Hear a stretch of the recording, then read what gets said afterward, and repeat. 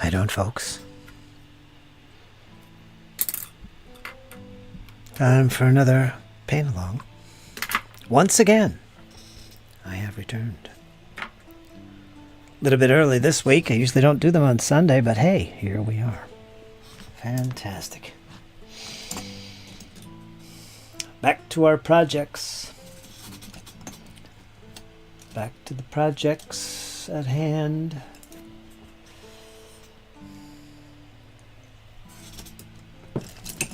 Like we do.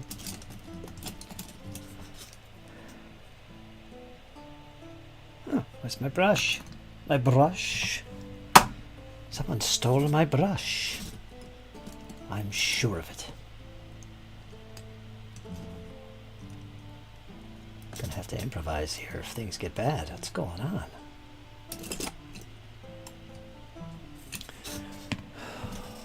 Or I'm blind. I can't see what's going on here. Let's see what I gotta work on. At least I could see that. Yes. A few strips. 1, 2, 3. And this guy too. Got a little guy by himself. I'm gonna try and finish these today. Yeah. Oh, we got about 32 miniatures here. I did the uniform. I did the trousers. I did the jackets. Ah, oh, you can't see that. These are little tinies. Boy, that. Let me get this better here. Why is that so bright there? Anyway. Let's first of all fix this. Ja-da-da-da-da-da-da. Da-da-da-da-da-da-da. Got that right there. You can kind of see them. U.S. pairs. U.S. pairs. There. U.S. pairs. Why don't I just do this?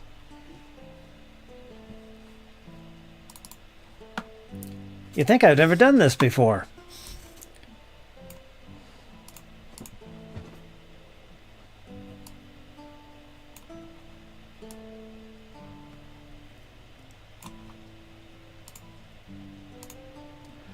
And on top of everything else, we got that flicker going on. Ah, jeez. Yeah, so I got these 4 strips to do. Did I do them? I don't know. I can't see this guy. So we got to do that, and then we're going to finish off the remainder of the pairs, which is what? 4 more strips, 2 bases. Again, it's about 30 figures, right around that 32, I think, something like that. Try and get them all done today. The painting, that is. That would be nice. That would be very nice. I like it. I like it a lot. We're just going to have to leave it that way. Right there. I like it. Once again, I like it.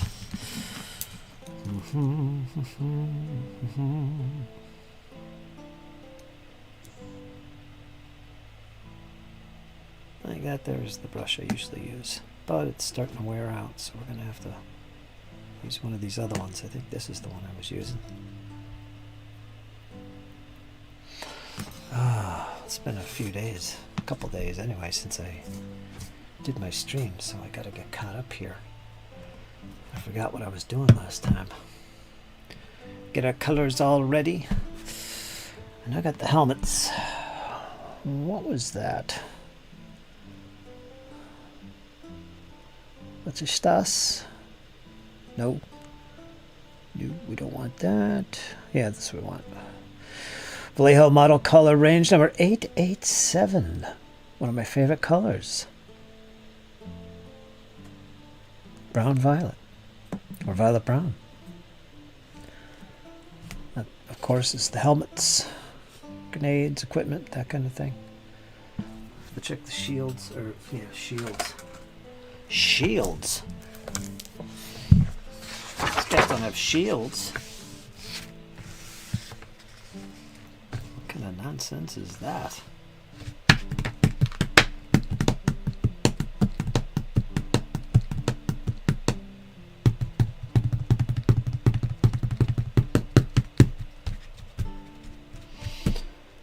course, that brown. Let me get that out. I think it's flat brown. Vallejo, once again, flat brown. Yeah, that's the flat brown we want. Model color range 984. Yeah, so we're going to work on those colors. We'll do flesh as well. Let me put these over here.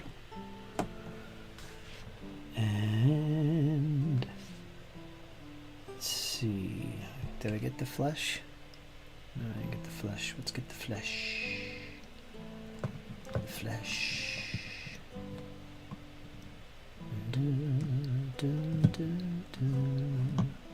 Not sure who's going to join us today. Sunday is not my day to stream. So we're just going to have to wait and see. Not sure I'll even have a co-host today.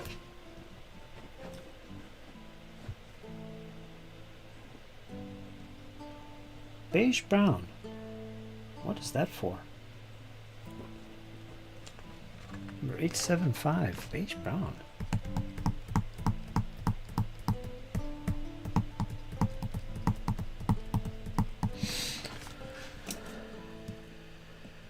Got some khaki.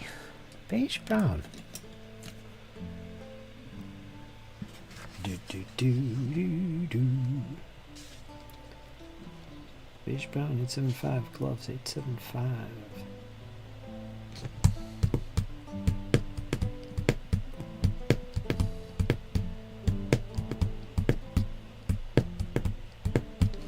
Man, I'm not sure if I even have that color. Beige brown.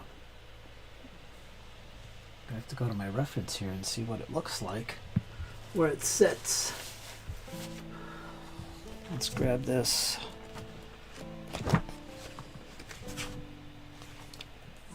$875 is right here, beige brown. It's hard to see that. Auto exposure on.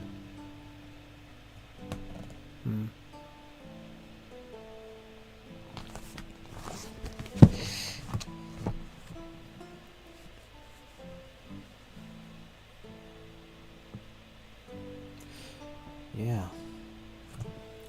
I'll have to look around for this one. I wasn't prepared for this color. So we got to do this. Mad search. Let's see where German beige, German camo beige sits. That's an 821. That's way down here. 821. German camo beige. 875. Oh, yeah, it's a big difference. It's not a tan color at all. It's almost a golden brown. Or a dark golden yellow. I don't know. It sounds like the same color to me. What's this? Middlestone. Certainly not that. I got some nice brushes in here. Let me pull them out. Why are they laying in here like this? That brush looks destroyed. Yeah, another X-Acto. Man, I keep finding stuff. No Jake today. Had him all weekend. Didn't do any painting, didn't do anything. He spent the day on the Xbox with his friends. Oh, man. All day. He doesn't get a chance to do that when he's at his mom's house. So, we let him go. Let him enjoy himself. So there was nothing hobby related going on here this week. Sad. How sad that is.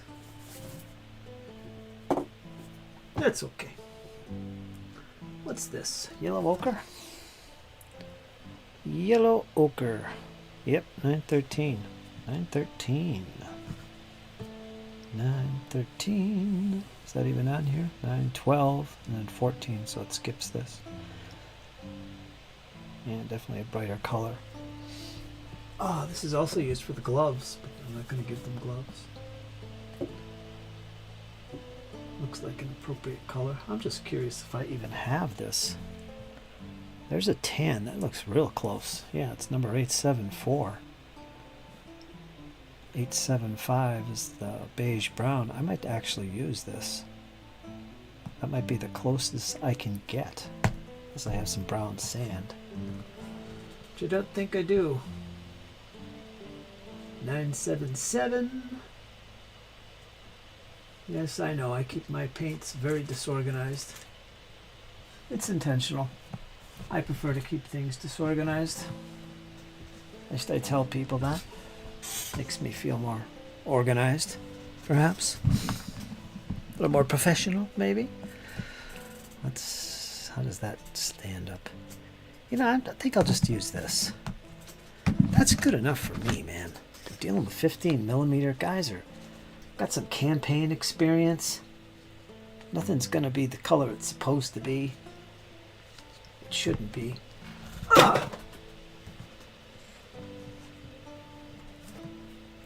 So I think we'll do that. We'll see how that works. So I'm not sure I have that color. Let's test the chat. Chat working, folks? Let me know in the chat. Give me a little chat. Well, yeah, let's see what this is working. Let me get out another hello. Should come up on my end over here in my chat ninja, but I'm not seeing it. I wonder why that is. Could it be because it's off? Social stream. Turn it off, turn it on. It should be on. Okay. Yeah, got one viewer there on YouTube. Maybe that's why. Woohoo! Slow start indeed. Oh, you guys gotta put up with me. Craziness. Alright, I got that fixed. Chosen, whatever. That's good. Now...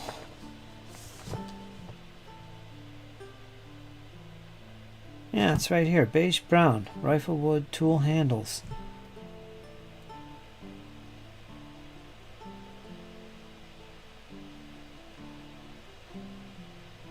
I'm not sure I would use it for the rifle wood.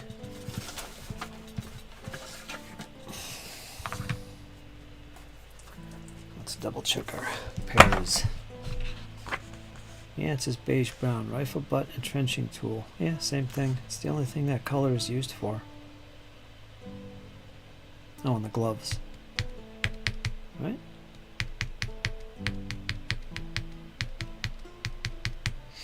It's going to be more flat brown going on though than that. That's usually the color I use for the rifle wood, so maybe I will use a different shade. Just to differentiate them. Let me check my goggles here. Should be fully charged. Yeah, it is good. You'll be able to see. Alright, folks. I'll grab my coffee and we'll get into this. See who joins us today. Till then, I hope you guys are having a great weekend. It's the last day of the weekend. Sunday is upon us. And then it's back to the week. Whatever that is. Monday. Plenty of stuff to talk about. I'll get into as we get along this little chat session. We'll get into that first. I'm going to get some coffee, so let's turn up the music. Let me double check. Nope, never mind. That is actually working. Okay.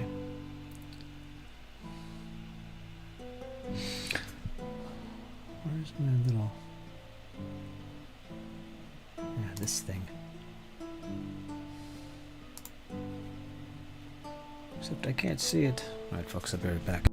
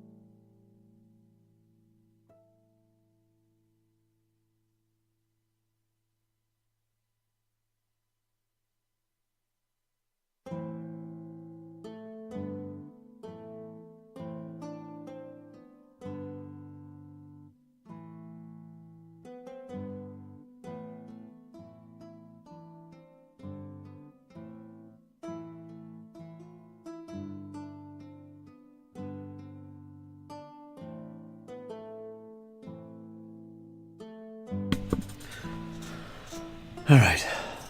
Yep, I am back. Oop.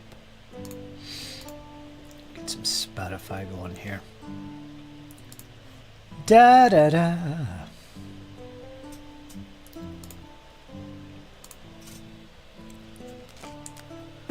A little bit of coffee going here. Oh. 77 degrees here at 4:48 on the northeast of the United States of America. Right on the coast there, close to it anyway. And it's a sunny day. Sunny day.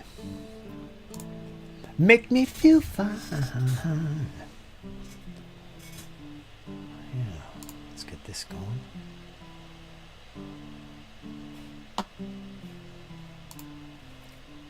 All is good as I'm out. Let's see if I got it in my... What is she doing?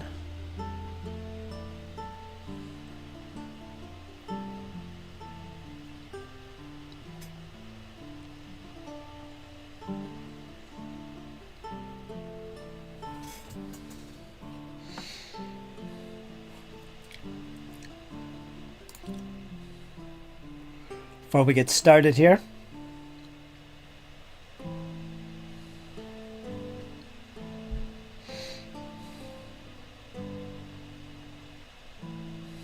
okay, that looks good to me. All right, let's buckle down and see what we can get done here. I gotta save this for last. That's gonna be the beige. What color is this anyway? Tan earth. Huh, I'm gonna use some tan earth. Tan earth.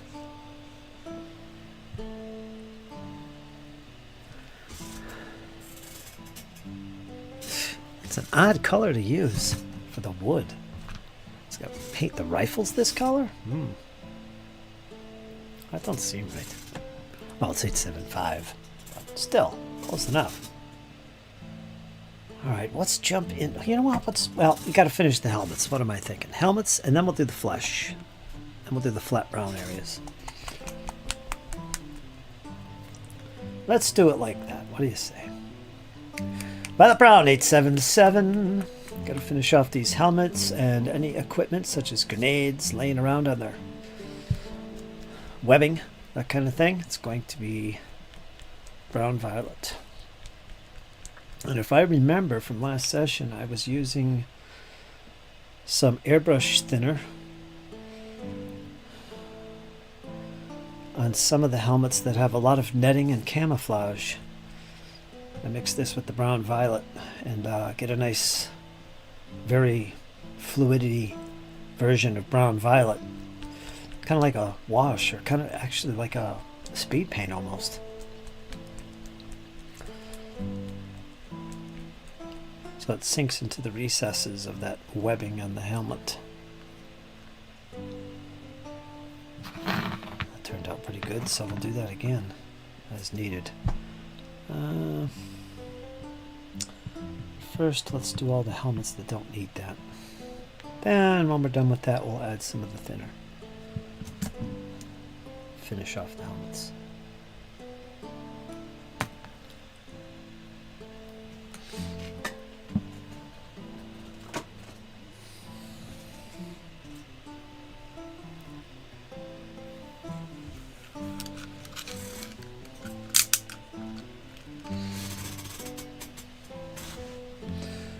First of all, let me get back over to my chat.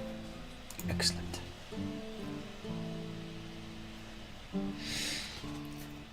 Alright, I did do these guys. Okay, set them aside. Put a little water in this actually.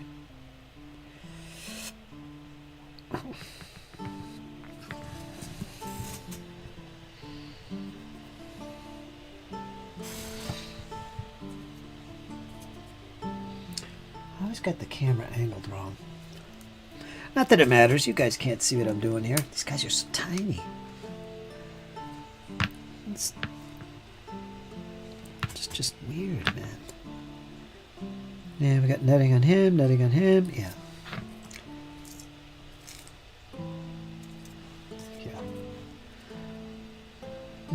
Oh, there's a guy I can do. How you doing, Jeff? I am up to painting my Flames of War. I've been working on them. This brush is crap.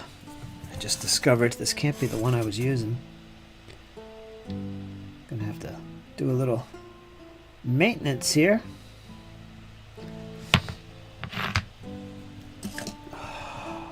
How about you, Jeff? I'll talk to you in a bit. Everything okay on your end?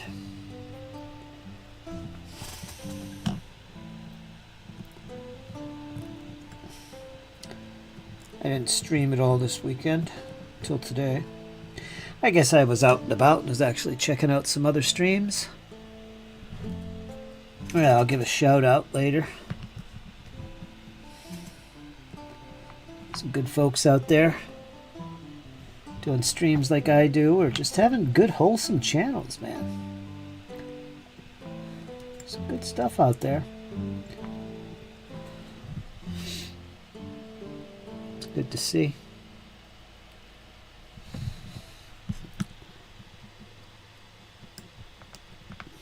There, that'll work. Brush maintenance. Grooming with the X-Acto. You did Chairman's Airborne? What now? Well, these are the Airborne. I'm still doing the Airborne. I'm gonna get them done today, though. A couple days work, 2 or 3 days of work in total for these guys. Painting. It's only like 30 of them. 32. Not bad. If I get them all painted today, I'll be happy. I got the uniforms done, the trousers, and tunic, shirt, whatever. And yeah, I got that part done, and helmets. I'm finishing off the helmets now, and then we're going to do the rest. It's not a big palette of colors to worry about, so it tends to go quick. After this, it'll be the basing, of course, on everything. And I'm going to work on a village. I'm going to build a village. Everybody wants me to stream that so we can watch me make a village. And then the decals. The only decals I don't have are for the American tanks, which is a problem. I have to look around and get some. And probably definitely paint some of the gear and stuff that's on the tanks. There's all kinds of stuff on there I gotta kind of pick out that I want to pick out, because otherwise they're boring. And then, it's just, that's it for now. Then I'm probably going to shift and start painting up Kill Team. And after that, we'll see. I'll be excited about what's next. Maybe I'll come back to the Flames of War, because I still got lots more to do. We'll see. I got lots planned. That's my long-term plans, I guess. Just finished up the latest work in progress. Revisions to my rule sets. Plural. Plural. Is there a game that you're keeping from me? The only one I remember is your board game. What else you got? What else you got under the old noggin there that you're working on?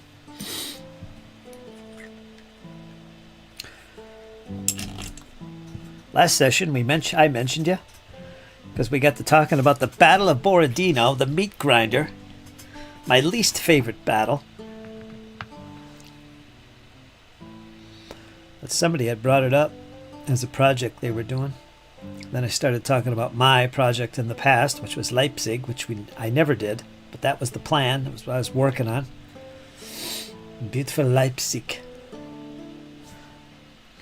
But I had mentioned you. You're the guy to talk to when it comes to Borodino, I said.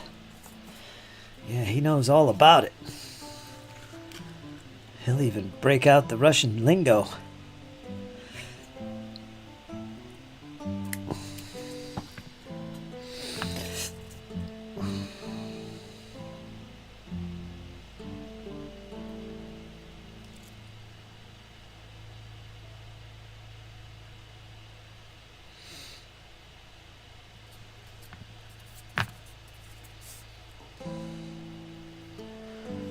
So there's only one helmet here.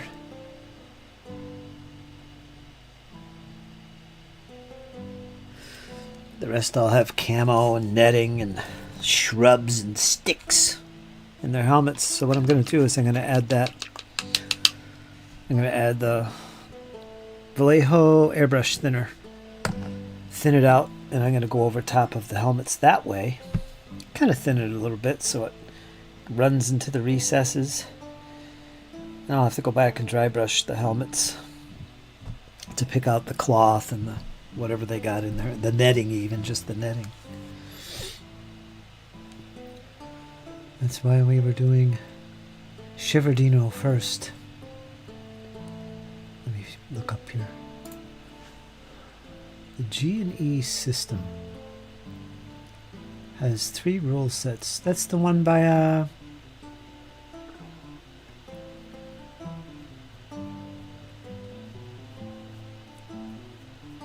the heck is their name? They do oh, it's right there. What is that? Anyway, they do Lock and Load Tactical. Those folks, right? G&E? I think I know what you're talking about.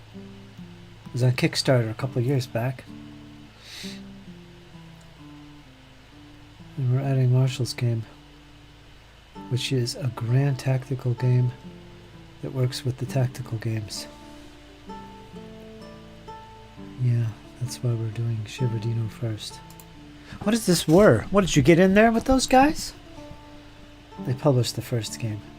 I was the one who had the Borodino and Maybe Someday project. Well, that was March Hare. I was doing the Borodino. How you doing, March Hare? Lurking as always.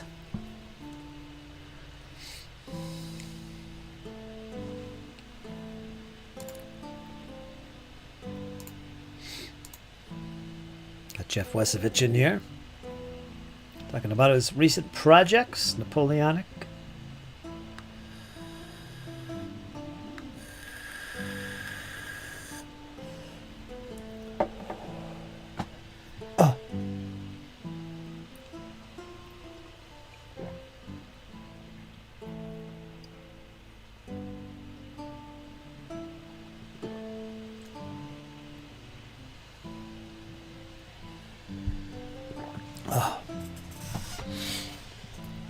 Jeff is the man when it comes to Borodino. Got any questions? Throw them in the chat.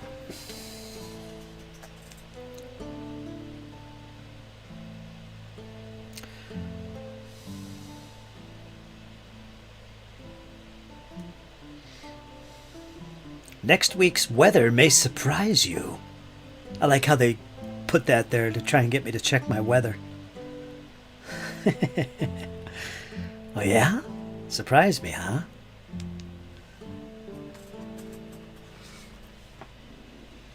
Corey Runyon. Cleaning up the painting area, it's a disaster. I know what you're talking about, just look at mine. The eternal disaster. I don't know, some of you guys would probably say that's pretty well organized. I don't know. Borodino is huge. Shiverdino, the prequel, was a very fierce fight and quite a bit smaller, says Jeff.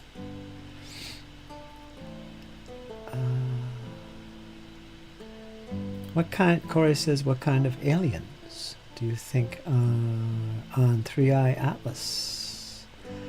And what will they do when they get here? Is that today's question? That's not hobby related. It's not fair.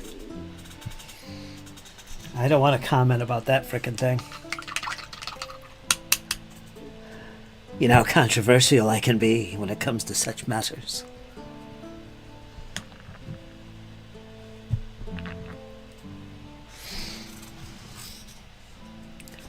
What the heck is that? Ugh.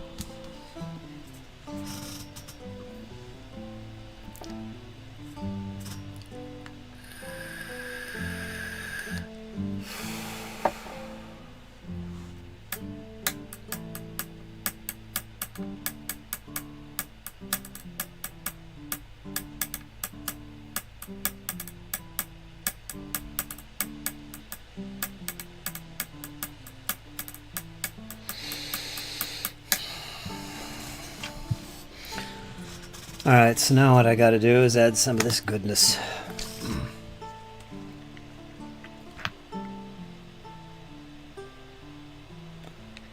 Let's see how that works.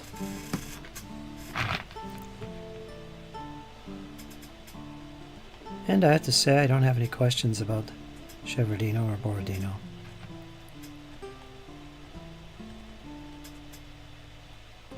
It's not my favorite battle.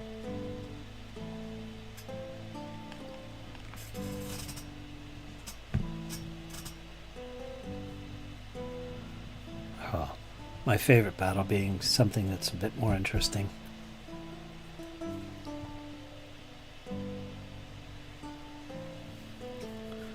Although I did collect stuff for the invasion of Russia. I didn't do any particular battle though, everything was pretty much just made up, if you know what I mean.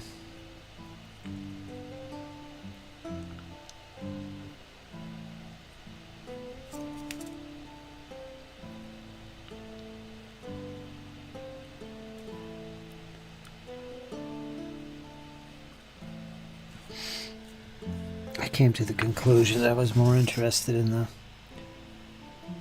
1813 battles. 13, 14. Those were way more interesting to me, so I kind of shifted my painting, well, not really the painting, but my focus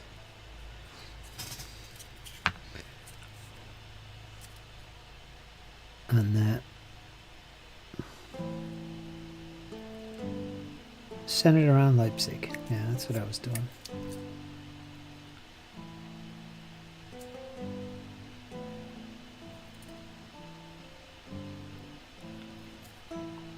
That was me.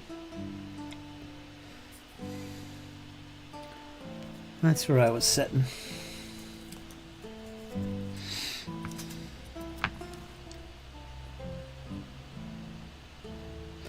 And if I was ever to do Napoleonics again, collecting and painting and all that stuff, which you never know, could happen, I would probably, I'd have to think, but yeah, I think I would just pick up where I left off. And I'd actually focus totally on my original plan of Leipzig. And I'm sure I would get it done. And it would be in 28 mil, I guess. Which seems crazy. But I haven't really thought about it. There's a lot of options. I did 10 mil. I wouldn't do 10 mil again. All my commission work was 10 mil. I just don't think I could do it. I couldn't bring myself to paint nothing but 10 mil again. I couldn't do that. I mean, maybe 15, but no smaller than that.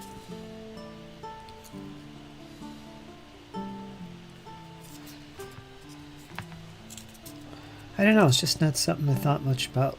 I think about much right now. There's other more interesting periods, horse and musket related and otherwise, that interest me really.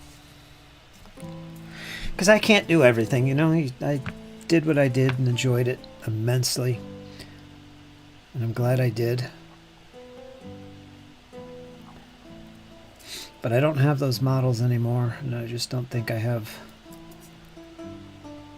the resources to do it again. The time to do it again.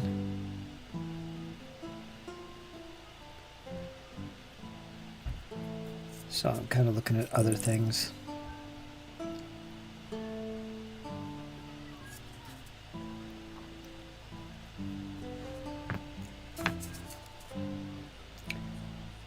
Which is okay. Let me finish this one helmet. I'll look at the chat. I gotta finish these helmets. Do do do do do do do. Do, do, do. 3 more to do.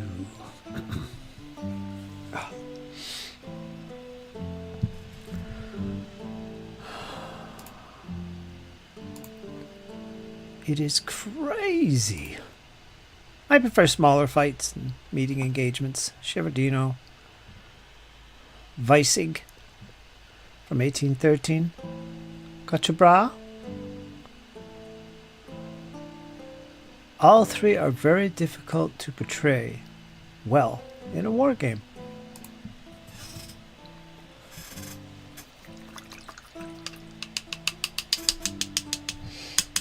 What makes it the most difficult? What is the #1 reason it's so difficult? Jeff.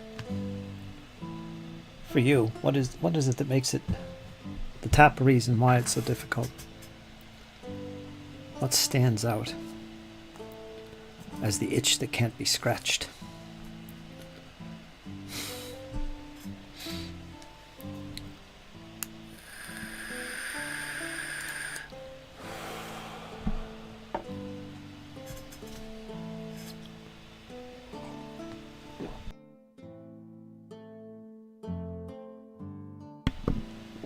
Van Kamps.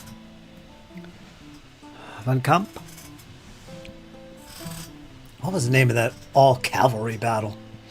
Was that in 1813 or 14? I don't remember. I can't remember the name of it. All chumps? Jeff might know what I'm talking about. It's funny I don't remember that. I did a paper on that in school. Some obscure all-cavalry battle. Yeah, that's like me to do that.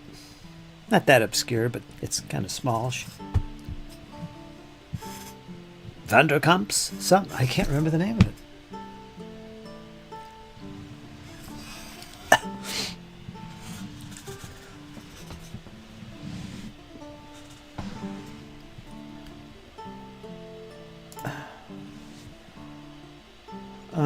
We have 100% hindsight and 30,000 foot view of the field. Gaming that without specific rules is difficult. Ah. Lieber Volkovitz. Dennet helmet pops in. How you doing, Dennet?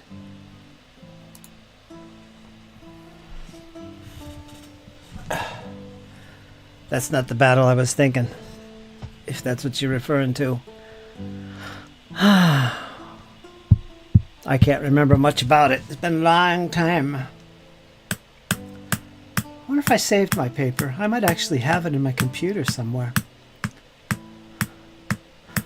I might. Maybe I'll send it to you, Jeff. You can have a little read. I think I got a good grade on it too.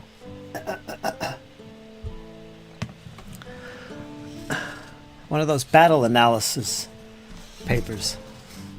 I think it was. 14,000 cavalry.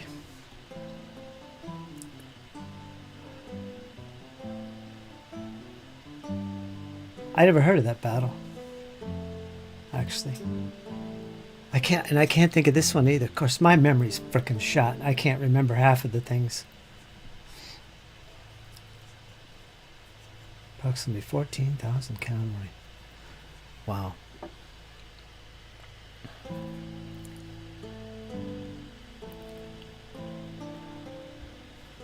The name of the battle was Ah Champs or Vander. This is going to annoy me. I'm going to have to look it up.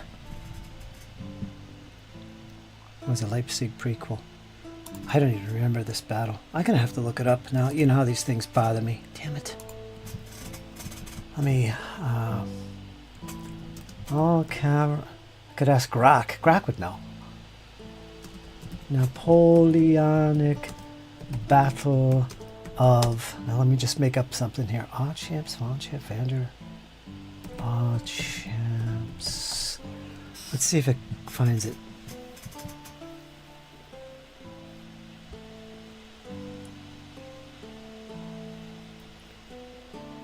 The Champs, February 14th, 1814. This battle is famous for its decisive cavalry action. though it was not an all-cavalry engagement. Ah, okay, okay. Got me there. Context, it was the final major battle of Napoleon's 6 days campaign. Forces involved. Marshal Blucher's Prussian and Russian forces marched against Marmont, who was soon reinforced by Napoleon and his Imperial Guard. Outcome, the battle ended in a devastating defeat for the coalition and a brilliant victory for Napoleon. I can't remember anything, and I did a paper on this thing. I don't remember nothing. While infantry and artillery were involved, the French cavalry performance during the coalition retreat was critical to securing the overwhelming victory. Squares broken, heavy losses, the result of a rout for the coalition forces, who suffered around 9,000 casualties compared to the 600 for the French. Many were taken prisoner. What were the forces involved? Is there a listing here? Let's go to the Wikipedia. That'll have some numbers for me.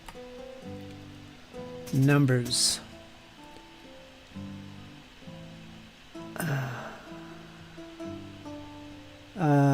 Again, it was February 14th. Go figure. 1814.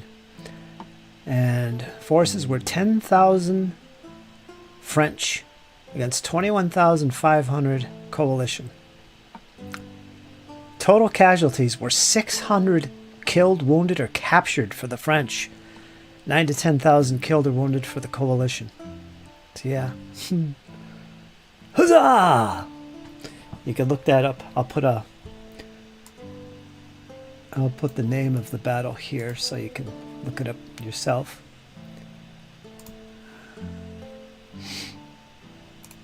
Yeah, so let's put that in there. Control V.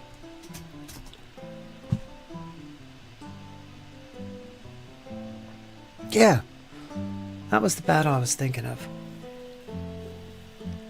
I could see why I did it, though. How did I find that battle? I could see why I did it, because it is linked to the 1814. Is that what it said? That makes sense to me. But I don't remember that. I rewatched your joint compound video, says Dennet Helmet, and made myself a batch of it. Stuff works great. Thanks, Fritz. You're welcome, Dennet. It's great. I use it all the time, man. A lot of people underestimate the power of the spackling. Saved me a ton of money instead of buying Vallejo ground textures. Yeah, true. You're welcome, man.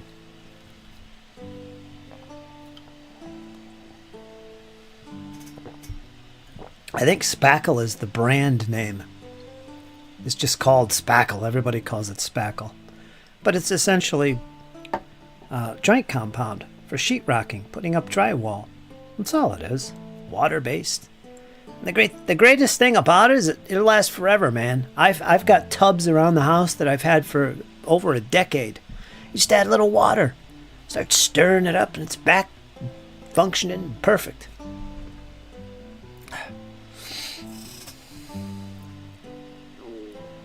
And I'll tell you, if you watch the video, you know what I'm talking about. But one of the secrets you can do is add glue to it. Put it in a separate tray and add glue to it, because it'll dry just like concrete. It's not going to crack. It's not going to anything. It's going to be solid. I seldom do that, though. But you could. You could put the old glue in there, white glue.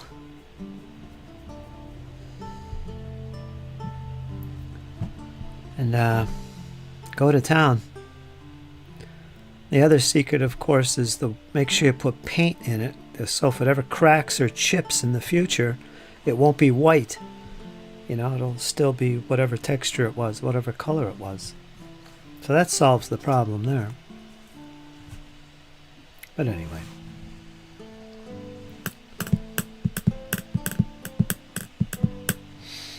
There you go, folks. There you go.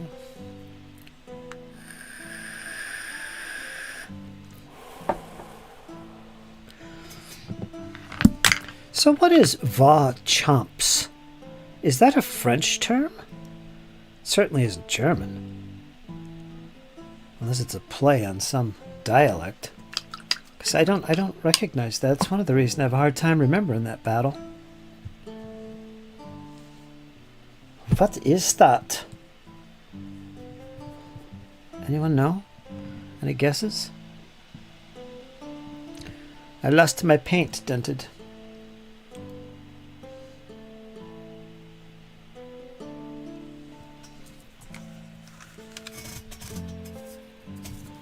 I don't even need it.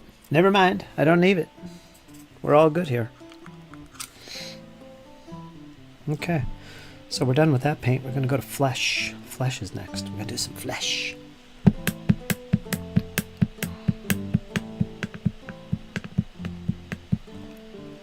I also lucked out. I found some felt. I think I mentioned this the other day. I got a whole ton of felt in a bunch of different colors, all of which I can use. And that cigar color that I love so much. But I got water stuff. I've got gray, which could be used for roads or a base layout, perimeter layout for, say, a city.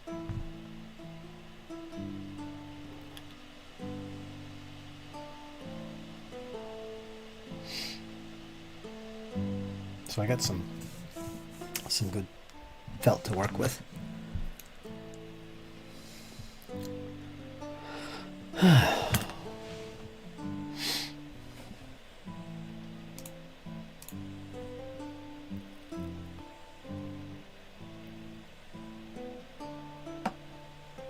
Where is this place? Where was it? Let me go back to Wikipedia. I hate Wikipedia. I'm going to go back again. Some of it is useful. It's in France. So it must be a French word. French town or something.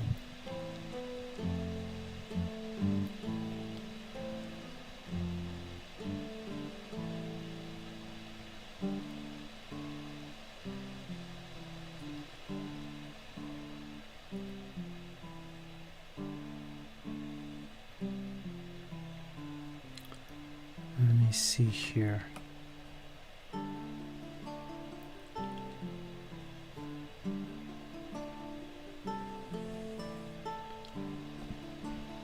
Alright, so I guess it's French.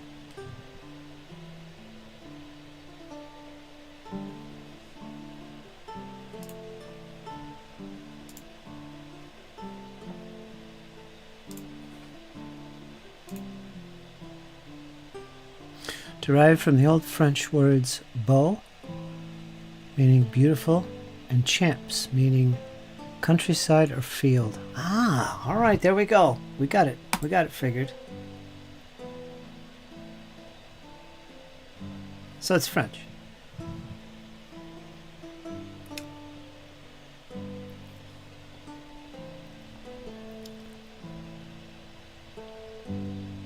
Beautiful countryside.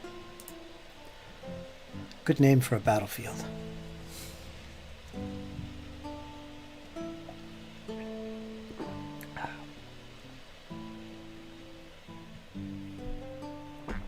Oh.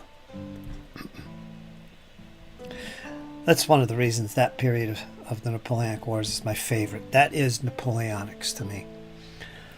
The 1814 era. In 1813. Because of Leipzig. But to me, that's where Napoleon was Napoleon again. That was the best Napoleon. He was awesome. Say what you want. Better than Austerlitz era. I'm sorry. It's just the way I feel.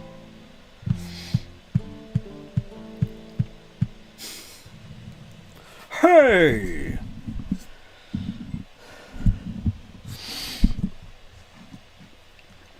So yeah, if I was to do Napoleonics again, I would go back to my original plan. I wouldn't get weird and say, oh, well, I'm going to do the Peninsular. I'm going to do the 1809.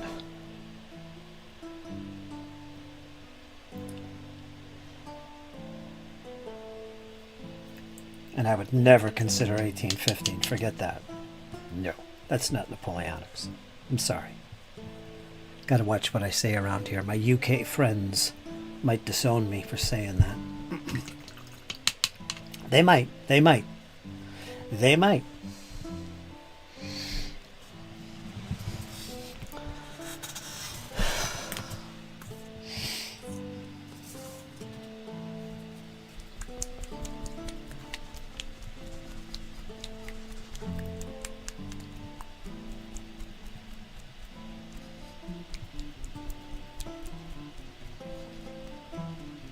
What would be interesting is the American theater, however. The War of 1812. Oh boy, now that's interesting. That's interesting.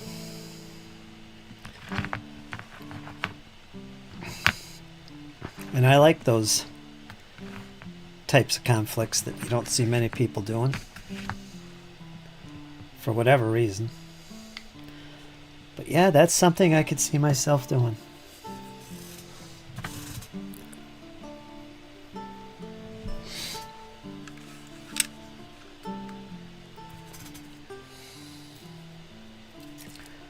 Oh, is there any grenades I missed? Yeah, there is. Damn it.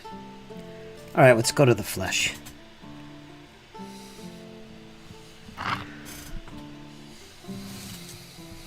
We're going to do the flesh.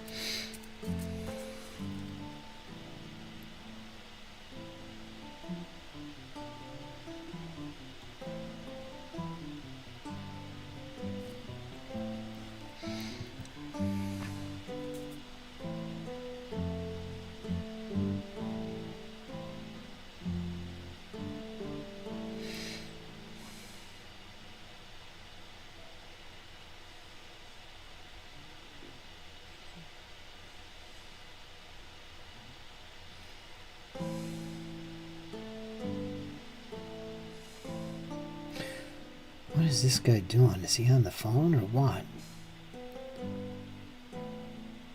I don't know why he'd have his hand up to his head like this, and this is a phone. It looks like a phone. Hello? Hello?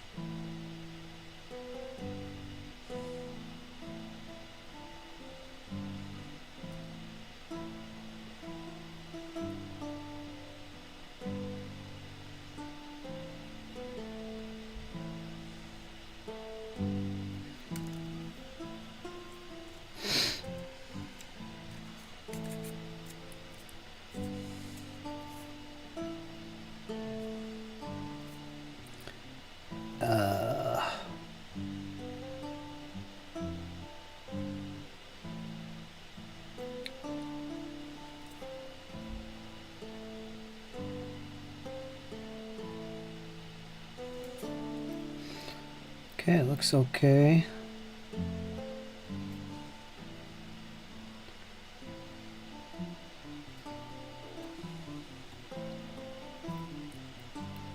I will have to go back with that green though.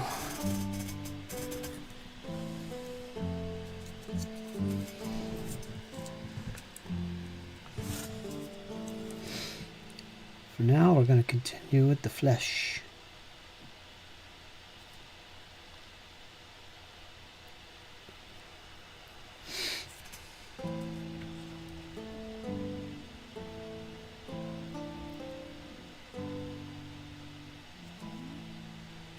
Let's do all the hands and then we'll get the faces.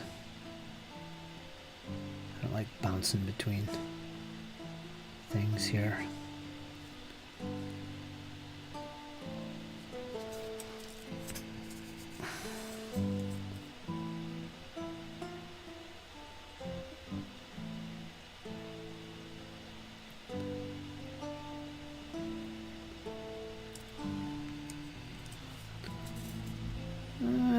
That guy's, I thought maybe he was holding a radio. That's not a radio.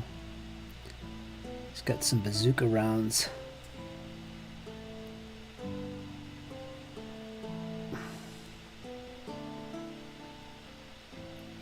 So he's lugging around some bazookas. Some bazooka ammo.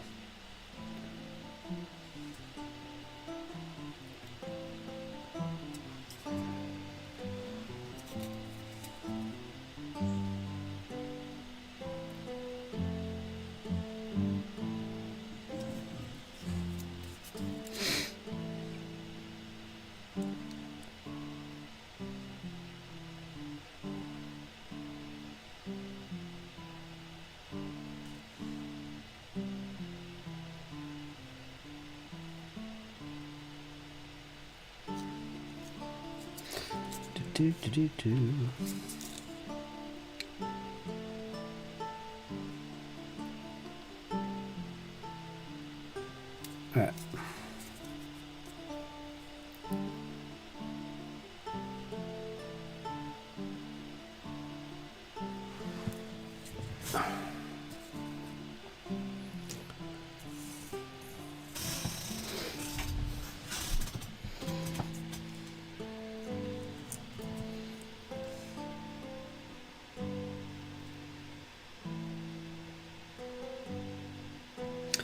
Got a guy here with a Tommy gun.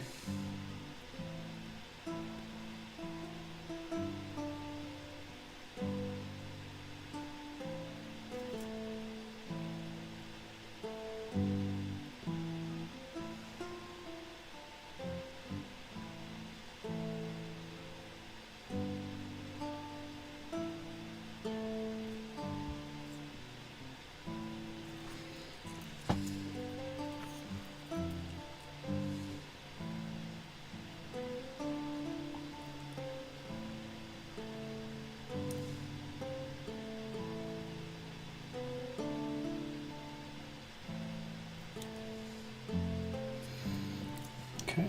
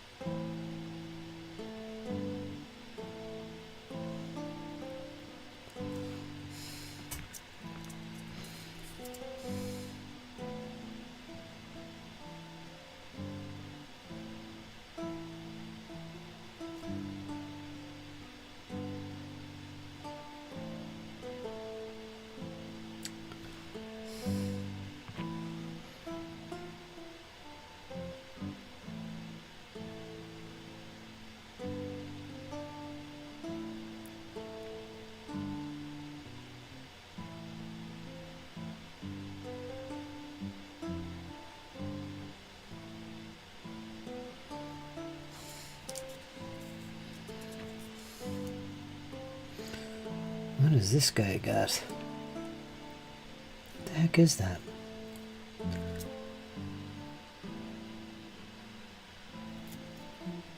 It's got one of those M1 carbines.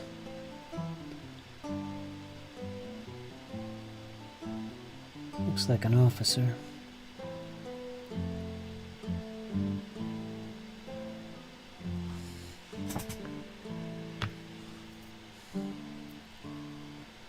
What is in his hand? Is that like a map? I think it is.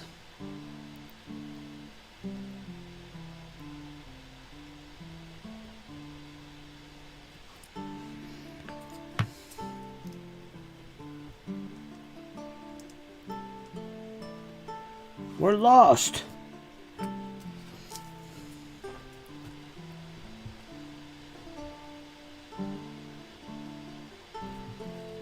I think it's a map.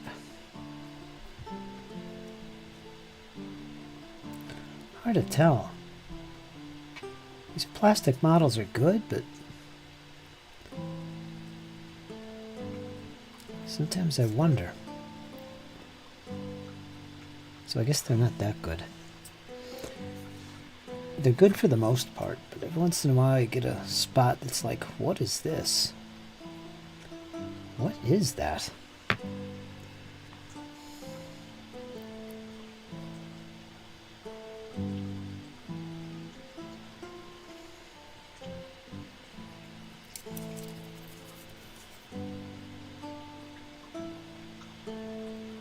There's too much plastic going on. It's a very flat surface. It's just a block or something. It's like, what is that? You get things like that when you're dealing with plastics for some reason.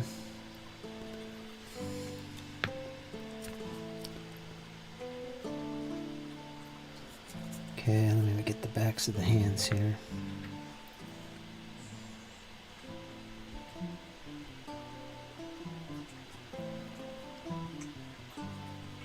Language is data.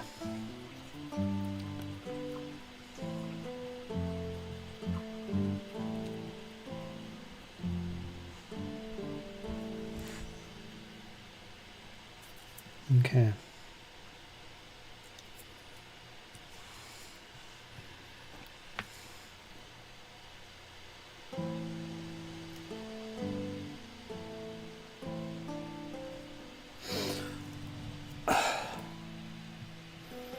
What are you doing over there, Coop? Kind of warm today. He says, I don't want to be in all day. Oh, you were out.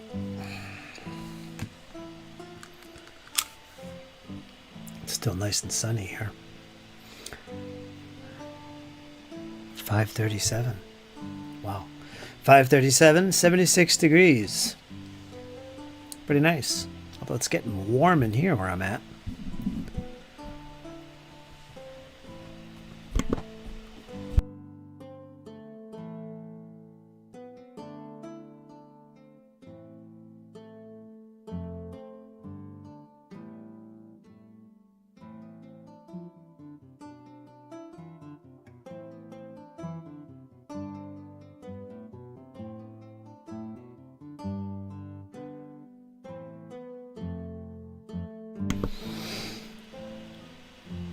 Geez, I got all these guys to do. For some reason, it's taken a long time. The flesh parts here, I don't know why. Let's thin that a little bit before it dries up.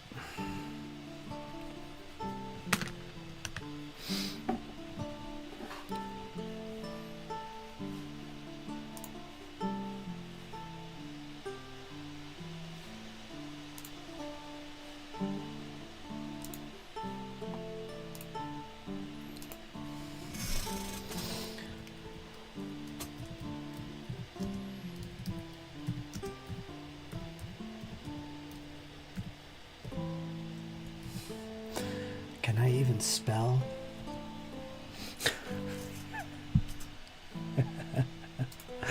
Ah, man. Sorry, folks, for my insanity. Got a little cat cafe here. And it's good.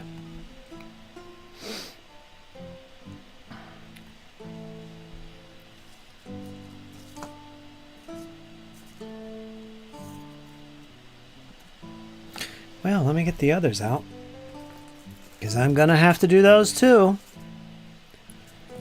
Yes, I am. I got quite a few little faces and hands. The only one I don't have to worry about is the mortar. No flesh on that. I thought I'd zip through these, but I'm just not feeling it today. So we're gonna try and push on here.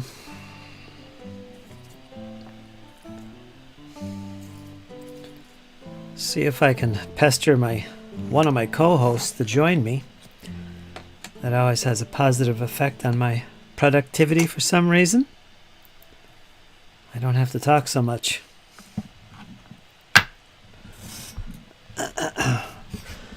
Let pestering commence.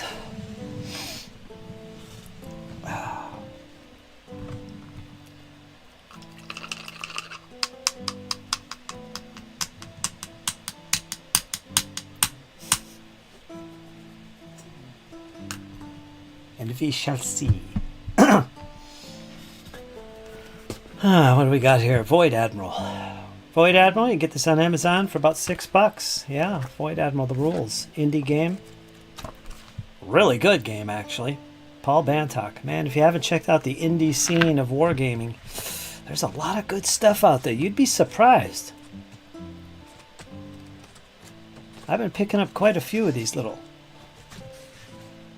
indie games, and I have not been let down.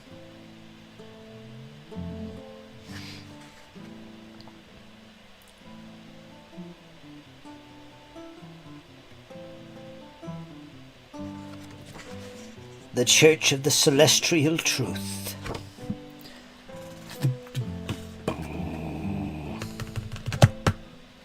What was I thinking about? Something to do with what was it? Grim Dark. Oh, a Grim Dark version for 5 parsecs from the Borderlands. Oh, from home. Sorry, that's the fantasy one. 5 parsecs from home. I might actually work on that. I would so much prefer a grim dark sci-fi. I don't know why. I mean, I love Traveler. That's not a grim dark thing.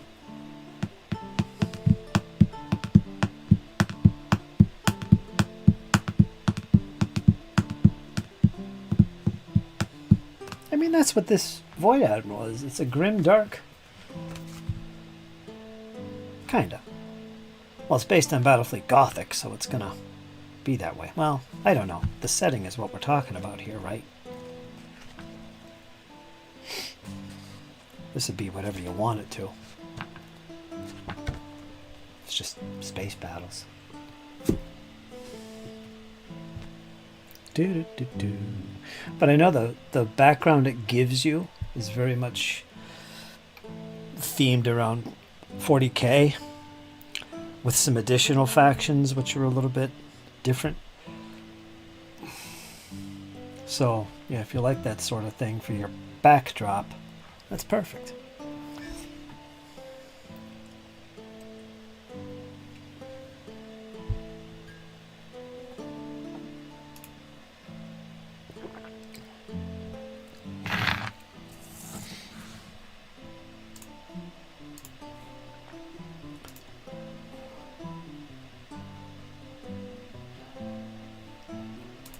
That's interesting. So what are you doing, folks? What are you guys doing while I take this slight pause? What's going on? What are you working on? Anything? Let's hear from the lurkers. I know what you're doing, March Hare. You're cleaning up your painting space. What about the rest of you there? Who's got some painting going on? Must be doing something. What's going on, man? I need to know.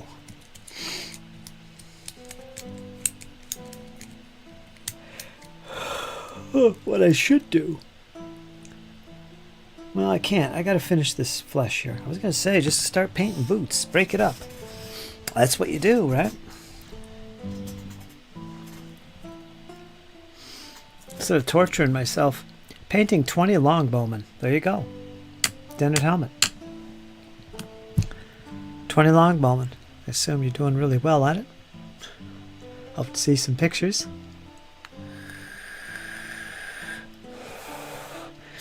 I don't want to pester him too much because he's actually painting. I was gonna say, how's the YouTube vids coming along? Any more threatening letters from the YouTubeage? Cease and desist? How dare you? Your videos are problematic. Gotta keep an eye on you.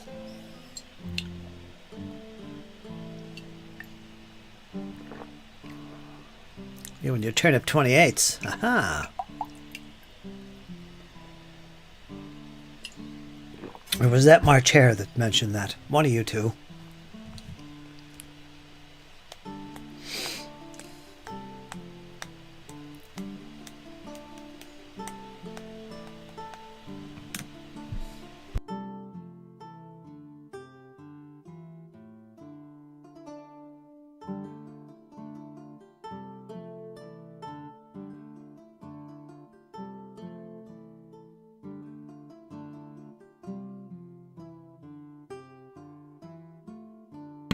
And when you say everybody, you're talking about your little soldiers.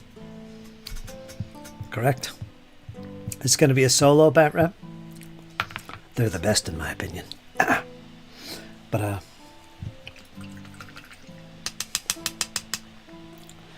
battle reports.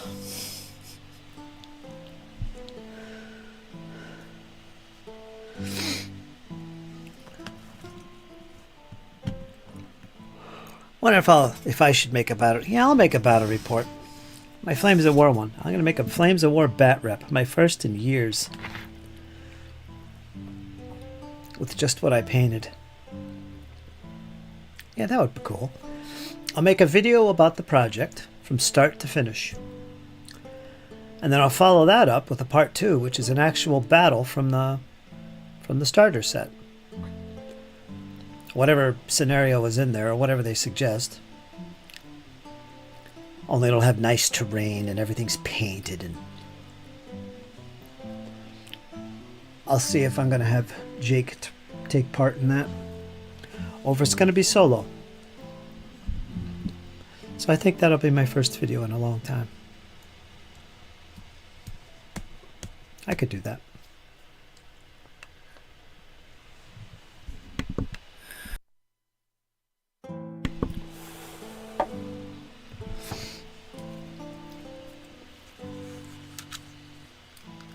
Is the music too loud? I forgot to turn it down. It should be pretty good.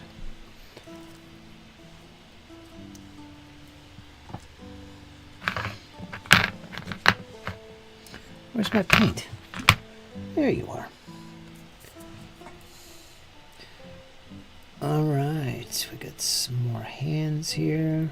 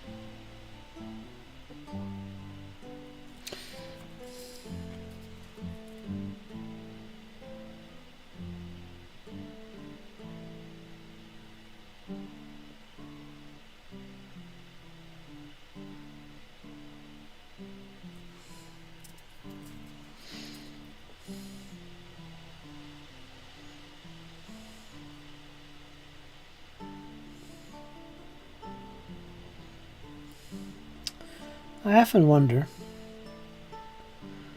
What's going to eventually happen to all those videos people have posted over the years, specifically for our wargaming community?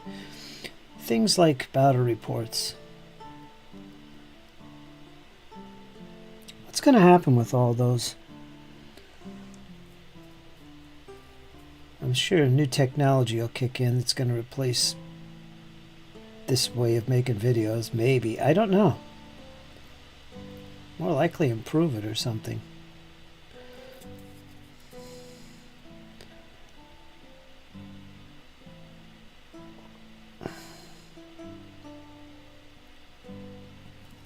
We all put so much effort into these videos, especially battle reports. But as you all know, games get updated and changed or disappear.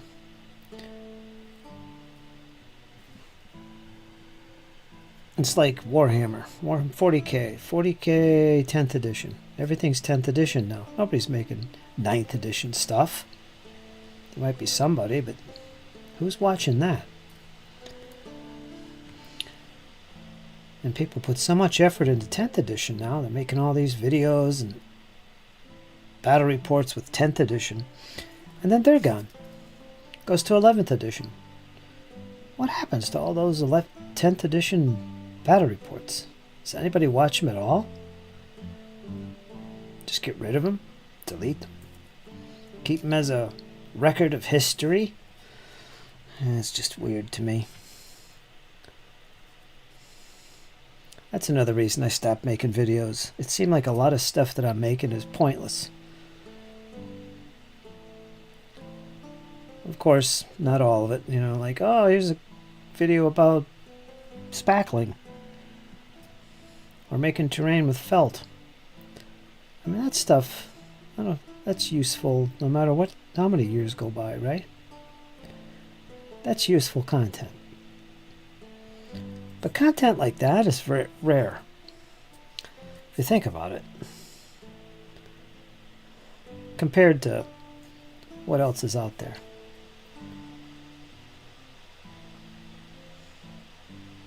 So I often wonder, is it worth doing this video? What's the point? I don't even watch it.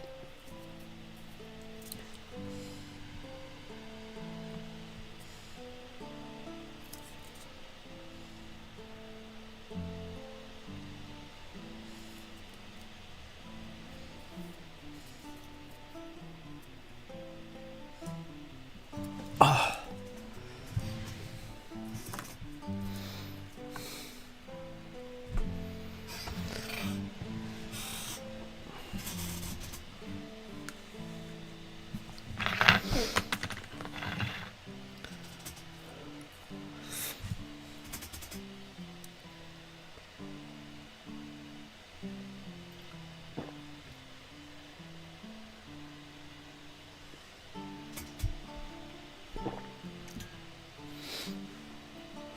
I don't watch very many wargame videos anymore. Same with me. I watch other stuff. I don't watch much hobby-related stuff. That is odd.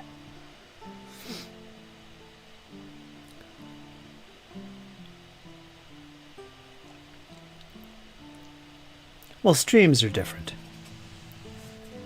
Like what we're doing right now is different. Maybe that's why I do this more often than making videos, too. I mean, it's actually a worthwhile endeavor, right? But there's times that I'm sitting around and I'm thinking, what kind of content am I going to make? What do I focus on? What do I enjoy doing? That's the important part. What do I enjoy doing? And it's like all this stuff is like, to me, it's just so pointless. Like unboxings and even reviews and stuff. Battle reports and live plays, they're my favorite to do.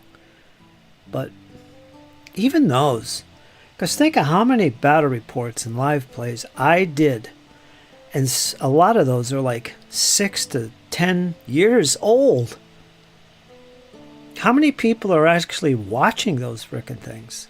I mean, it's good for the time, but I'm not trying to create a repository for old ancient videos. That's not my goal here. But maybe it's inevitable. I don't know. But it's like, yeah, why bother? They're not the most popular videos you can do either. A lot of it is because, battle reports are not a popular video. No matter the game, it's just not a popular video for anyone. That includes role-playing games. They're just not the most popular, unless you're Critical Role. They're not the most popular. People watch them for different reasons. They have to have an investment in the game that's being presented on the tabletop. But they don't. It's just watching people play, right? Your only reason to watch is, I want to learn game mechanics, or I want to see how a game plays.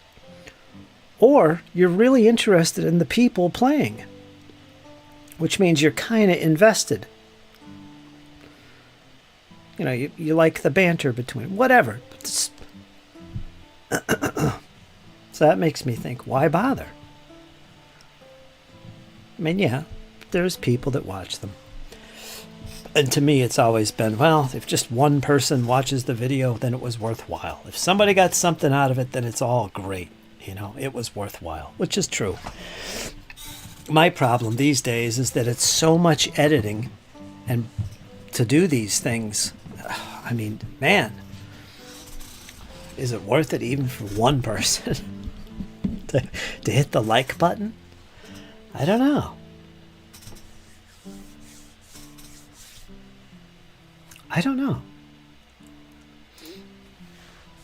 I like all of it.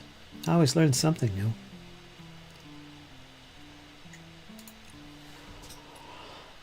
Yeah, Dennet Helmet. He's the one guy. Well, there you go. There you go. It's all for you, Dennet. Marsh Harris chimes in. Board wargaming, hex and counter wargaming, are just repeating the same thing over and over at point. And goes on, in my opinion, of course.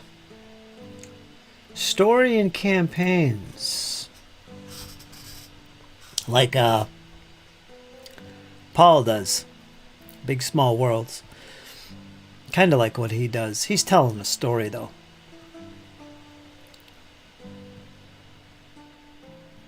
I'll take it, says Dennet Helmet.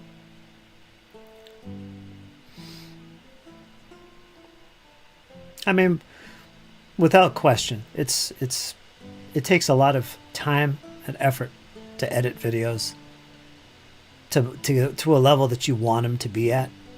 I guess my standard is a little higher, because it's simple enough to do, to just turn the camera on and upload it. And, when I first started, I did it that way, and that was fine, right? That's okay. That's great. But once you're on here for years and you start to get more professional with your presentations, it gets harder. So there's a price to pay for that. And then when it gets to that point where it's so much work and effort, you start to wonder, is this really worth it?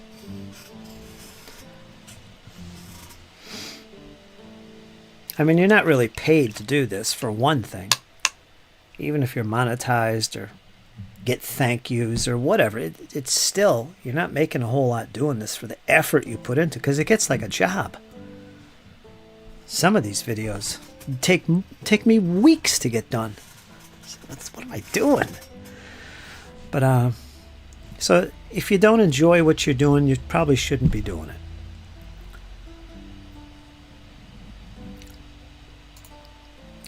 So many times I've sat here and wondered, or thought, what can I do that's enjoyable to me and interesting, entertaining, maybe even educational to folks out there? What could I do? Because I want to do something more than just hit the button and upload. Everything is content, blah, blah, blah. I want to do something a little more than that. Make it worthwhile for everybody, including myself. And I've thought of a whole bunch of different things, and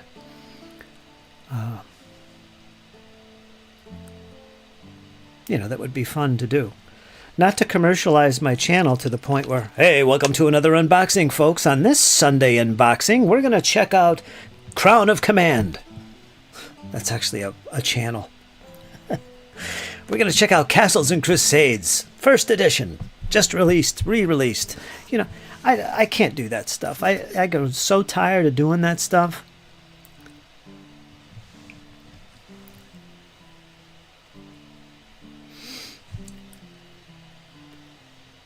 I've made videos that are really useful, like using spackle, how to make terrain out of felt.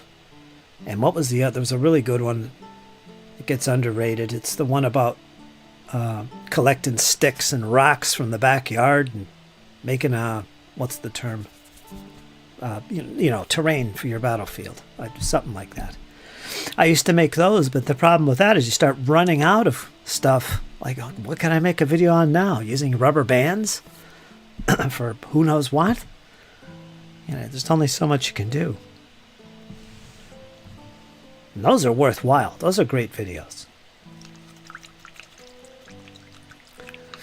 If I get just one person to watch and enjoy it, I'm happy, period. You have to ask, what's your ultimate goal for your channel? Yeah, you do.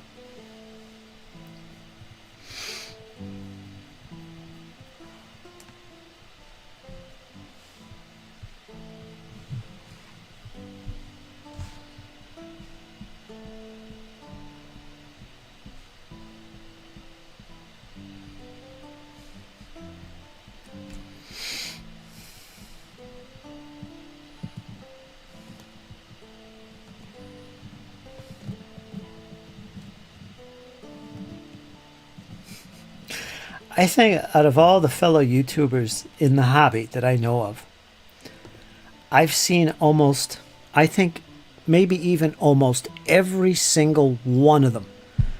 There's this cycle that I see all the time. And again, I've been doing this over 12 years. I haven't been on here the longest, but I've seen a lot of my friends start from the bottom, go into this, some of them go into this stage where they start really getting professional and high quality. And it comes all the way around. They get to a height where they're really churning stuff out, but they're still pushing, and they're pushing hard. They're almost there. Then all of a sudden it goes dark. They stop. They come back, and it's like they started over again. It's just humdrum videos again. And they just repeat this cycle. And some of them just stop altogether from burning out. I won't name names, but I've seen it a lot, including myself. I've done that. You get in this cycle, and you have to wonder, what is your goal? What are you trying to do here? And that's a question I've answered many times to myself. My channel now, which again is part of this loop, I just haven't gone on with the loop. I think I'm pretty happy where I'm at right now, which is basically my channel is a vlog. This is my hobby. I do this for myself. This is what I do. I don't make content for people as much as just me making content for myself because I enjoy it. What kind of videos do I enjoy making? Battle reports, live plays, whether they're RPGs or whatever. I love doing board game content, especially whole battles. They're tough on me though. I love doing my stream where I could talk to folks in the hobby, the community as it were, and shout out other channels that are on par with mine. That's what I enjoy doing. But that's all it is. I'm somewhat happy with this. It's just that I haven't made video content in quite a while, and I've been thinking about, what I could put out there without going into this loop again and burning out, and it's just you get into waste of time syndrome. So I've been debating that. And one of my goals right now is I want to get stuff painted for my miniatures hobby and make more content for that, because I don't have anything. So it makes sense to get things painted, and then all of a sudden, guess what? I could do a video that's a bat rep, which I love doing. That's where my mind is at. It's basically a reflection of my hobby, what I do. I think that's fair, right? Some people like it, some people don't, whatever. Some people just want to hear me chitter and chatter, and they don't care about the content. And that's fine too. But it certainly isn't for money. Maybe in the past, YouTube was actually pretty decent. It was something to shoot for, but nowadays, it's not like that. It's very difficult. Your main source on YouTube to make money, to make it worthwhile, is not through monetization of videos, although you should do that. It's through donations and period. Donations. And sponsors. If you want to go that far, you can make good money with doing sponsorships. But to get sponsored, you got to have a pretty active channel, or should have an active channel with good content you're putting out there. That's why someone's going to pay you to advertise for them. So sponsorship is a big deal if you're willing to put the effort in. Outside of that, it's donations. That's where your main source of income on YouTube is. And yeah, so anyway, that's about income through YouTube. That's how it works.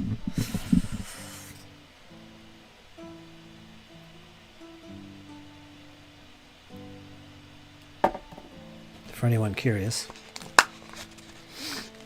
Let me read some chat. I'm talking too much. I need my co-host today. Not a word. Everybody's hiding from me today. Unboxing videos are my least favorite.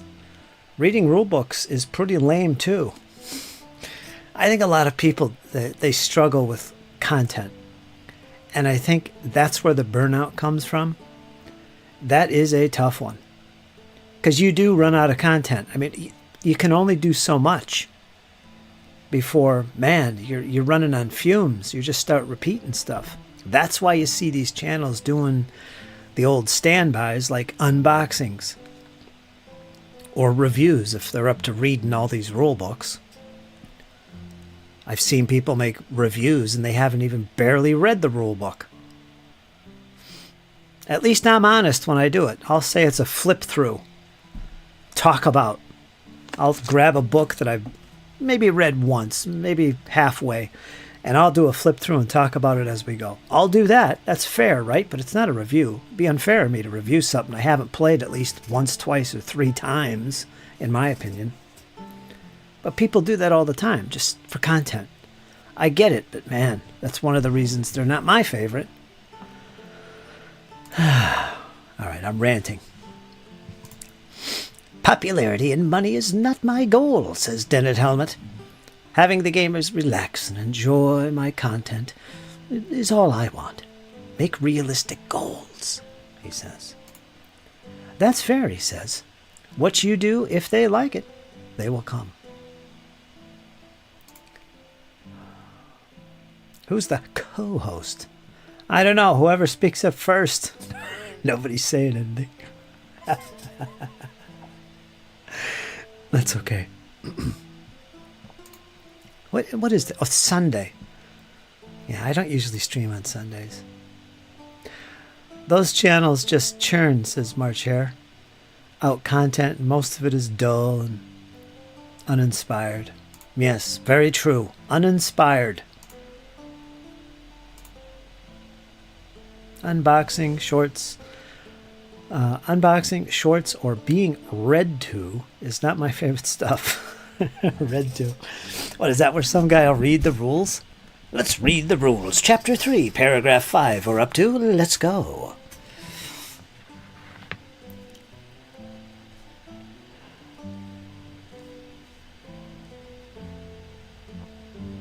I've been watching for about 10 to 12 years, says March Hare. It's really jumped the shark for me.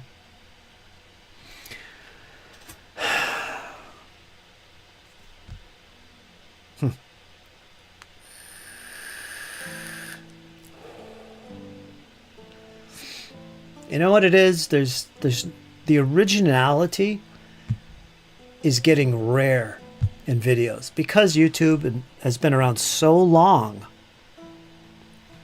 And if you're focused on this one particular niche, wargaming with miniatures in particular, you've seen it all. If you've been here for a decade, you've seen it all, and you lose interest. new people to YouTube or the hobby, they might get a kick out of this stuff. But is that your market? Is that why you keep doing the same stuff over and over? Because of the new folks? But originality, that's what's missing. And there's some good channels, but they're far and few between, that through presentation or content, they have something original. They do something different. Maybe there's a guy out there or a gal, she comes on and she does the standard unboxing. But the way she presents it and shows it off, I say she, that'll get a lot of views too, because it's a she. In our hobby, are you kidding? Bring on the ladies. That'll garner a lot of views just right there. Nerds. But yeah, originality in presentation. That's a thing.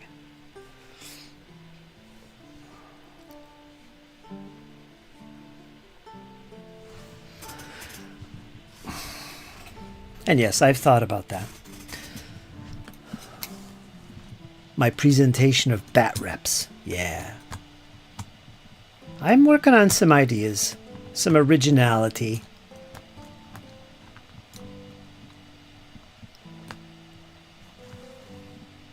That I think would be fun. I have too. I've got some really stupendous ideas I'm not going to talk about, but it's kind of inspiring for me. In the background, I'm thinking up some more ideas and thinking how I could present these things, but it would be different. Similar to a few other folks out there, but it's good stuff. It's good stuff.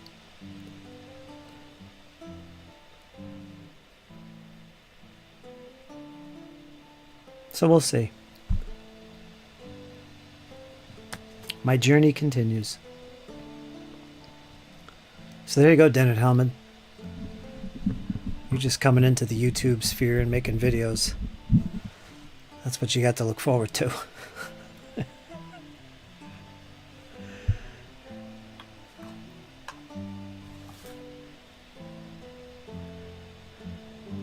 I feel very pessimistic today.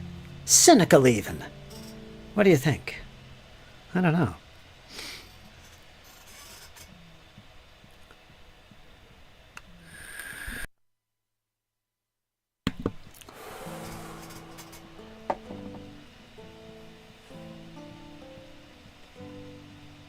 Maybe I'm just getting old.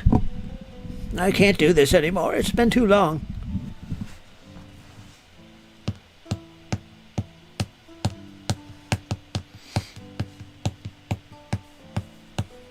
Every once in a while, I get a really inspiring comment from somebody. And this harkens back to the, boy, if just one person watched the video, I'm happy.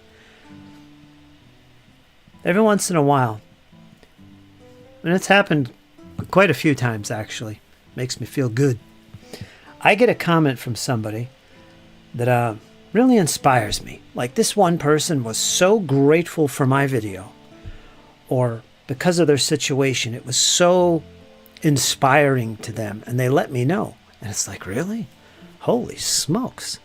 And I've got old videos out there, and I occasionally still get a comment for these old videos.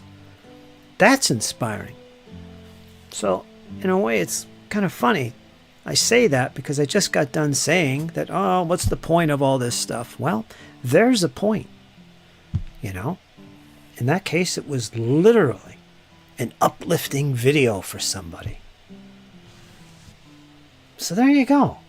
If it really is about one person getting something out of your video, and they let you know it, that's pretty inspiring, don't you think?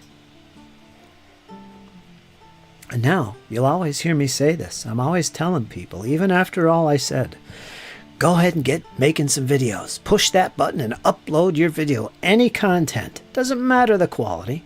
Just start doing it, because you never know who's going to watch and get inspired by your video. You don't know. And I say that because I think back to when I was first starting YouTube. There was individuals that I wish I was still in contact with today who inspired me so much, and their videos were nothing special. Nothing at all.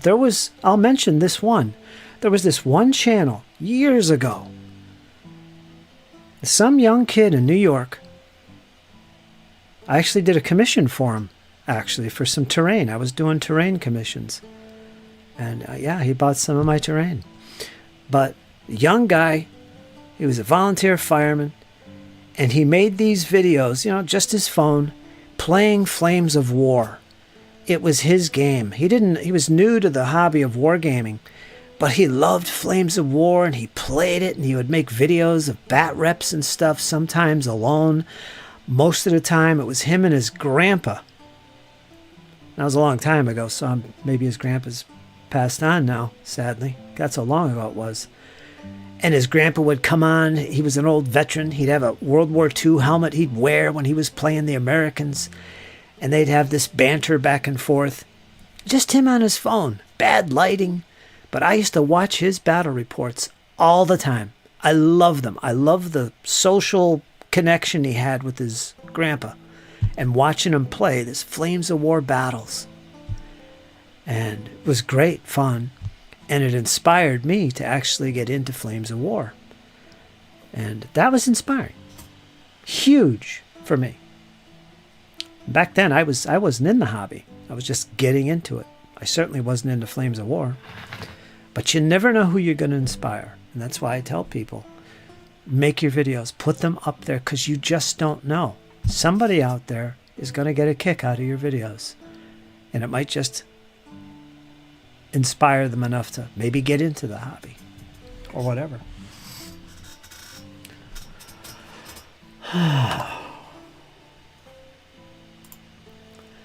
I have been watching for about 10 to 12 years, says March Hare. It's really jumped the shark. Did I just read that? What's the stamp on that? 608. Yeah, I read that about 8 minutes ago. Dented Helmet says, I'm on your Discord voice chat. You want to try it? I'll bring you in.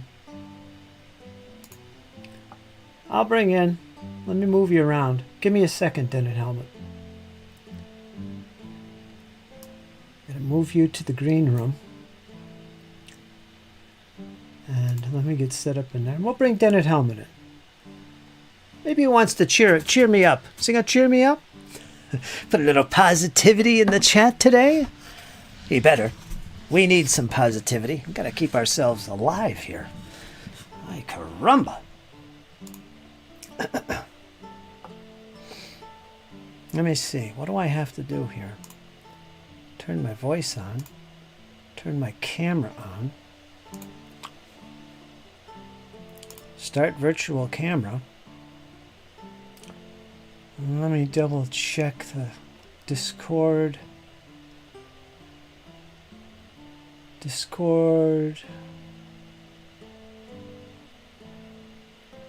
Participants? Discord screen?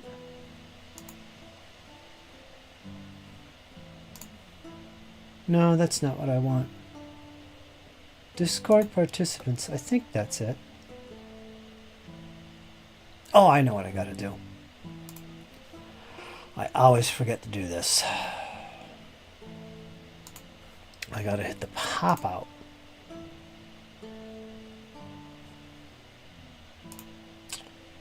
And there it is in the upper right hand corner. There.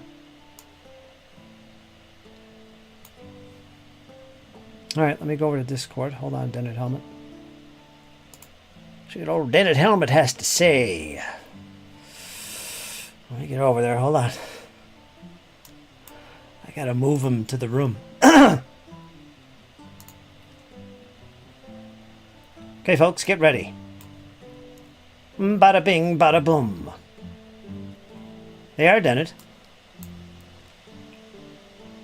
Hey, Fritz, you hear me? I can hear you, man. I can hear you. Oh, I'm so excited. What's going on? Let me bring up my other thing here.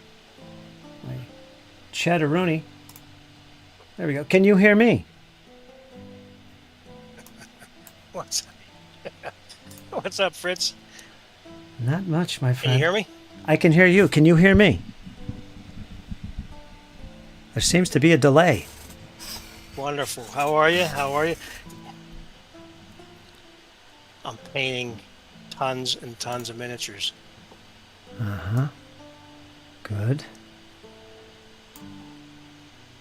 Are you here? Are you hearing me? Are we getting a delay? Are we getting a delay?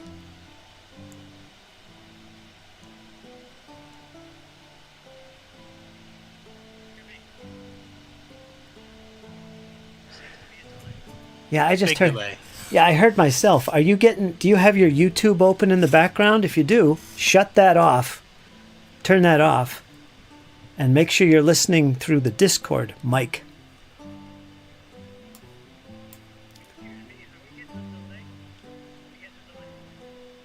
Yeah, that's a massive delay. That can't be right.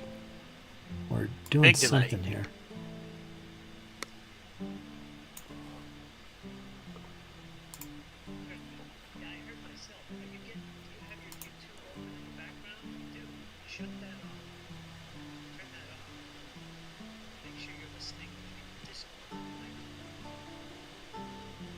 Which I think you are. Okay.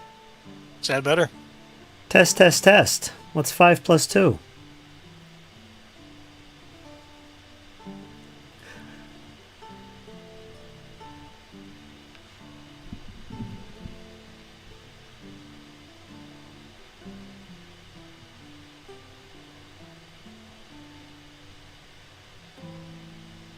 All right, that's taking too long.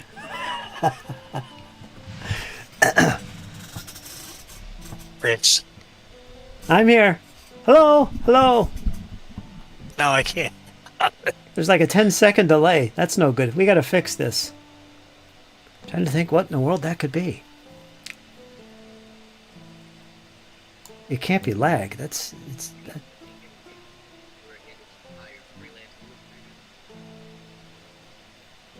Something about freelance illustrators or something there.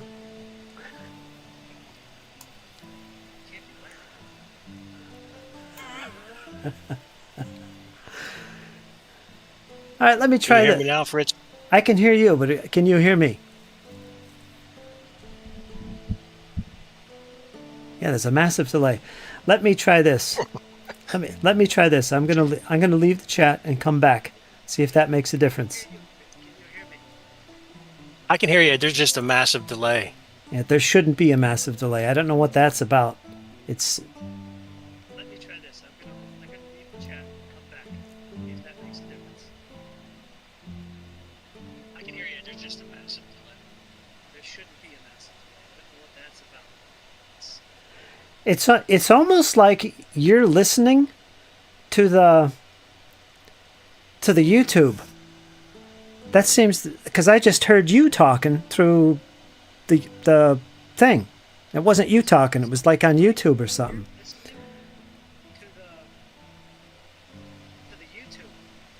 That's funny because I could see you talking on Discord. Let me disconnect and come back. Oh boy, folks, let's see if we can get this figured. Test, test, test, test, test.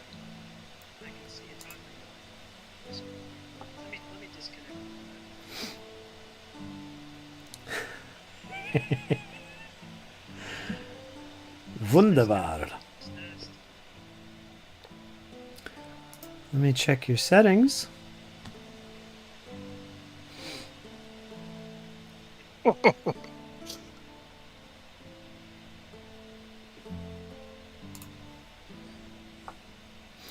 What you can do is go to your settings in Discord, and I want you to choose video and audio. Go in there and make sure your camera and your microphone are correct. And if there's any delay, because there is a setting in there that will actually give you a delay whenever you talk. Check those settings. Are correct. And if there's any delay, because there is a setting in there that will actually give you a delay whenever you talk. Check those settings.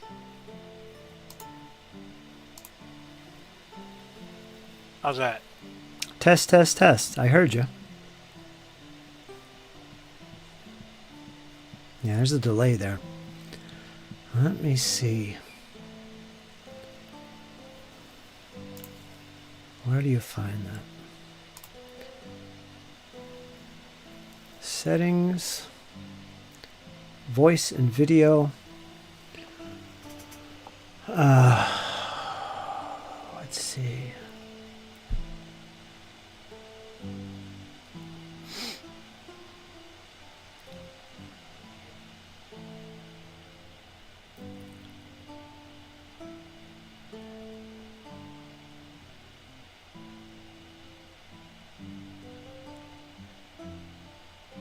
Video, soundboard, voice. Where is it?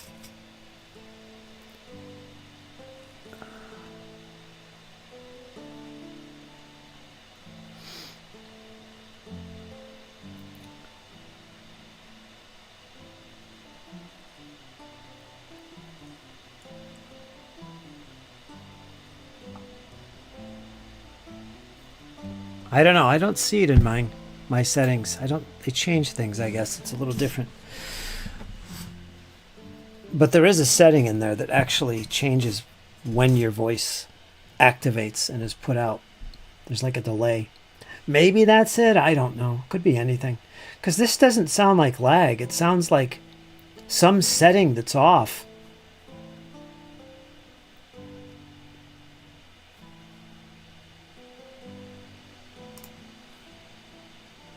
How you doing, James?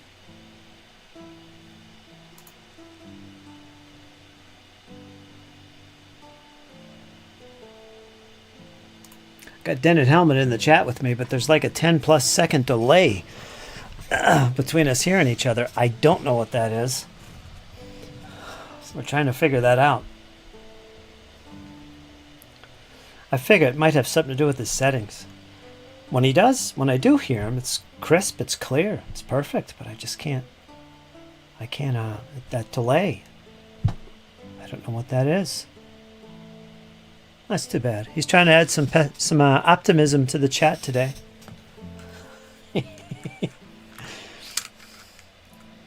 And wouldn't you know it? Wouldn't you know it?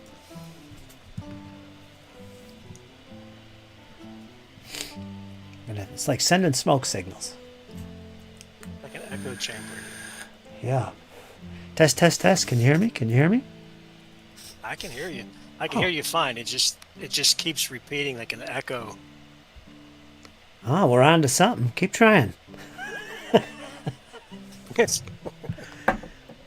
Because you're right now, I can hear. There's no lag. I can hear right when you speak, so it's all good. So we're on the right track. I'm not getting any echo. Sounds good on my end. I'll sing a song so you can test things out. La di da di da di da, la di da di da. It's not really singing. I'm humming. Hey, that's a delay. That's delayed from YouTube. I heard you say that, but YouTube showed you doing that like 3 seconds later. Yeah. Well, once you're in Discord, there shouldn't be any delay. So it doesn't matter the YouTube thing. You might as well minimize that or even turn it off. There's no effect on anything. Because once you're in Discord, here we are. We're in here and we're talking and chatting and everything's on the right page.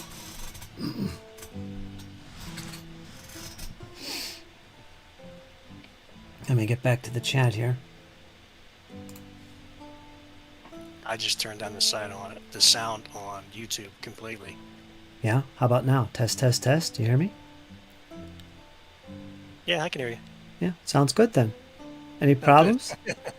No, as long as the delay thing, I don't know what was going on. It was like an echo chamber. Yeah? Is there any echo now? Is it all good? No, I turned on YouTube all the way. Oh, there you go. Ta-da! So you need motivated, huh? I'm motivated. I'm here to motivate you. What are you talking about? Oh man, I've been binge watching your channel for weeks. Yeah, yeah. You got a lot of good stuff on there. Yeah, tell me more. Yeah, there's a lot of other people you introduced me to too. I'm watching their channels as well. Yeah, well, that's good. That's good to know. I love your terrain videos are fantastic. Yeah, the ones with the felt and the ones I mentioned, basically. They're all the whole playlist. I watch all the. On the other day, yesterday, I was running out of the Vallejo basing material that you buy. It's like $30 a tub, a little tub.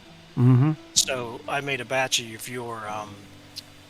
I had lots of drywall compound, so I made a batch of that, and I tried it on a couple of models, and it works fantastic. It's perfect. I have to put more sand in it. I think that's the reason why I cracked it. I have some small cracks, but it kind of adds to the base a little bit.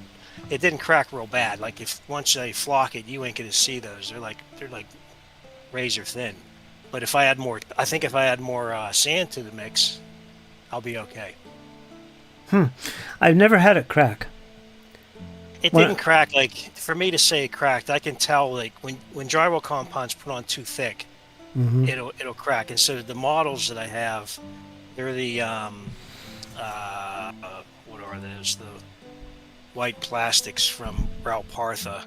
When they first did their Kickstarters, I bought into one of them, and I had to redo them all. I'll get into that in a minute. But when I put them on a round 2-inch wafer or wooden disc, the base thickness down to the base when you put it on, you kind of like float that across, so like the model's actually up above a little bit. But that was really thick, and when I put it on, I said, "So I have to be careful with that." And I'm not sure.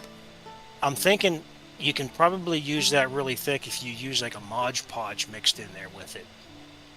Because when you use a artist paste, like a lot of guys will use like they'll go to the yard store like Michael's or something, they'll get an art paste that they use on a canvas, and that stuff doesn't shrink. They use that for water effects with the clear stuff and all that. So I'm thinking if I maybe adjusted it, you could use that stuff really thick if you wanted to. It's as long as it's not shrinking. That was one of the things with spackle that people didn't like. It shrunk a lot. But your mix works pretty good. I must be using a lot more water when I make it. I think the more water you have, the more shrinkage you have, and that's what causes the cracking. Actually, I've never had a crack. Never had the shrinkage thing or the cracking when I put it on. I think you're putting it on thinner than me. Probably. You're probably doing it right, and I'm doing it wrong. Because I went back and rewatched the video, and like I said, when I'm talking about cracks, I'm talking about like you have to like really look at it real close, and you can see like a hair crack in it. But I always look for that stuff. And you're one of those guys, are you?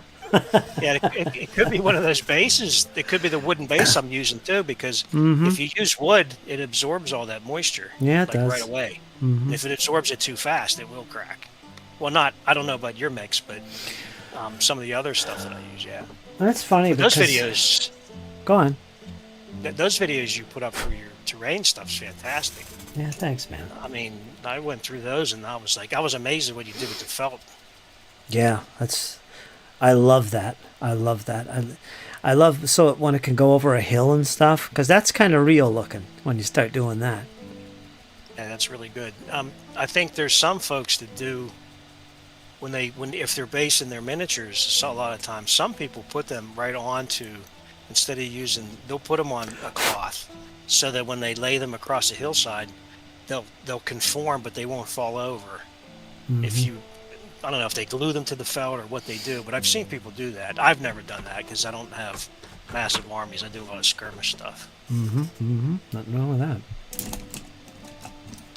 Now, those kind of videos are tops, and I watch those more often than any of the other typical content. I only watch bat reps if it's a friend or if it's something I'm really interested in, new game or something. It's the only time I look at those, because like I said, you're not really invested in somebody else's game to sit there and watch them play. There has to be something else that you're interested in to sit there for an hour, 2 hours, 3 hours. And you're right. That's the trick. One of the things that I like now, bat reps basically they're boring essentially sometimes. Now, what I like about certain bat reps are the ones that are campaigns where they actually make characters like their leaders are characters, and you follow through that campaign. This is what I'm going to do. You follow through those leaders, like you have a leader, you'll have the sergeants, you have your leaders, you give them names, and then you make a campaign over a series of 6 games. And then you have more interest in a battle report like that because you want to see how that character progresses from the very beginning to the end. Is he going to live? Is he going to get through it? You know, you don't want it role playing heavy, but you want to have a little bit of that element in there to keep people wanting to watch the videos and see what happens to the characters. That's the way I'm going to do it. And like I can't stand, like there was very few Dungeons and Dragons channels. We're big role players too, but there's very few role playing games that I can watch without falling asleep. They just are. They're just, for me, watching a role playing game is like watching paint dry. Now there's a couple groups though that I watched that they don't make any videos anymore. That was the D6 Mafia put up a series of videos for 5th edition when it first came out. It was called Threshold.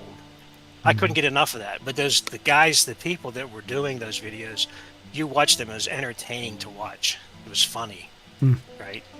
So that was one of the groups. And like if you do like one shots or something, I'll watch that. But Critical Role and all that stuff, that's my son watches Critical Role. I know a bunch of people do. I don't. Because I don't consider that Dungeons and Dragons. I consider that these folks are professional. They're professional actors that or at least voice actors that are doing this. And like one of the things that I noticed about some of those games that are like that is none of the characters ever die. There's no death in these games because you can't sell an IP figure. You can't sell a figure if the characters are dying all the time. That's true. So they just don't. And like, it seems like it's too choreographed for me, or it's too, like, is there a script that they're following or what's going on here? Like, it just never appealed to me. And other games, like I said, they just bored me, so I didn't watch them. That's just me. That doesn't mean like other people don't. My son loves it. He's watched every episode. He watches other people playing D&D and stuff too. He listens to a lot of podcasts. There's one that's called Tales of the Manticore that he listens to, and he absolutely loves it. Yeah.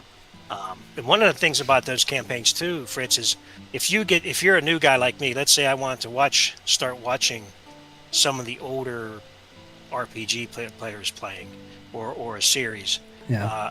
If you're new, you have to go back to watch all those other episodes and then try to catch up to where everybody's at. So I don't have time to do that. Yeah, that's an issue. Yeah. So like for me, I don't have time for that for the art. But as far as like the if you're doing like battle reports and stuff, I really enjoy the campaigns. Like I hear you talking about all the Napoleonics, and you're talking about the different campaigns, and that's intriguing to me. So, you know, the history of that and traveling through that from one battle to the next. You know, how does it pan out? Like what happens? That's interesting. It keeps me interested. Yeah. But yeah, your channel. I find you started watching. I actually found you looking at your terrain videos first. Cool. And I said, man, that's fantastic. You do. You have a lot of charisma when it comes to doing these videos. You have a soft voice. You got the whole thing going, right? The ASMR thing going on. You know, but you're like very. When you're doing your videos or doing your live stuff, you're very, you know, it comes easy to you. Some people aren't good at that. You know, it's easy for me. It's somebody like me. It's easy to follow along to what you're doing. Yeah, that's good. I've had people tell me that. Yeah, it's true. I watched all those videos probably. I know I watched the felt video like 2 or 3 times, and I watched the basing paste video that you did at least twice in the last couple of days, trying to making sure that I'm doing it the right way. Yeah, get it down pat. Yeah, It's because I seen you take that dry stuff and you added water to it, and you were able to reconstitute that. Yep. Which you can't do that with no other basing material. Mm-hmm. I could show you buckets of Vallejo stuff that's hardened on the sides of the container that I can't even use. Yeah, that's pretty good. That's a good mix you got right there. That's a nice recipe. So whenever I like whenever I use it, whenever I use it, I always put some water in it when I'm mixing it up. I know when it's too thick. If it's too thick, you can't spread it around. You're not trying to spread it. You're literally using a paintbrush, in my case, to glop it on and then slide it around between the legs and over the bases. So it's not dry. You're not pushing it on at all. This is literally, you're almost painting it on. It's not that runny, but it's more fluid going on there. And I usually add a little sand if I want to thicken it up. And adding sand is going to add texture anyway, so it just adds to the aesthetic. Trying to mimic, dirt. Right. So I think I got it down pat. I've never had any problems ever using spackle on my bases. I've never had where it shrinks or it causes warpage. Well, that's a whole different subject, actually, the warpage. But I've never had any warped bases from it. I've never had cracks. I've never had it go on too thick. I just add water and it's the way I want it. And the sand trick and the paint, add paint to it so it looks like something. It saves you some time. Because when I put it on nowadays, I literally just add the paint, spread it on the base, and I'm done. All I got to do then is just put a wash over it, and there's my shading. There's my darken it up a little bit. It's perfect. It's fine. Yeah, I love it. That's my new basic, my new go-to basic material now. And the more I work with it, I'll get more proficient, like you are using it. You'll see you'll know when there's too much water or not enough, or I have to add more sand or something like that. So the more I use it, the better I'll get with it. So there's a base. You have a ton. Yeah.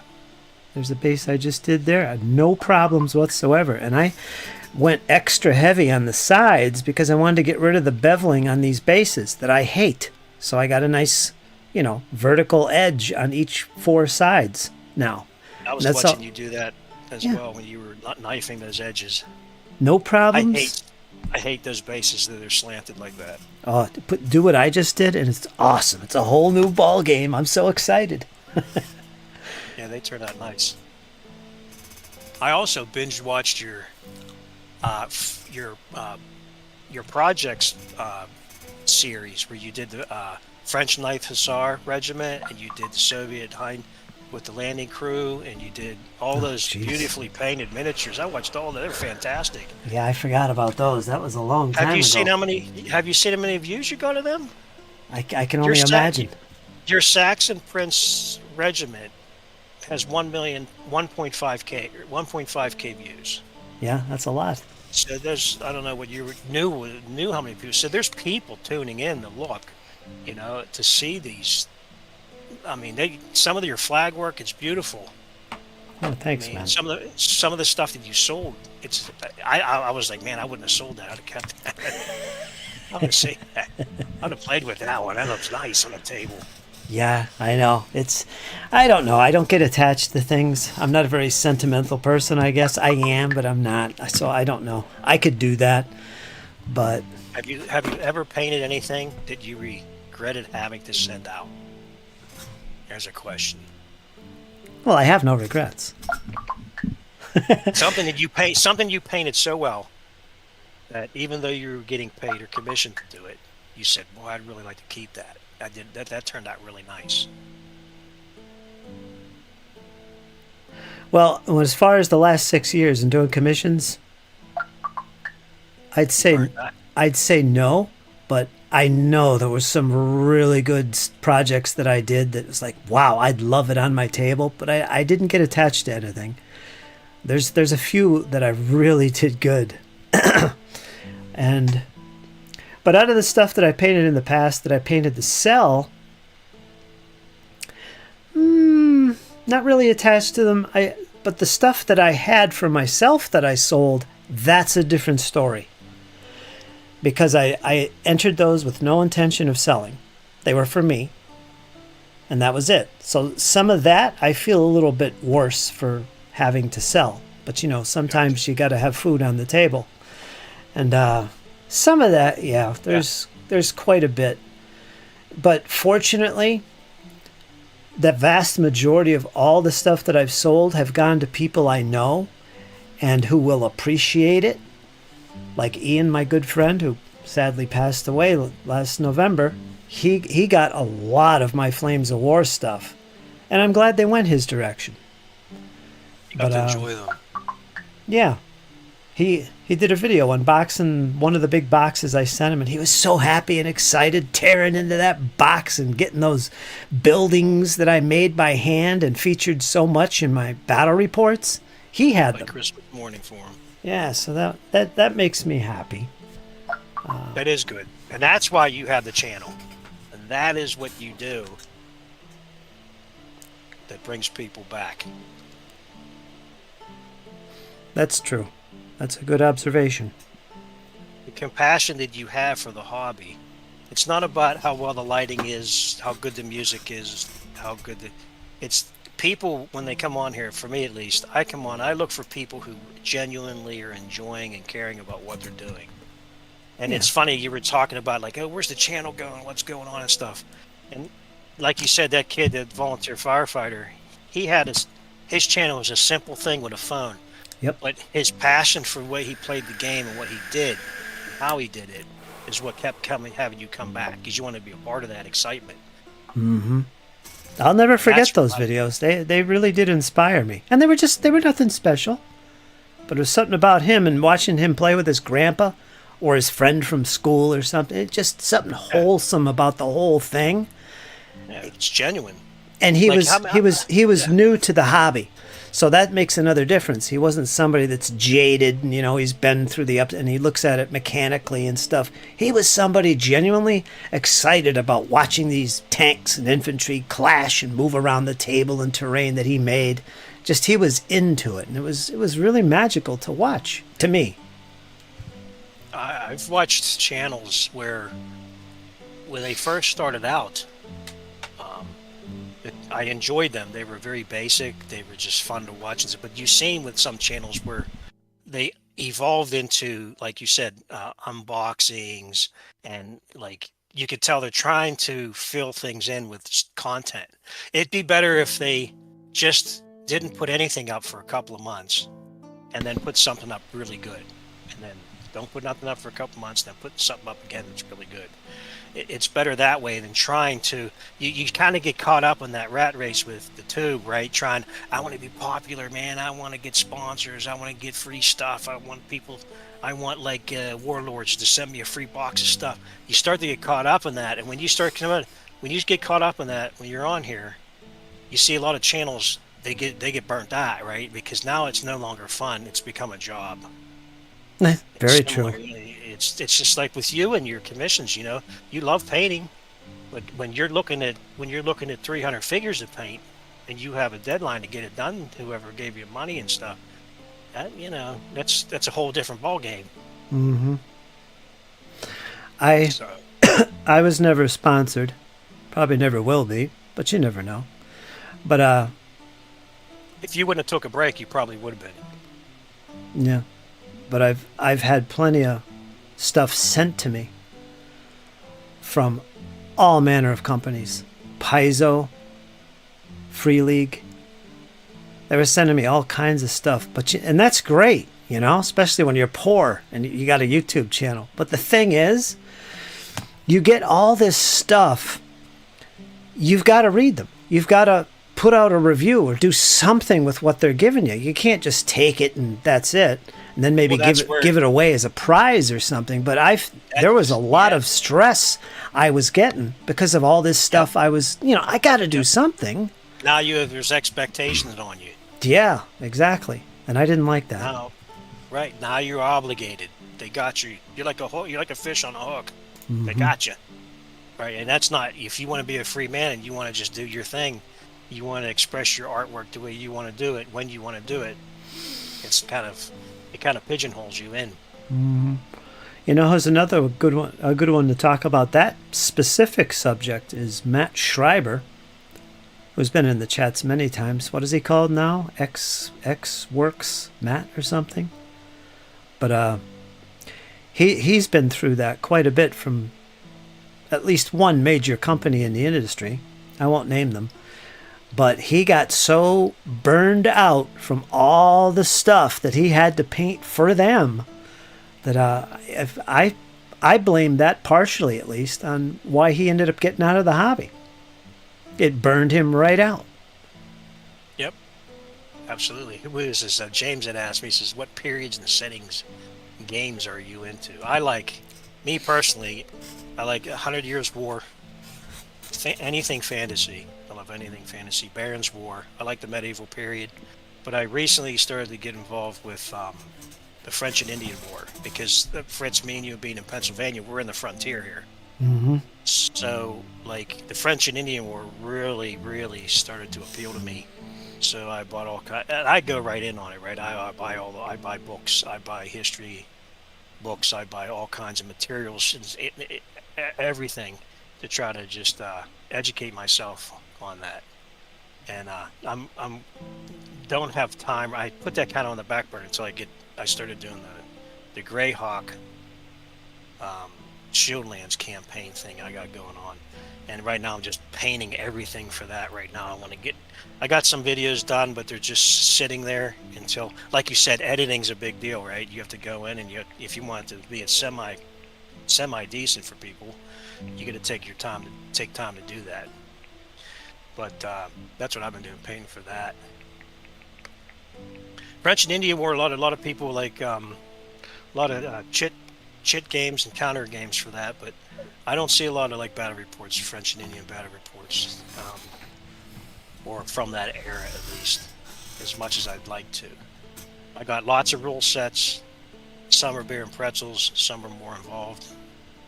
But eventually I'd like to get to that after the campaign. The campaign I'm doing for the Greyhawk is going to be, I'm going to have all named commanders and sergeants. Yes. In that, and I'm going to take you on a campaign. So I'm doing everything 576 common year. Now what that is in Greyhawk and D&D is that's the Gary Gygax era of Greyhawk. That's before all of the political turmoil happened, and they started to alter that setting with the Greyhawk Wars and stuff to try to cut him out of all that. So the Greyhawk Wars happened because they wanted to get rid of his lore and part of that world and just sort of cut him loose. And so they did the Greyhawk Wars. I didn't like anything with the Greyhawk Wars. I don't like what they did.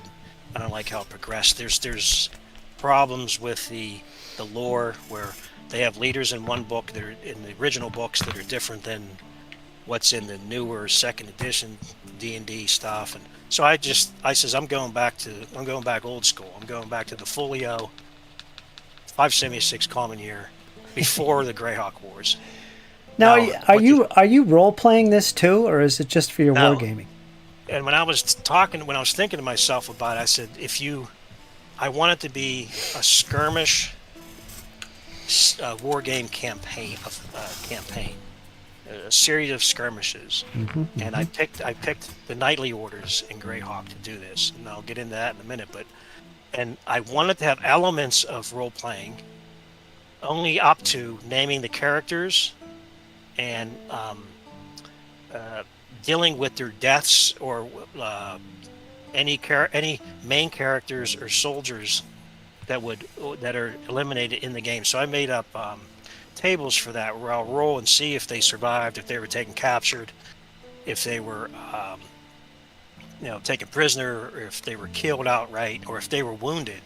So there's potential for main characters to come back at a different time. So like, I don't know, if one of the main named knights in the campaign gets killed, I roll on the table, and I'll see if he was and I have two tables. I have one table if they won the battle, and another table if they didn't. Of course. So if they didn't win the battle, recovering them is going to be a lot more harder than if they did win the battle. So it'll be. I'll go into explaining all that when I show they're simple charts too. You know, a lot of this stuff I got from like the books by Henry Hyde, wargaming campaigns and that sort of thing. And he uses simple rules for that. For weather, he uses simple rules for whenever you're determining what the wind speed is for that day. Right? If you have archers, that's a big deal. That's going to play a part. So you'll have, but it's going to be simple. It's not going to be this deep, involved. You know, I can't watch this. This guy's putting all these rules up, and I can't follow it. You know, it's not going to be like that. But there's elements of role playing into it, up to the point where your commanders and your sergeants are going to be named characters, so you can follow along.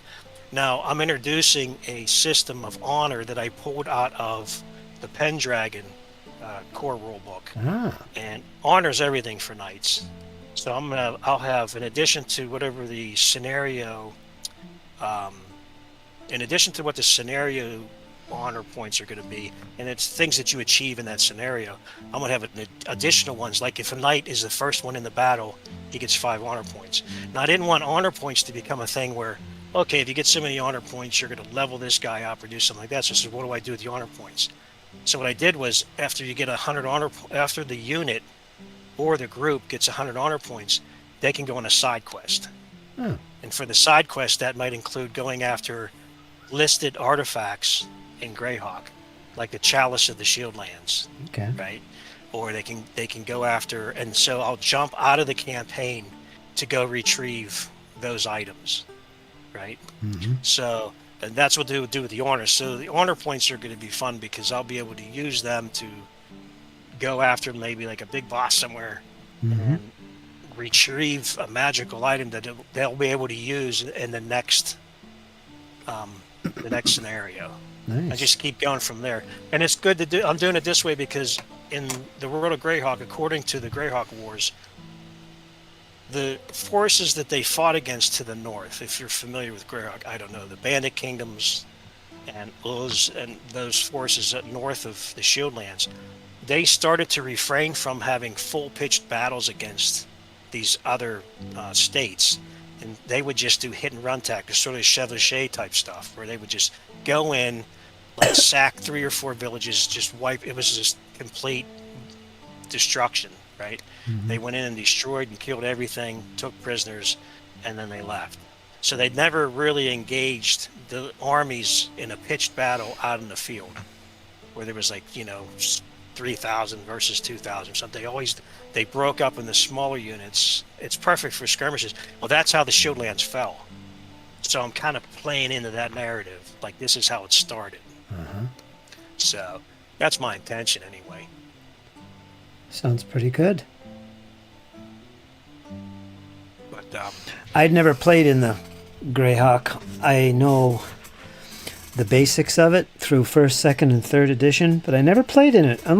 That's a lie. I played once, and that was in 3rd edition, but things were a little bit different then. And yeah, I never got into it deep there either. But I know all the names of the places, and I'm familiar with some of the stuff you're talking about. Are you familiar with Anna Myers? She's on YouTube. She does things with Lord Gazamba.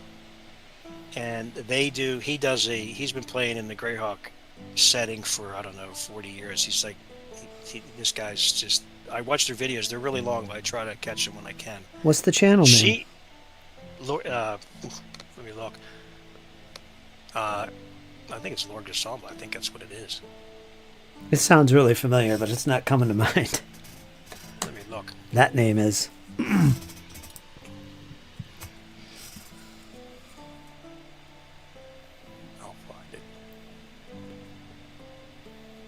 Yeah, Lord Gazamba, that's his channel. But Anna Myers, she's the one that does all the heraldry for all of Greyhawk. Yeah. She does additional heraldry, like stuff that you didn't see in the folio, from different towns and cities that are there.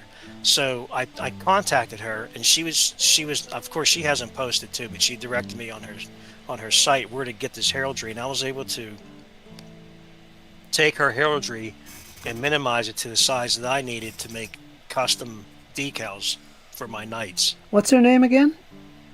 Anna Meyer, Annemeyer, Anna Meyer. Yeah, Lorgasama March. That's right. And there. I mean, I love Greyhawk, and we've been playing in Greyhawk since forever. Okay, when we do play, these folks here that I'm talking about, they are Greyhawk. Yeah, her maps are incredible, March. They're absolutely incredible. Fritz, you need to check it out. I mean, it's crazy good. Her heraldry is, top notch. They're very, very. If you were to, if a company was to get the rights to Greyhawk, those would be the two people I'd contact immediately about setting everything up to take the Greyhawk to a new level. I don't even look at the 5th edition Greyhawk. Now the thing is with their stuff is that they've been playing for so long. Their videos and stories are about their campaigns, right? It's about how their Greyhawks, each one's different, and how they developed with all the people that played in it for all those years. So I'm taking it from a clean slate from 576 right out of the folio. Yeah. Yeah, her maps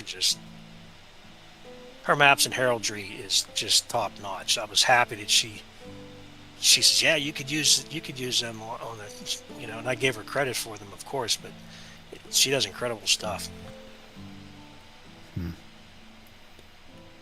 So yeah, that's but that's where I'm headed with what I'm trying to do. But it's gonna take. I have so much stuff to paint.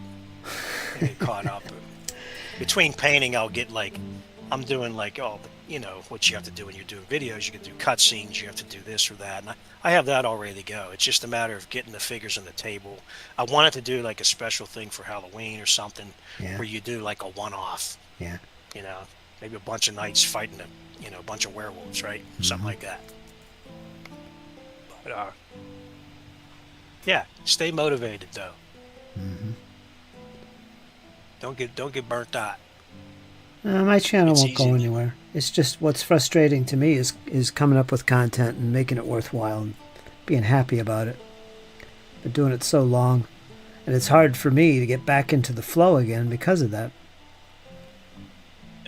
Like you said, you were talking about doing battle reports. That's always something you could do.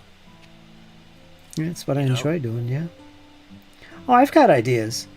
I've been toying around with some new ideas that I think are what I would enjoy the most and would probably be not only original, but very enjoyable for you guys.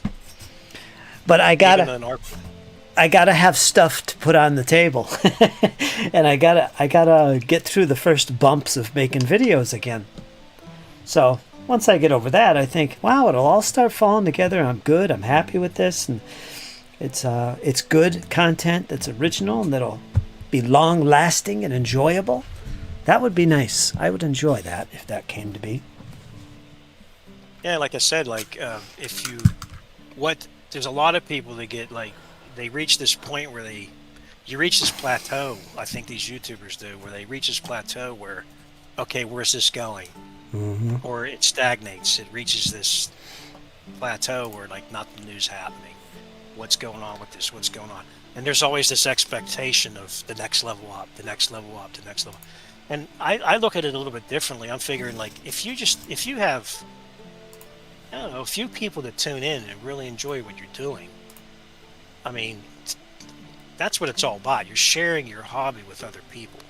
Like I said, if you're aspiring it to become a business, that's a lot of pressure on somebody to try to, especially with the way YouTube works today with their algorithms and stuff. It's a lot more difficult than what it was, years ago. Can you see my hold on, I got sounds coming through my thing here. Can you see my video screen on Discord or whatever you're watching? Can you see it? Let me look real quick. Maybe you're watching the YouTube screen. Yeah, I was watching the YouTube screen. I don't see. Oh, hold on. I must have clicked on. Silly me. Yeah, I see you on there on Discord. There's no delay on the Discord one. Let me, Okay. for you guys on YouTube, I'm going to share this screen. I was reading the chat on YouTube. That's all. Let me see here. So there we go, Lord Kasumba. Yeah. Is this the lady you're talking about? Because I know her. No, she works for Castles Swords and Wizardry. Crusades. She works for Castles and Crusades, folks. Yeah. I mean, Troll Lord. Troll Lord, yes. Yeah. She's a poet. Yeah, yeah, I know she is. But this other one you're talking about, who is she? That's him right there. Okay. Marcus. Oh, you're talking about Anna Meyer. Anna has a Patreon that's free that you can go to, and you can see a lot of her content on there. And there are highly detailed maps of just nothing but Greyhawk. Talking like 3D, Google Earth. I mean, this stuff is like cutting edge for gamers if you're really into the Greyhawk setting.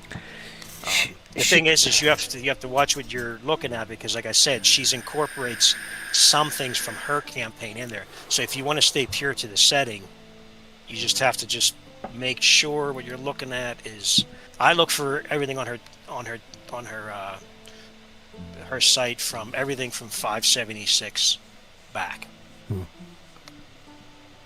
which is what the original date when Greyhawk, the World Greyhawk, was supposed to be printed in. The first edition stuff. First edition stuff, right? The Gygaxian version of AD&D. Yep. Yep. La da da da. Because she sounds like somebody I do know who's in the industry, and she's well known for her cartography. Either that or it's what's the lady's name who did the original Greyhawk maps? I can't remember. You know? I can't remember. There's. I know her name. I've been saying Ann Meyer so much I can't remember. I'll look. I'd have to look her up on Facebook, because I know she's on there. But she's well known in the industry for this stuff, and miniature wargaming as well. I can't think of her name. But it's not the same person. But I keep thinking that's who it is. The Darlene map. That's what they call it. That's another one. It's called the Darlene map. She's the one that did the original maps for. I'm trying to remember her last name out of respect.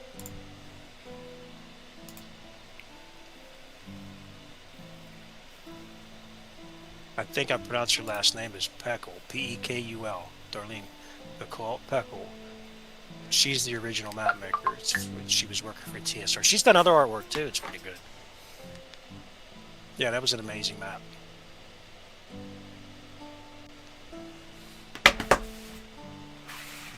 So yeah, but Anna's taken this to a whole different, she's taken that map to a digital level, and it's really, really something else.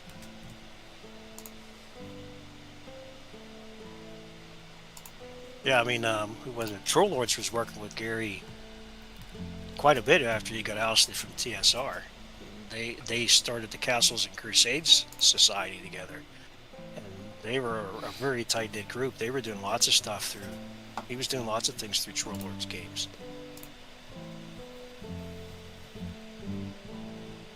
I pay homage to Dave Arneson and that crew as well. I think about those guys a lot. I have a video called The Secrets of Blackmoor that talks about the beginnings of role-playing.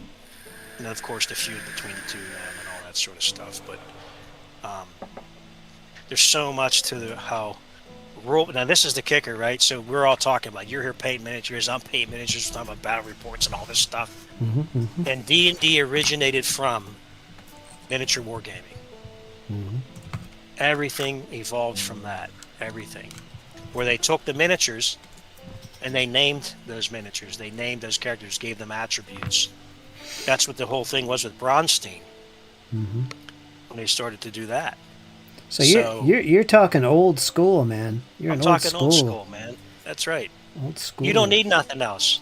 You Mm-hmm. don't need nothing else. You go back. Look at the money being spent. Mm-hmm.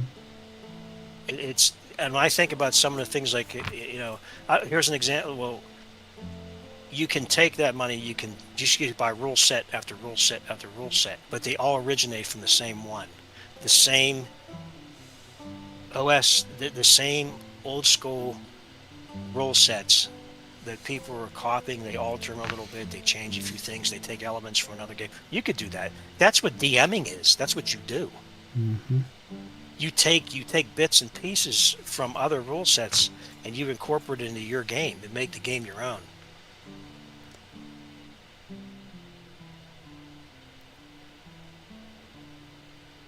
So you don't really role play though anymore. We haven't. My group had fragmented about a year ago, and we were playing at the time. We were playing old school essentials Mm-hmm. at the time. And we had some interest in going back to some D20 systems like Alternity, and we were starting to get into some esoteric stuff. We were getting into like, did you ever hear of the Dark Matter by TSR when they were still around? Dark Matter is through the Alternity systems, the D20 system, but it's this sort of, I don't know, it's sort of dealt with like all these obscure societies in modern day. And there's all this stuff going on behind the scenes. It's sort of like a you'd have liked it, I think. It's based in the real world, but it's like you have the Masonic Society, you have the anarchists, you have like all these different secret societies, and they're all scheming to do different things. We were going to start playing that, and we backed off of that because we couldn't get the group back together again. That was for Alternity? That was for, there's Alternative to the system, and then they did a system that launched off of that called Dark Matter. Hmm. And that was actually pretty good, but March asked you if it was Alyssa Fadden. She does the maps too. That's her. Now, I don't know. Is that her? That's her. That's the one I'll I have keep to check thinking that of. out. She's So, the yeah. one. How'd you know We that? started- Marsh Hare. How March did put you it know up, that? yeah. He put it up. March put it in the chat. Yeah, so there's everything originated from wargaming. Everything from Gary's sand table in his basement, where he pulled miniatures off the wall. It started there, and just went. And they just said, "Hey, let's give this Napoleonic character a name, a general his name, give him some stats." And then they started doing that with the miniatures, and that's how this stuff originated from. And then Bronstein was a whole different monster. I don't know if you're familiar with Bronstein, but that was the original beginnings of the wargaming conversion into a role-playing game. It was remarkable. I know about it. I know all about Bronstein. Yeah. Like I mean, for me, that's like, okay, well, let's go back to it. Let's go see how to do it. See how they were doing this, and you have a little bit of both. A little bit of role play in the campaigns, and you have the wargaming side of it. Well, I didn't want to do a massive army thing because there's a lot of rank and flank games out there, right? And that's, the model counts can be extensive, and then you need different armies in addition to that. So not only do you need a lot of models, but you need all the different types of like clans and stuff that are going to be fighting and all that sort of thing. So rank. Go ahead. Rank and flanks there's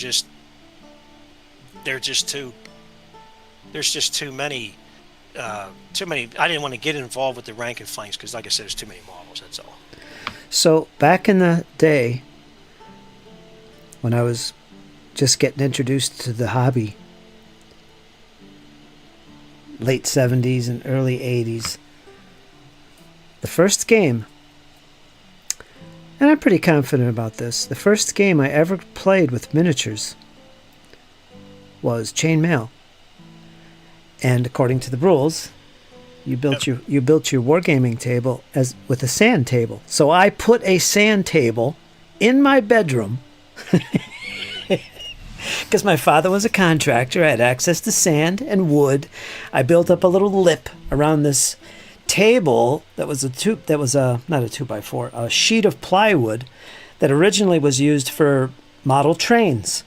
So I had this big ass table, and I used to set up battles from my Airfix figures, but there were no rules. But when I got Chainmail, which was by TSR, I think it was Doug Perrin, Gary Gygax, I believe, that published Chainmail.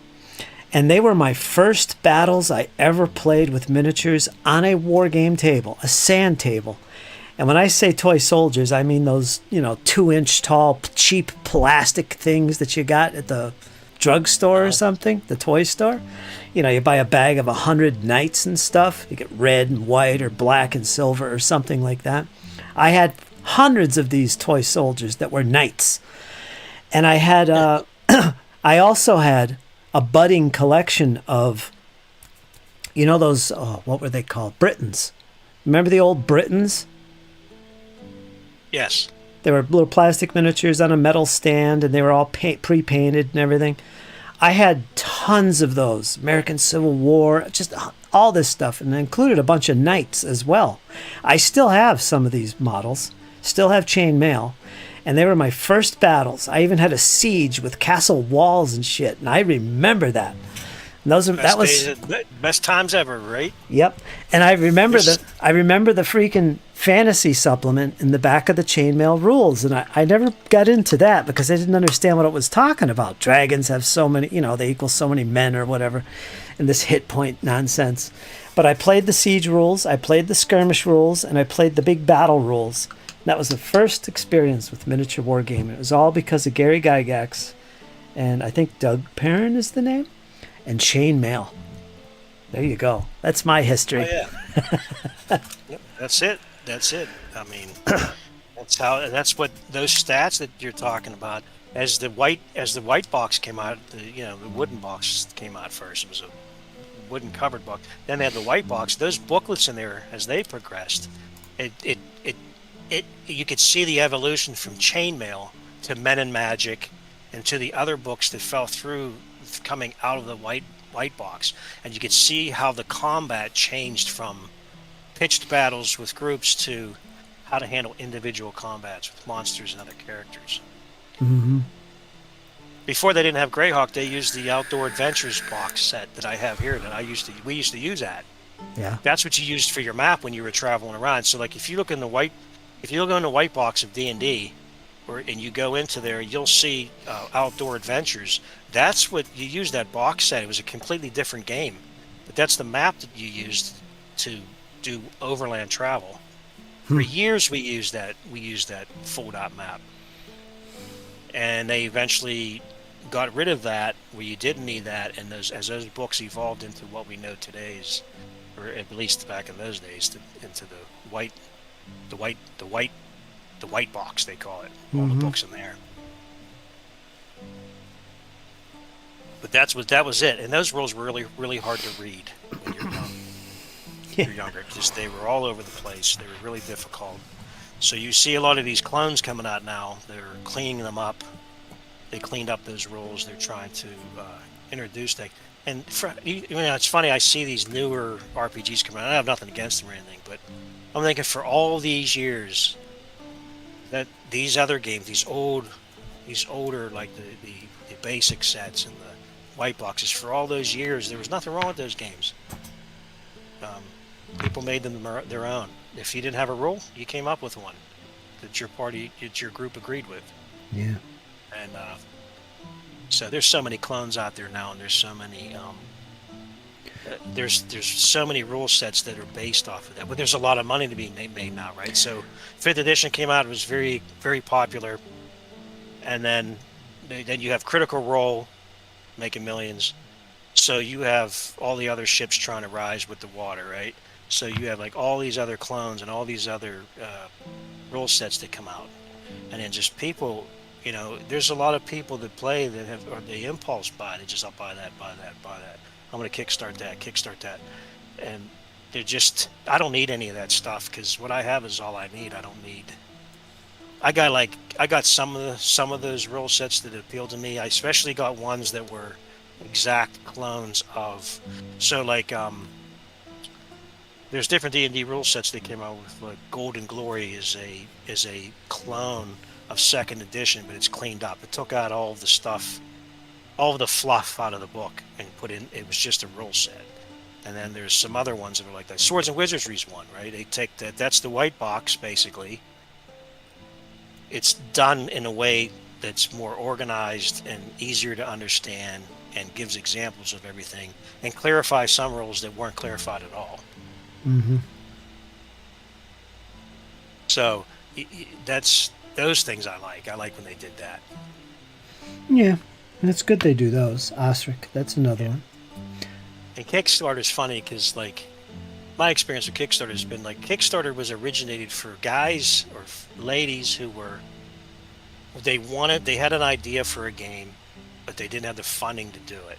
So you go on Kickstarter, you say, hey, look, I want to make this game that does this, this, and this, and I want to have a board, and I want to have cards and special dice and blah blah blah.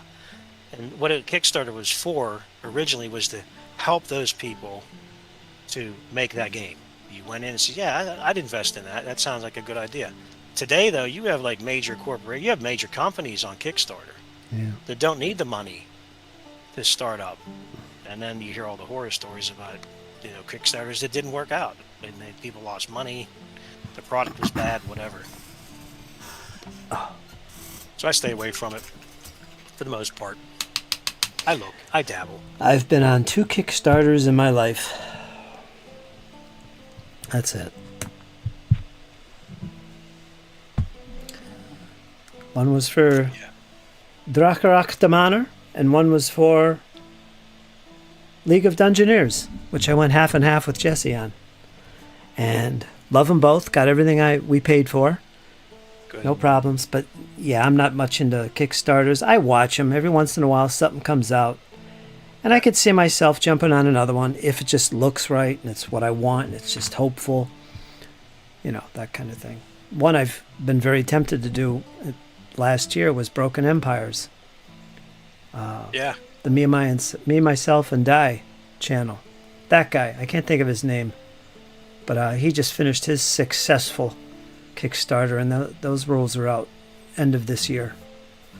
So anyway, I look for miniatures and stuff occasionally. With the 3D printing now and everything, all that sort of stuff that's going on, a lot of people are 3D printing miniatures. But it's like just having disposable money for hobbying it's difficult today. So like, and you look at the prices. I know you probably don't want to get into that conversation, but the prices of like Games Workshop for like you want like 10 Primaris Marines. Like you were talking about the other day, it's really expensive. It's like super expensive. That doesn't include shipping. Yeah, it's like $60, 50 to $60. Think about another game that you might play and how many miniatures you can actually buy for $60. A lot. Like, why am I going to get 10 miniatures? It's so people who have limited hobby budget, like myself. You're more frugal with what you're going to do with your money and what you're going to buy. So like me and you were talking the other day or chatting, and I said that when I paint my middle-aged figures or anything for the 100 Years War. Now I have a set of figures that I use for 100 Years War that are historical, but most of my figures I can use them in any fantasy setting. So like my Greyhawk Knights, I could use them in Baron's War, right? I could use them as an opposing force or something. So I kind of diversified my rule sets now based upon what figures I have. So like I look for figures that I could use across the board for all my games. Like what is it, James? He said he goes, things getting more expensive and a drop in household income have forced him to be way more sensible. Yeah, that's what I do. Absolutely. Yeah. Lesson to be learned. Yep. I'm looking through the chat. I don't want to leave James out. He's talking about doing Gothic Wars, Dark Age Britain, Peninsular, and Boxer Rebellion only. And some of those would just be skirmish. Plenty of sci-fi and fantasy for desert. And he never does Kickstarters. Now, I don't blame you, James. Late Romans versus Goths is a great matchup, and barbarians are more integrated in the share elements that's a little bit ancient and a little bit medieval. And that's what so like you can get these. That's my thing, right? I like having miniatures that if I had Goths, I'd throw them in Greyhawk and say, oh, they're barbarians from the north, or I could use them as a different group or state within Greyhawk to pull them in, or maybe they're just hirelings, or a force like that. They were just hired to supplement a normal army or something. But that's what I do with my miniatures. So if I play, I have lots of bolt action Germans and Americans, and I'll use them in a whole bunch of different war games that we play. So I can take it from one rule set to the next. Then you figure out what rule set you like the most too. Double duty for fantasy humans. So, yeah, stay motivated, Fritz. You got still a lot of battle reports to do. You got battle reports to do. You got painting. The more active you get, more people tune in. I appreciate that. I'll keep doing it. Yeah. I was looking through my miniatures cases of painted miniatures. I have 2 big cases. I was looking through them with Jake, my 9-year-old nephew, and we took out all the goblins that I had cast and painted. This is going back to the 1980s. And I had a whole army of goblins. I couldn't believe how many little tiny goblins. These are the tiny 25 millimeter scale goblins that I had. I could actually do battle reports with these old Ral Partha and Prince August miniatures that I cast. I could do that. I didn't realize how many I actually had. You should take Jake, and for October, do a special, quote-unquote, special Halloween special battle report, and come up with a scenario using, something themed to the holiday, right? And that'd be great. Something out of the ordinary. Werewolves, vampires, who knows? Whatever you want to throw in there. Mix and match it, right? Weird War stuff. Turnip 28. Turnip 28, baby. Now I was like you when I first tuned into that. Some guys in Britain were playing it, and I was watching it, and I was like, I can't take my eyes off the miniatures. I just cannot take my eyes off the miniatures. They were so crazy looking and so dark, and just like I was like, these guys are artists, because how they come up with this stuff, I have no idea. I mean, I don't think like that. I see their miniatures, and I'm like, wow, that looks fantastic, and everybody had something different. So you go to these, it's all eye candy for a guy like me. I go there and go, oh, check out that army, look at that, oh, check that out, they're fluorescent. These guys are like, it's amazing. It's all artwork, is what I consider it artwork when I see it. Yeah, it's different. It's very, very appealing. I'm not sure why it appeals to me personally, except I'm a big fan of that Gothic art style, John Blanche style of art. Yeah. And to replicate that in a game like we wanted to do with Warhammer back in the day, but for some reason everybody painted them up like cartoons, but that's okay. That's always what was attracted to me, that Gothic style, John Blanche style. Oh my God. Yeah. And then you see this game, Turnip 28, and this other game, what is it called? It's almost World War I themed. Not Trench Crusade. Yeah, I know. I can't remember. The one fellow who's usually on with us, he talks about it all the time.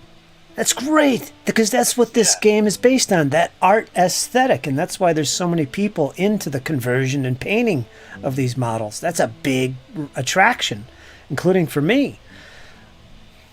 Yeah, I don't know. I really get into that. When you see it, it's unlike anything you've seen before. So now you're like it like clicks in your head instantly. You're like, whoa, look at that thing. What is that? It's some pumpkin-headed, dark, bloody. I mean, like, what is that? that's the type of enthusiasm the game gives me. When I see those miniatures, I'm like, these guys are artists. They're really good at with these conversions. Sludge. And I like the dark part of 40K. 40K just got too expensive for me. One of the problems I had with 40K was sludge. That's it, sludge. One of the things about 40K that I had trouble with was just as me and my son were playing it, and he's an adult, but we would play, and just when we got comfortable with the rules for our armies, something changed. The rules changed. Mm-hmm. Then we had to go back. I swear we never played a completely pure game of 40K from start to finish without making some rules mistakes, because everything changed so often that, like, we say, hey, I think we did a pure game today. I think we did good. We followed all the rules. It was a clean game. And then we find out, oh, no, you can't do that. Oh, no, that army can't do that no more. Or, oh, you can't use that no more. And it kept changing. Like, it was like changing every week. They literally were coming out. We had gotten a rule book for him. It was for one of his armies. And it actually had errata before the book hit the shelves. Well, and that happens a lot. That still stands today, and that's the way it's going to stay with Games Workshop for the foreseeable future. But there is an answer, and it's exciting. And James knows what it is. It's going back and playing the old versions of the games, because guess what? It ain't going to change. Second edition. That's right. Go back to the old school where it was. It's the way to go. It's the way to go, honestly. And I think the meta drives all that, right? Because they make a tremendous amount of money off like sanctioned tournaments for 40K, because those guys will literally go out and buy a whole new army. So if Space Marines suck, they're going to go out and get something else. Whatever in the top 5, they're going to try to build it. They'll sell off what they got or whatever they need to do, and they're going to buy another.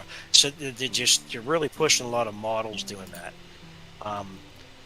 And I kind of I don't blame the competitive side from a business point of view, but for me, if I was to go in and I played Space Marines, and I know my Space Marines, what they can do and what they can't do, and what they're good at and what they're not good at, but I have to know every other army I'm going to play against in order to be competitive, right? Mm-hmm. I'm not going to know what those other armies do, because not only are my rules changing every 5 minutes, their rules are changing too. Mm-hmm. So if I'm going to prepare myself going in there and say, okay, this is what they're playing at this tournament, this is the meta, I should be prepared to face such and such or whatever. So you do that, and then you go in and you realize like 2 days before the tournament, oh, they changed this rule. I'm not going to get to know if the person I'm competing against is going to screw me over, or if he's going to take advantage of my non-knowledge, right? Or I didn't know. You don't know that. In a competitive environment, it's all fair, right? I'm sure that happens. You have to know what your army can do, and you have to know what their army is capable of doing as well.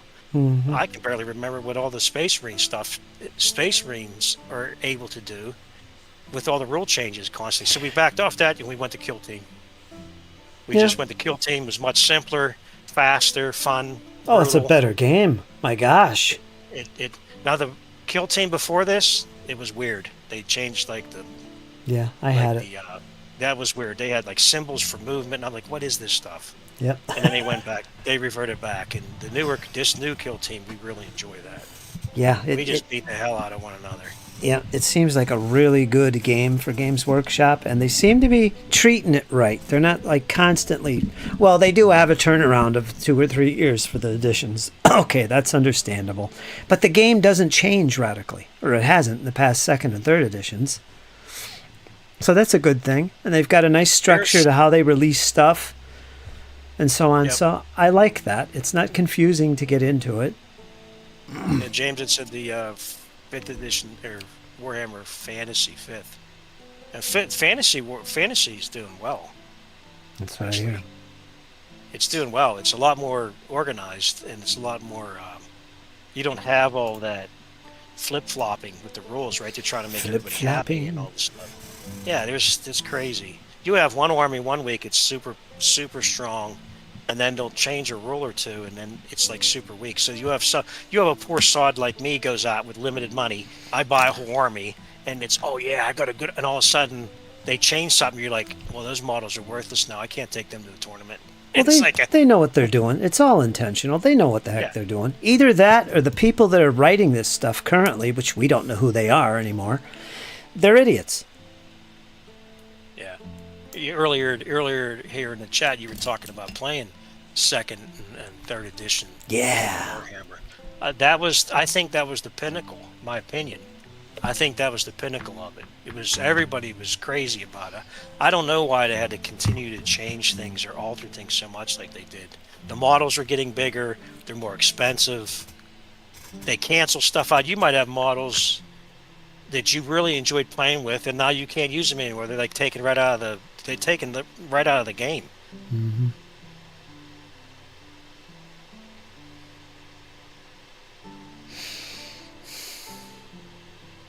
So we started playing. So we were doing that. We also played Crisis Protocol. We enjoyed that. Marvel Crisis Protocol Yeah. and Star Wars Legion. We were playing that. And Star Wars Legion is doing a soft reboot right now. They introduced the cards. They made some changes to certain group the characters and different things, and they have they're rebooting the whole line right Yeah. now. I saw that. So yeah, I'm not. You can get the stuff for free, like the updated stat cards and different things, and print them out, print and play type of thing. But I'm not investing all that money into those products not right now at least. I mean, we have enough here to play with what we play with, but we really enjoyed Crisis Protocol. I was absolutely terrible at it. I chased my son off. He beat me all the time. I love war games, but tactically, I'm a goof, man. I can't. Some people are really gifted at tactics, and some people aren't. And I'm hands up right now saying I'm not. But I still enjoy playing. Hey, you're playing for a good time. The narrative and the fun.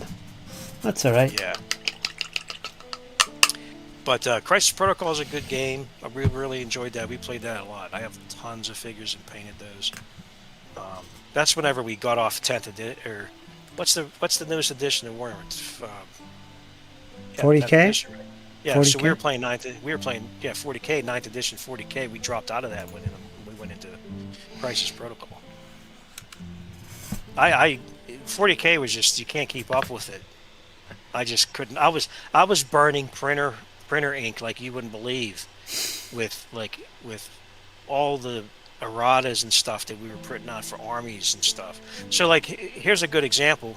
You're a new player to 40K. You go out and buy the core book. You go out and buy your miniatures. Let's say you get a starter set. Get the starter set for you and whoever's playing. You buy those big. Remember those big? They have those big cards, right? They're big, 6. I don't know. They're 8x6. Really nice tarot, bigger than tarot sized cards with all the stats of each Space Marine, right? Mm-hmm. So you go out and buy them, and then literally the week after you get them, they tell you, oh, these are everything that's on that card. A good portion of it, the most important parts on that card have been changed. Yeah, they don't care. So you paid they're like $40 for a box of those cards. God. For the army roster cards, and when you get them, they're already outdated. I don't know. You can't I can't go to friends and say, hey man, invest in this game. Go get this, and this, and then they get it and they find out, well, this stuff's all old. It's all old already. Yeah. They're like, this game's crazy. So I mean, like I said, I love the lore. I love all that, the grimdark stuff. I get all that. I enjoy that. I love painting the models, the hobby side of it. But when it comes to knowing the rules and playing, it's not the base rules, it's the army rules that keep changing. Yeah. James says, I don't like the new kits, too expensive, too fiddly, no customization. Yeah, it's true, there's no customization.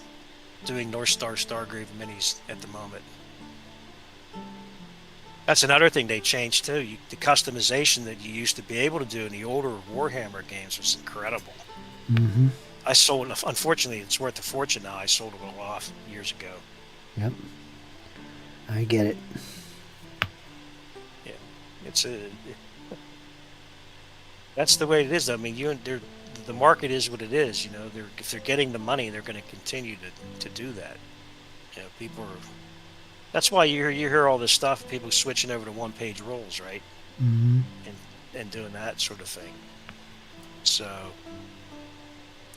yeah, it's I did that in a stream the other day.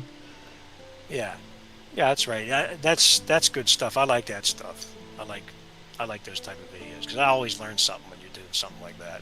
Mm-hmm. To me, those videos are priceless. Like I save them on my favorites so that I can go back Yeah. and rewatch them. Well, they're useful. They're not some generic unboxing or something. It's like, yeah, this is actually useful for learning how to do something. Yeah.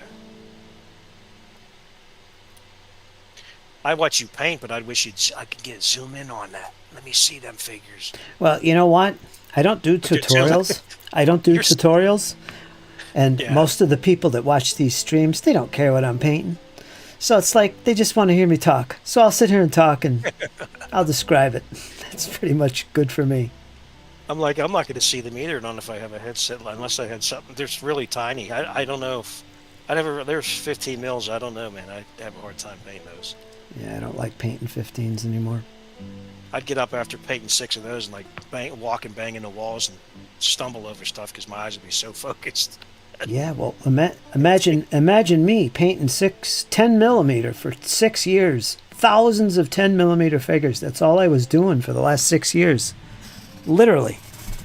95% of it was 10 millimeter scale, and that was driving me crazy. I need to post some pictures up of some of the stuff that I painted, but I just been too busy to take quality photos because I don't have if they don't turn out good, I'll take pictures of them. They won't look that great because I don't have the lighting and stuff to make them look decent. So you need to have like a light box people have. They got the little thing and they throw them in there. OPR is doing a starter with plastic minis too. Yeah, I saw it.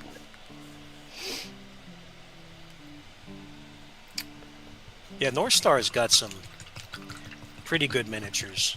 I like their miniatures. I like some Victrix. I bought Mounted Knights from Victrix, and I bought Mounted Knights from what was it? War Games Atlantic. And their horses are a little bit different. And like you had said, you'll run into things on those models where if this doesn't make sense, like what's this big clump of plastic? Like, and you run into that with their mounted figures a lot because you look underneath the horse and you'll see where there's no definition where the saddle ends and where the straps are holding the saddle on or anything like that. So there's good and bad with each line. You after you paint a bunch of them like I've been doing, you'll see the differences between them. Got some miniatures from our good friend here. God, I forgot his name. Hold on. Cal! Nice. Oh, Cal just posted the Goblin King he's just working on now. Take a look at this. That on his head. He got a spike. He got a helmet. He's got the spiky going on. All speed paints. Very good, Cal, if you're out there. That's nice. Make a guy's war boss. Yeah, he did a good job on that. Wow.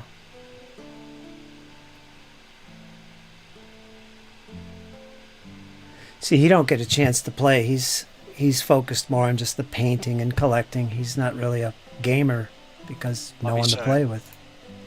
That's a big problem too now. People have a hard time, like especially if you're an adult, trying to find. We have a gaming group here nearby, but you got to pack everything up. You got to go there. There's table fees. You have to pay a yearly fee to be there. I'm like, if I'm going to pay that money, I'm going to just buy new miniatures. Mm-hmm. But like, and how often am I actually going to make it to the place? So it's a lot of people live out in the country. You're out in the middle of the sticks. It's hard to find folks to hook up with once a week and play. If I lived closer to you, we'd be getting together and doing some stuff. Where are you again? Close by Pittsburgh? You're in Pittsburgh? Yeah, I'm right in Pittsburgh. Yeah. Mm. Yeah, that's down on the corner. I'm like on the opposite side. Most of the time I'm down in Greene County, Pennsylvania, so I'm out in the middle of the woods. It's difficult. But the hobby side, I mean, I've always loved the hobby side. Like you said, you said many times, if you don't like painting miniatures, you're in the wrong hobby. If you don't like painting miniatures, if you don't like the hobby side of things, you might want to find something else to do. Yeah, or find a way to really enjoy this side of the hobby, which I had to do. So it is possible to learn to enjoy painting. I find it peaceful. I enjoy painting. Yeah. I mean, I like to create things, dude. That's why I like that Turnip 28, right? I see these guys doing this stuff. I'm like, I want to do that. Ooh, what can I come up with? You start digging in your memory about like all the old horror shows you used to watch, you know, like The Thing, John Carpenter's The Thing, or Michael Myers. Mix that up. Yeah. You know, your mind starts to work. You get enthusiastic about wanting to do that. That's when your creativity goes off the cuff.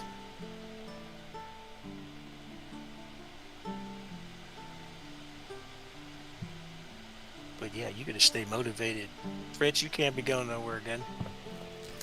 Keep painting. Take Jake, do a battle report with Jake for Halloween, something weird, something crazy. Take your German army, and there was a lot of weird stuff going on in World War II with the occult and different things. You can come up with something like some weird experimental thing happened where the German army was mixing humans and wolves and come up with some kind of scenario where yeah, Conflict 47, baby. That's what that right. is. They busted out of their cages and now the army's being chased down by a team of werewolves. I could do that. Sure, there's all kind of lore around all that stuff. And the good thing about it, if you're doing 28mm World War II, which I plan to do with my upcoming project, I could double use stuff, you know? I'm going to use those Wehrmacht right over in Conflict 47 as well, you know? You could do that. Yeah. Getting double use for your figures, so it's not that hard. A lot of good folklore comes out of Germany. In some ways, the INQ28 thing is keeping imaginations alive. Henry Hyde, too. Henry Hyde. I'm not a fan of Henry Hyde, by the way, but yeah, go on. What's wrong with Henry? Oh, we've discussed Henry before. Me and James have. Did you? I didn't know. I just have his book. I don't know him at all. Oh, he's a great guy. He's one of the old school keeper-alivers, but he's a very arrogant man. Honestly. Oh, that's not good. Just like some other folks like Sam Mustafa, but I don't want to get into that topic. But anyway. I got that. In immortal words of Stanley, enough said. Mm-hmm. Yeah. I bought his black powder book too. It's what? Odd. Odd, yeah. He's getting old. Is Phil Barker still alive? I have to tell you, I thought that Clyde. I thought he passed. I thought he was dead. I mean no disrespect or anything, but I thought those old schoolers were gone. I think Phil Barker's still alive, right, James? God, he's got to be in his 80s. He retired from doing anything with the DBX games anymore, from what I heard. But man, yeah, we better not talk too much about him. He might pass. Yeah, his name's It says he's 92. All right, 92. I was in the ballpark anyway. He was born in 1932. Oh, yeah. Oh my God.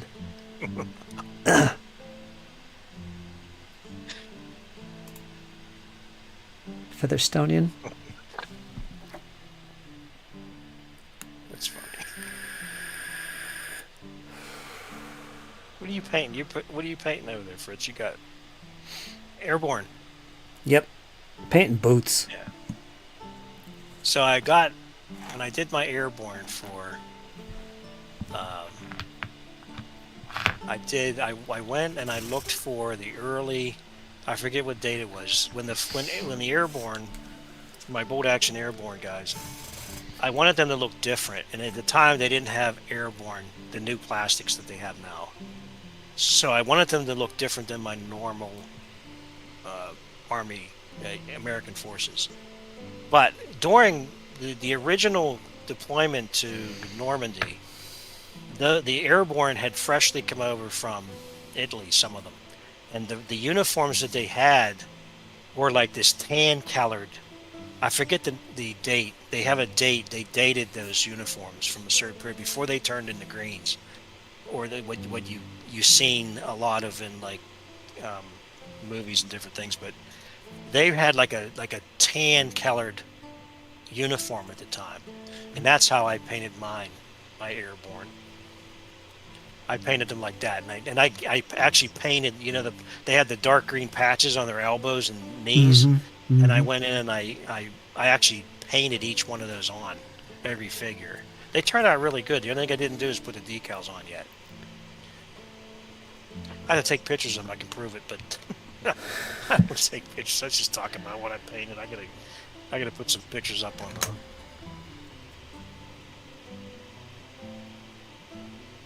on the Discord. My airborne I did in 28mm as well, and I got them as pictures. They're on my montage, I think, when I start streaming, actually. Yeah, I really enjoy painting the 28mm stuff, man. It's so enjoyable.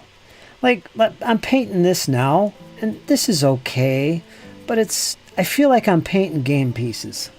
I don't feel like I'm investing a lot of effort into the look when it comes down to it. They're just too small for me to enjoy. Not in much detail. Yeah, and when I break out the 28s and start working on them, I love it. I get lost in that process, and I get excited, and I take my time and enjoy it a lot more than this. It's just a thing, Some people do 15s, and that's their jam. They get their fun from that. I just have a hard time with it. But that's okay. I mean, the stuff I'm working on don't look bad at all. This is good stuff. Give them a wash, and they look fantastic. The stuff that you've painted, if I get kind of like burnt out of painting or something, and I go into some of your older videos and look at some of those minis that you did, it remotivates me to hey, that looks pretty good. I gotta reach that level. I need to paint more like that. That's good to know. Yeah. Good. Motivation. And also, like, I look at all the miniatures you've been painting. I mean, you're painting a tremendous amount of miniatures, all the time. That's a lot. You did all the Germans. You're working on all these now. Yeah, I don't know what to say. It's just what you got to do. I do enjoy it, even if I complain about this stuff.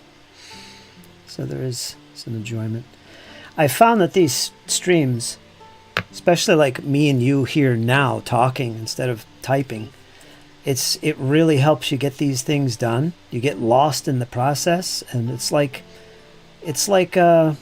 working when you're talking with a buddy at work. If you're putting on a roof and you're having a good time, you got music playing, you're talking, you're whistling, you're singing.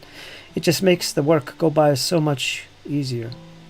Nice to have a partner. It says, James had said, my favorite World War II units are Rangers and Panzer Grenadiers. Well, there you go. And he said long range desert group and Alpine, pretty cool too, times for the Alpine groups. With my eyesight and hands nowadays, I would just go as low as 15 or 172, but 28mm feels easier. That's what I do. That's most of my painting. I'll go 172. I think who is it? Not Perry. I bought a bunch of Woodland Indians, and I got a bunch of stuff for French and Indian War, and I painted up 2 squads. I think they're 172s, and they were like, I was like, this scales looks weird to me. It looks like they're way smaller than I expected them to be. Yeah. I didn't enjoy painting them as much. The smaller they go, the less I enjoy painting. Yep. Same thing. Yeah, it's always nice to have company when you're painting. Somebody else can read the chat for you or something.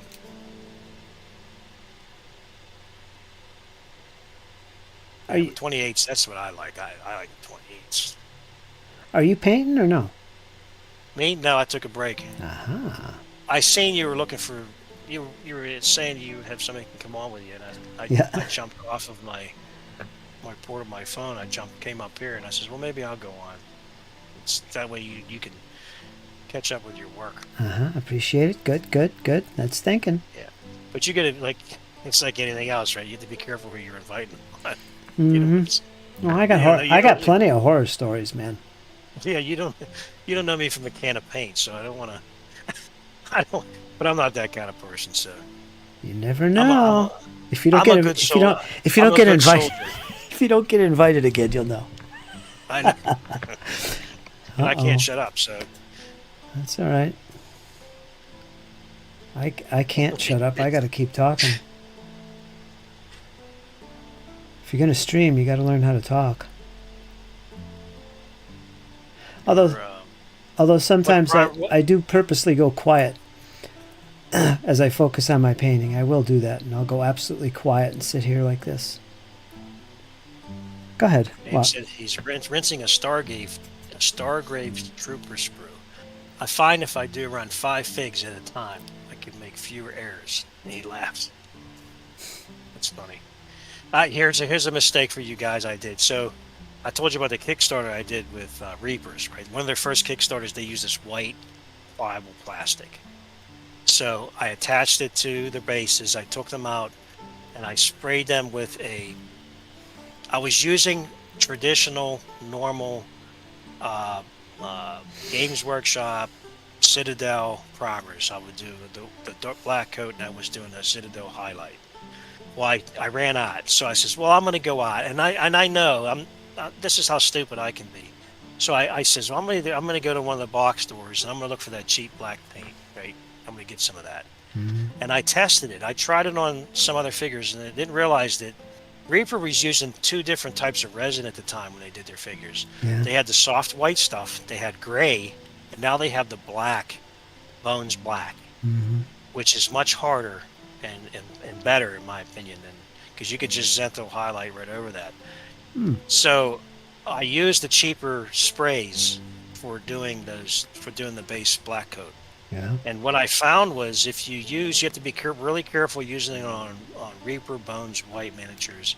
If you use the black sprays from these box stores, primers, it interacts somehow with the plastic. So I sprayed it, I highlighted it, and then I painted it. They looked fantastic. They were dulled down, they were coated, they looked wonderful. I put them on a shelf. Yeah. About 3 months later, I go back to them.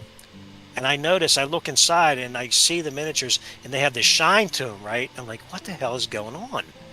I'm like, why are they shiny? I dull coated them. So I took them out and I would grab them with my fingers and they're tacky. Uh-oh. And what I believe it was, I ended up stripping them all down.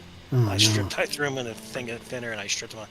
I think the plastic was still breathing out whatever chemicals that they were using. And it would work because of the paints that I used. I don't know if it was the primer I used. It didn't allow for that breathing process to happen. It got captured. Wow. So all those miniatures I painted, they were larger ones too.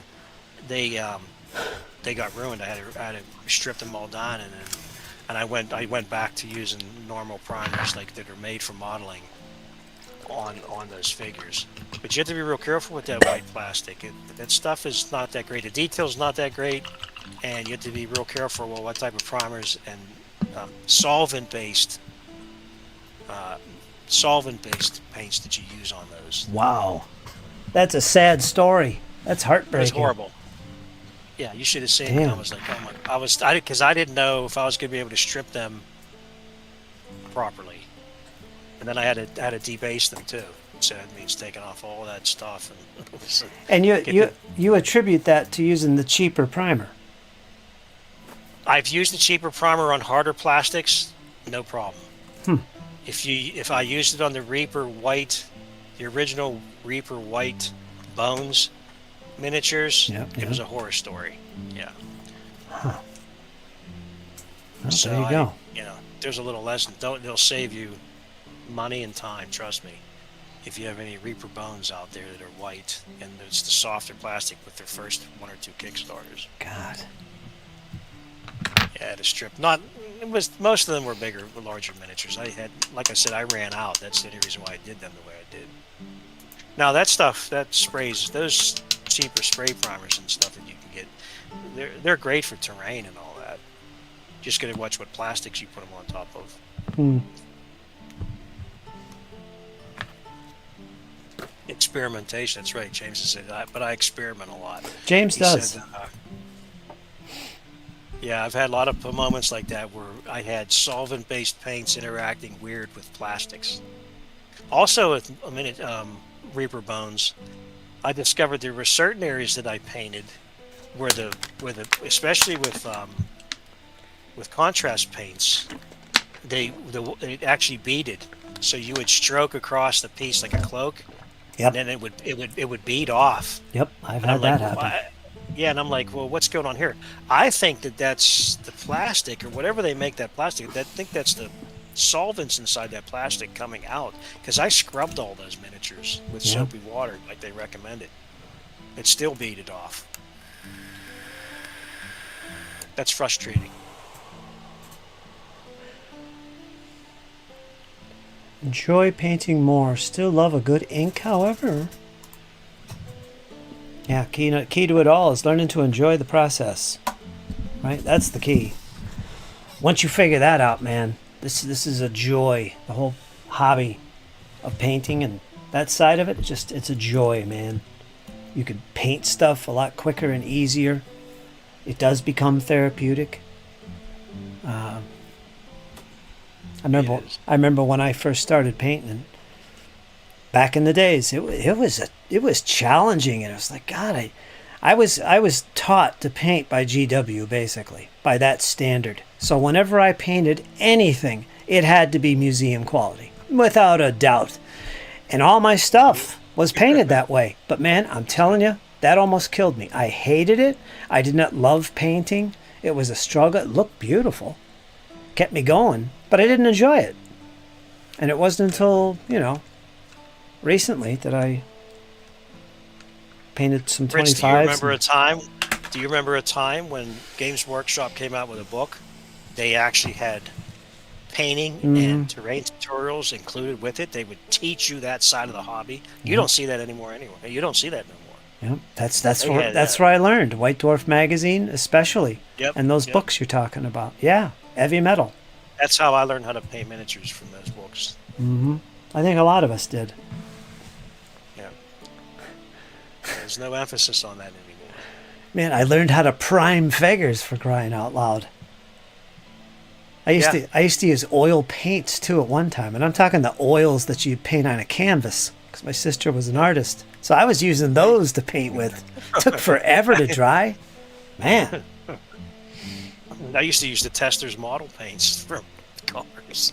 Yep, that too. I still have a couple jars of my first testers I had when I was a preteen, putting models together. So I know what you're talking about. Yep. God almighty. There was no model paints back in those days. So that's all there was, right? I got the Aurora, Godzilla, and King Kong models, and I would build them, and I just used the paints I had from them. I paint. Remember those days? You paint. I was painting all that stuff. My figures were shiny. You couldn't tell a cloak from a hat. It was just. But we had a blast with them. It was funny, man.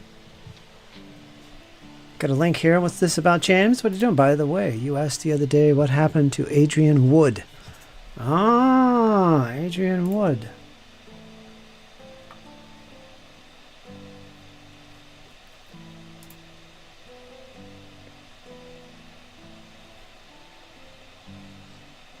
Ah, that's him. Wow. Who's Adrian Wood? Help me. Pardon my ignorance. That link in there. Here's a guy from, spotted in White Dwarf magazine. He was the orc player all the time, a treadhead. And he was one of the original GW guys that, man, you don't hear from him anymore. I wonder if he's still alive. And this video shows him in the upper right corner. Huh. Well, Crown of Command had him in an interview 4 weeks ago. Huh. Still hobbying, he said. You never get away from it. Wow. Good find. The old days. Good find, James.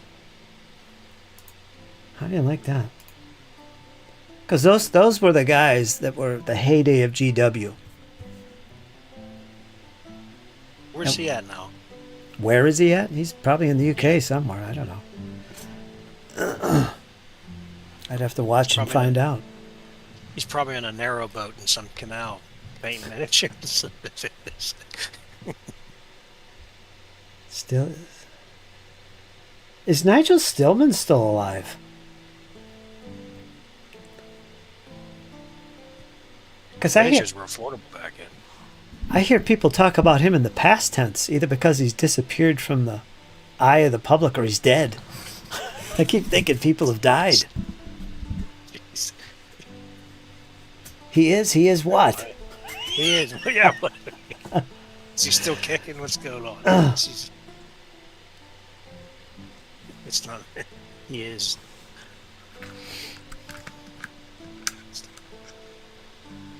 It's funny. There ain't many people left from the original D&D game times either. No. And he stresses still mania is just a guideline, so he's still around. No. Yeah, they're all trying to think who's still alive. I don't even know who's still alive. Well, I know Tim Kask is still around. Tim Kask is still around. His brother's an author. I'm trying to remember his name. Oh, that Kuntz guy. Robert Kuntz is still around. That guy's brilliant, man. Yeah, he is, actually. He's a smart man. He's the one that gave the speech about how D&D evolved from how he explained you can't define imagination. He said back in the old days you had the conceptual part of D&D and then you had the mechanics. And the conceptual apparatus was always the mechanics were always subservient to the conceptual apparatus of D&D. And that's what he said. Like you can't. In other words, the min-maxing and the rules always came. The conceptual apparatus always came before that. People now everything is like I need a rule for this. If I climb a building, what do I have to do with this or got to do with that? So it took the imagination away from the game. I think you and me watched the same interview. Yeah, and that really, when I heard that, I'm thinking, that is the issue with today. But old school guys, right? He won me over as a fan when I saw that video, and he was talking about that. Yeah. You got like the people who made these games in these days played the games and enjoyed them. They had a invested interest in what they were doing to do it well. I'm not quite sure about that today. I think it's a lot of money involved. There's corporate decisions involved. There's a lot of, I don't think that the genuine love for what you're doing is there anymore. And also, like 5th edition, at least, all of the original guys who made 5th edition, they're all gone now. They are. 2 of them are working for Critical Role. Yep. So who's left? No one. I don't know of anyone. There's no one left. So what are they going to be producing in the future? It's what my son says. So what are they going to make? Don't know. When 5e first came out, things were a little bit more sane in the world of gaming, for one thing. But 5e was actually well received, and I liked it a lot. And that was going back 2013, 2012. And I actually played a campaign of it. And I enjoyed the simplicity of the mechanic. It was a very free-form game. There was a lot of mix of an old and new world about it at the time. And the funny thing is, the rules really didn't change, except they got more rules intense as time went on. And it became more politicized in the end, which destroyed it, in my opinion. I would never play it again. I'm not a Wizards of the Coast supporter whatsoever. Me and you are on the same page with that. It's me and you are on the same page. And it's Um, an enjoyable system, so much so that I actually invested my money in Kobold Presses. Now I know Kobold Press isn't the greatest company either, but they're not as blatant as Wizards of the Coast. But they created a game based on 5e that remains 5e and actually is a better version of 5e in my opinion. But I did do that. That's how much I actually like the D20 mechanic in 5e, but overall I'm not a huge fan of 5e anyway, but yeah, I have good memories with it. Go ahead. Mechanically, we played a lot of 5e. We played tons. I played at home. I played at my local LGS. I ran games. 5e, the system set up very, very well. They made two mistakes, I think, with 5e. Yeah. The first mistake they made is very evident. They only play tested up to 5th level. Because after 5th level, it became a superhero game. Yeah. Nobody died. It was really hard for the DM to challenge the players. It's my opinion that they play tested up to 5th edition, and that was it. Or 5th level. And the other problem with 5e I discovered was that the challenge rating and the monsters were way too weak. Yeah. They were way too weak especially when these characters started to gain levels. The system itself was, like you had said, the bonus die. You got, I liked that. I did. It was well done. And then when you started getting into the stuff I know you don't like to talk about, but when it started to change, when that's why I don't do anything related to Greyhawk in 5th edition. I don't do it. They got entirely rid of the Bandit Kingdoms. If you remember D&D, they had all their modules like the Slave Lords, where they were like the villains, where they were going around and capturing people and waylaying them on the ships and taking them back and selling them and doing bad things to like all these. They were the bad guys, right? They don't have any of that in the new 5th edition. It's all What a gone. shame. What a shame. Yeah, orcs aren't bad no more. They're not a warlike the orcs of old, the way I understood it and the way all the things that I had seen, the orcs they were created for one reason, and that was for war. It was much like Tolkien orcs. They were created for one purpose, and that was the elimination of mankind. They weren't supposed to be a nomadic, traveling group of semi-decent, right? They ate people. Right? Oh, they also got rid of they got rid of half-orcs. They got rid of all that sort of stuff too. So There's one thing that I've said many, many, many times, and I could never figure it out why people go this way, but it has something to do with the culture of today and the young people. But you should never, why would you do this? Why would you make monsters a playable race? That's just inviting all this complexity and bullshit that comes with what we see now with 5e. You can't do that. It was good enough to have, all right, a half-orc. That's as far as we should go. But even in 2nd edition, they were making new kind of creatures you could play. And I understand why people wanted to play these other races. Variety. Yep. Playing Pathfinder. I agree with you. Playing Pathfinder especially is a perfect example. Oh, I played a full campaign of that for 4+ years. I played Pathfinder. Their character options are fantastic. Yeah. And I think D&D, the people at D&D saw that, so they started coming up with these lame crossovers and different things. Now, the old days, I think Tim Kask even said that he had said that they shouldn't have done this. They shouldn't have made monsters a playable race as well. I think he addressed that as well. And the other thing I think that he had said that they should have never statted. They should have never statted the gods in the deities and demigods book, because now you have players and characters and groups trying to like fight Thor for his hammer, right? Or take the spear from Odin. That sort of stuff was going on. So the game was never intended for that. And you're right about the statting, or at least monster player characters. Definitely, I believe that too. I think it caused a lot of problems, a lot of issues. And I mean, the half orc. It was evident that the half orc. It was just probably some orc raid took place in the village, and something bad happened, and then you're a half orc. You were born a half orc, but not getting into anything. But that's what made these antagonists in these campaigns. That's what made them what they were. The Slave Lords and Greyhawk and the Red Wizards of Thay and all these different groups. If everybody's not a villain, then nobody, like, there's no villain, like a villainous group in those worlds are what you had to defeat, the good versus evil. When you start to gray that line, it's like, well, what's it all for? What am I doing?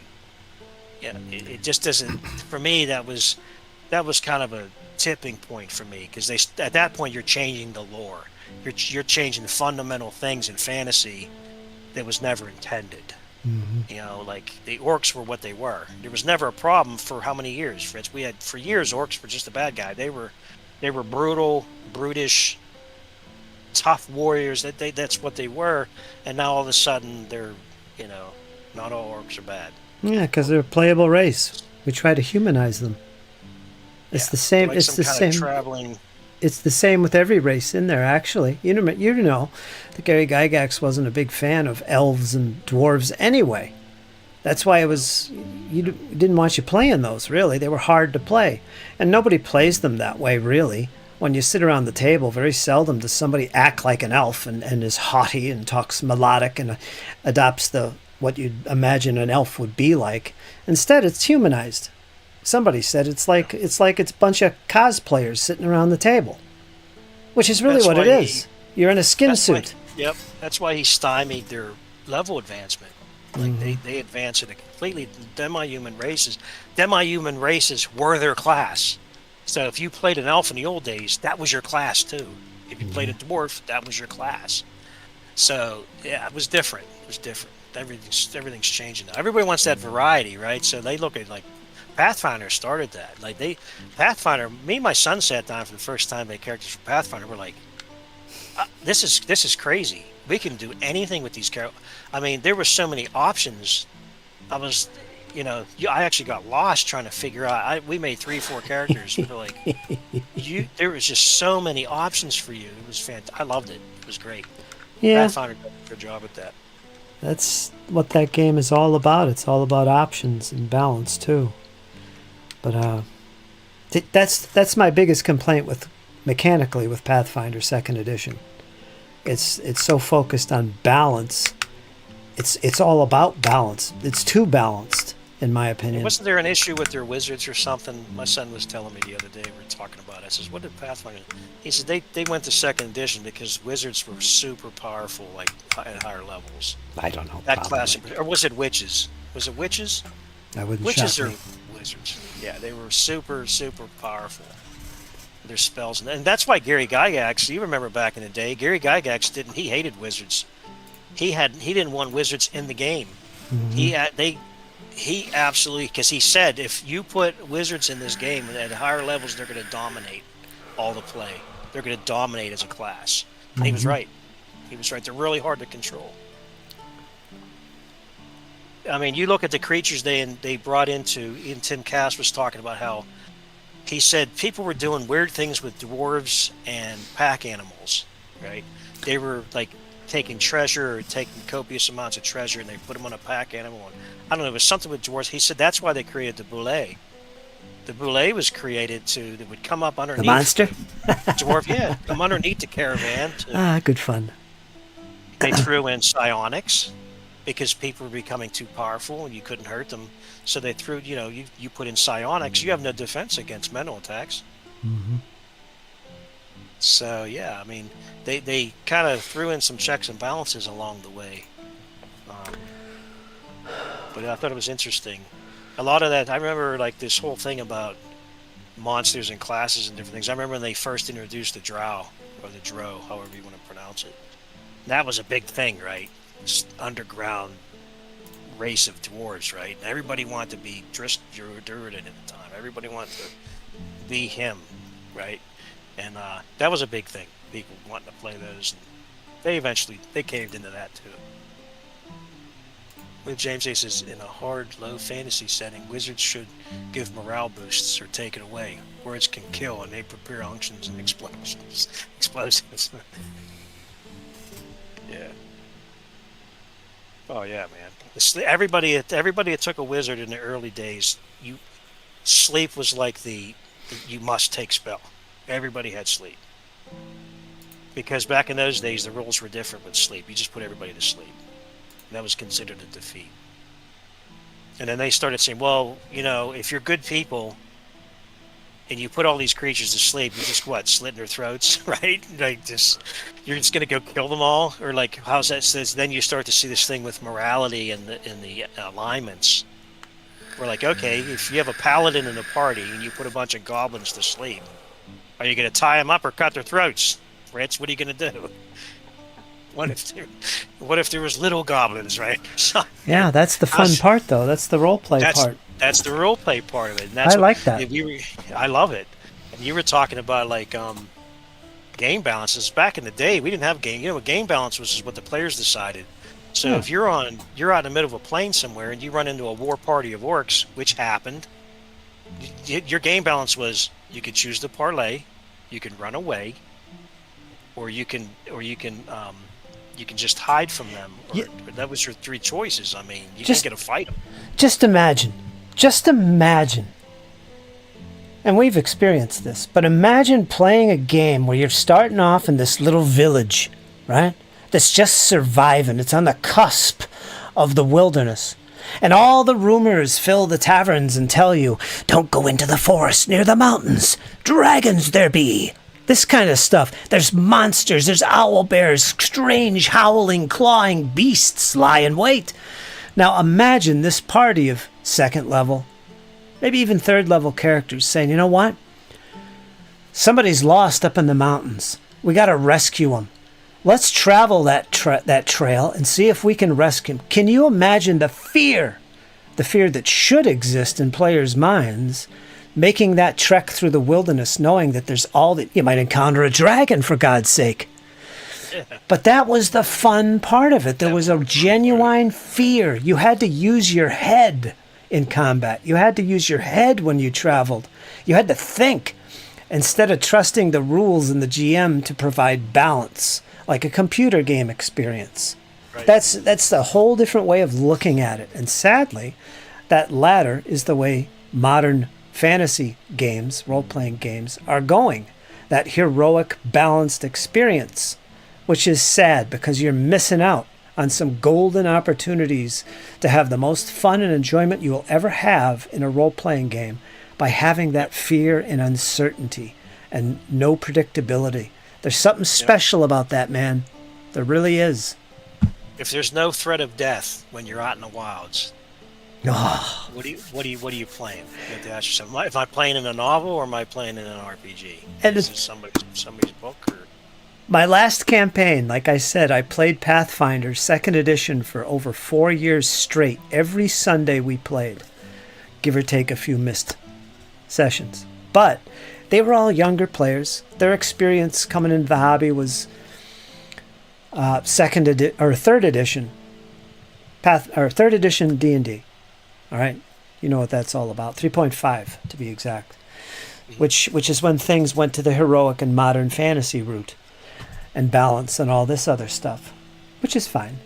But I tried to run the game as much as I could as a old school style experience, and it was near impossible. And I would have conversations with them. They're younger players. They could not understand how you could play a game that way, or even having a game without variety in it, like compared AD&D 2nd edition. Well, it had kits and stuff still, but compare D&D with 3.5, where it's got all these races and class options and feats and all this stuff. But back then with D&D and 2nd edition, you didn't have feats. You didn't have all this stuff. Skills? What's that? Oh, you had proficiencies. That's okay, but not the same thing. It was a whole different game, and I couldn't get them interested in playing old school games. I did Kyle, but I guess James knows this. He was not interested. He got bored by it. He needs options. He needs variety. That's what sells today. Variety. That's absolutely true. Pathfinder's really good at that. And it's a good game for what it does. If you want that, a tactical RPG where combat is focused on, and it's deep in the woods when it comes to character creation and options and variety, that game shines. Pathfinder 2nd edition is fantastic for that. better than 5e. If you like detail. Oh yeah, there's no doubt about it. But Like I said, it's not old school. Pathfinder is great. It's not It's old not school. old school. It's not traditional fantasy by far. And yeah, but anyway, go ahead. Yeah, I mean Pathfinder, like you just said. But if I was to play, if I what we do here, well, how we say you can play a crunchy game or a non-crunchy game. We consider Pathfinder crunchy because of so many mechanics and stuff related around their combats and stuff. So if I was to play a game like that, Pathfinder would be our choice. But I don't restrict myself to any particular rule set. Like for instance, if you run a rule set, hey Mike, we're gonna play this or that, and I'd be like, oh, I'd love to learn that system.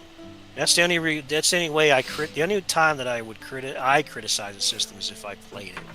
That way I know the ins and outs of it. Like 5th edition is a great system, but it's not as crunchy as Pathfinder, but Pathfinder does the option stuff way better. Way better. It's more well thought out. It's much more organized. They make it easy. Their books are excellent to read. They're easy to follow. They're easy to learn. Their starter, in my opinion, the 2nd edition Pathfinder starter set is one of the best RPG starter sets out there.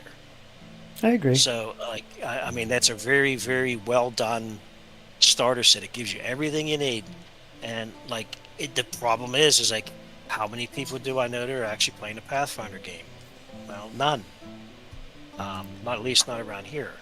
So, 5th edition, you can go on to Fantasy Grounds. You can look at there's just tons of 5th edition games going on. I just ain't interested in it. Like there's a lot of people. It's either Pathfinder or 5th edition. But if you look for Swords and Wizardry, if you look for old school essentials, which I like a lot too, you just don't see. It's just not there. Like the groups aren't there. You have to make your own group and then hope people join. That's pretty much what you have to do. But Pathfinder, yeah. What's the other RPG you were talking about? You're thinking about doing. You were thinking about starting up. I can't remember what you said it was. It was. I think the book was in your shelf right there by you for the longest time, and you had mentioned it. Tales of the Valiant. Was that it? Tales of the Valiant. The ones that have flipped through my brain the past month are Tales of the Valiant, Tales of Argosa, Hyperborea. Hyperborea was another one. Broken Empires. Those are all games I'd like to check out.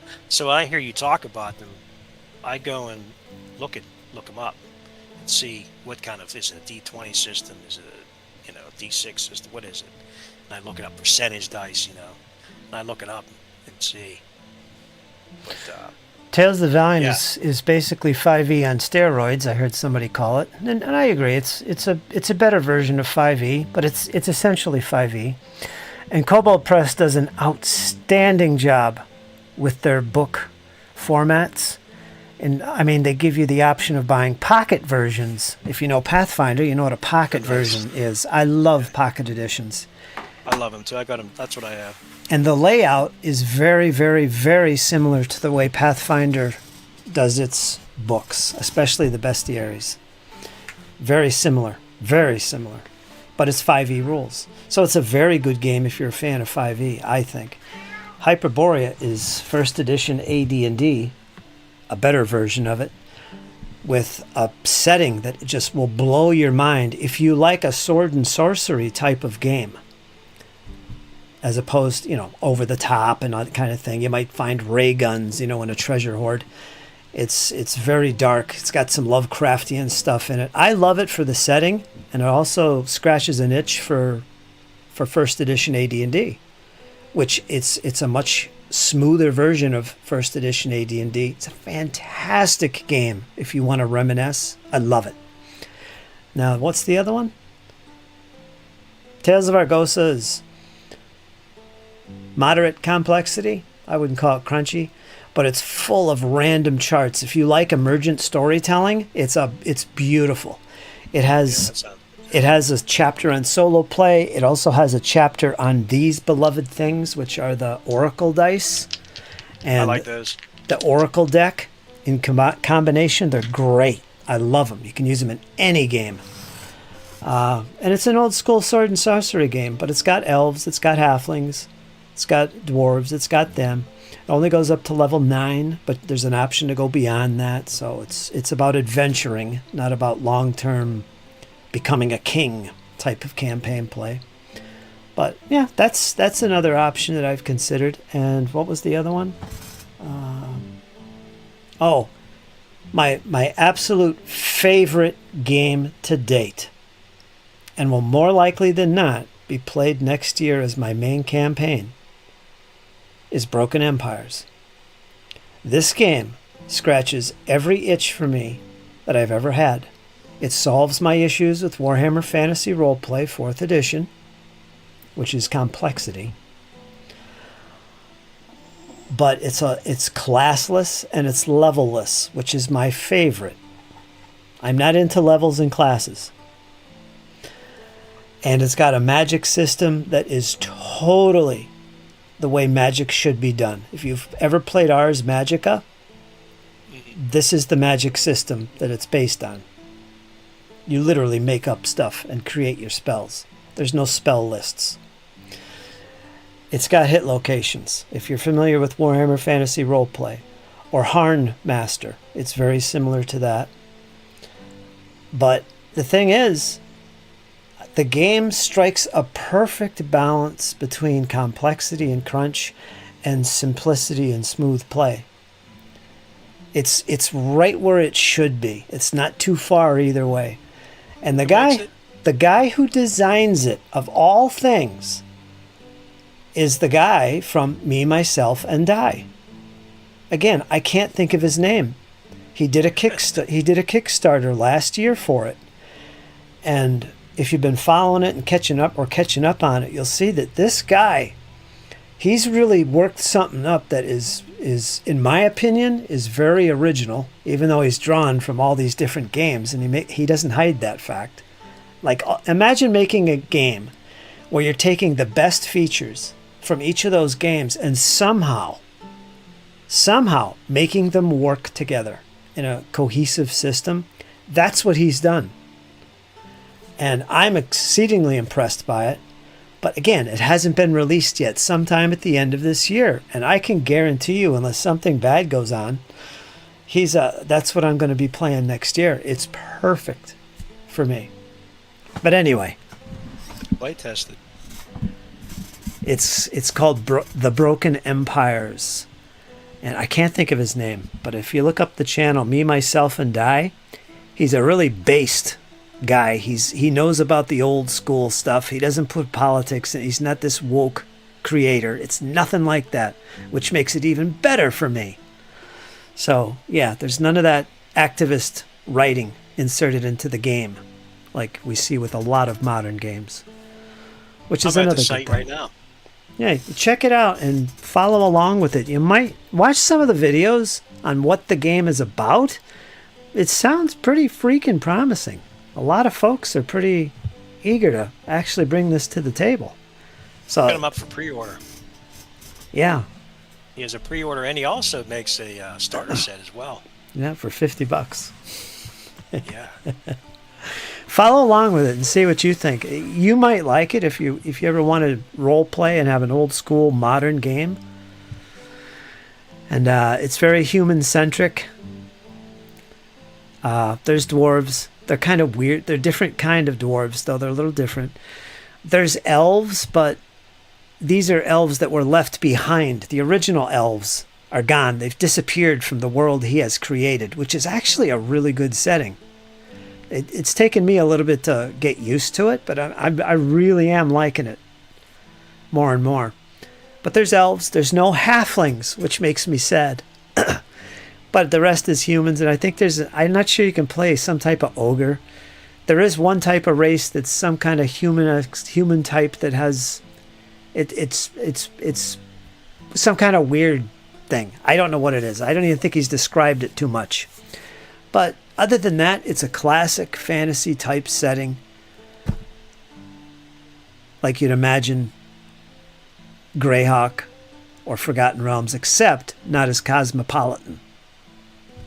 So I'm liking the whole thing. We'll see when next year comes, or later this year, actually. I'm actually very excited about it. And that's about it. That's the main games that have been on my brain. Trevor Duvall. That's He's him. the designer. Yeah, Oh, he's great, man. I'll check it out. I'll definitely check it out. Yeah, she runs with LG quite often. What happened to my chat there? Everything disappeared. But anyway, that's me. That's my way of thinking, and I have a plan for my campaign, my next big campaign, and it's probably going to have to wait if I go with Broken Empires, which is a big possibility. That's probably what it'll be. So until then, I'm going to be running some 1, 2, and 3 shots for the guys over in Discord and gals. I like to have the ladies in my sessions because they add a little bit of a dynamic to the group. It's funny you mentioned that because I watched a video the other day where this guy, the younger guy, he was playing D&D with some young kids, younger kids, like middle school. Okay. And he's playing with the guys, and they're sitting at a table, and they're just going crazy, right? They're like, "Yeah, I'm gonna take my sword. They're doing all these gyrations at the table. They're acting like complete nuts while they're going through a combat stuff." And then he says, "But this is the experiment." He goes, he brought 2 girls in to play with them. So he brings the girls in. And those, you should have seen them boys. They sat there. They were like proper gentlemen. They sat there. They didn't. None of that shit you saw in the the other video where they were acting like fools because they didn't want to embarrass themselves in front of the girls. And he said it was so much better because they were so much more disciplined. And they were helpful to the girls they were playing. He goes, their it was a complete attitude adjustment for them. Yeah, the girls. And I'm telling you, man, I had women in my games, and it completely changed the dynamic of the party for the better. Exactly. It ain't just kids. Brought stuff. Nope. They brought emotion to the table that you would not see with a bunch of guys sitting there drinking beers and beating stuff up. They brought a completely different level of energy to the game. It was remarkable, and it was absolutely a blast too. Yep. So yeah. Anyway.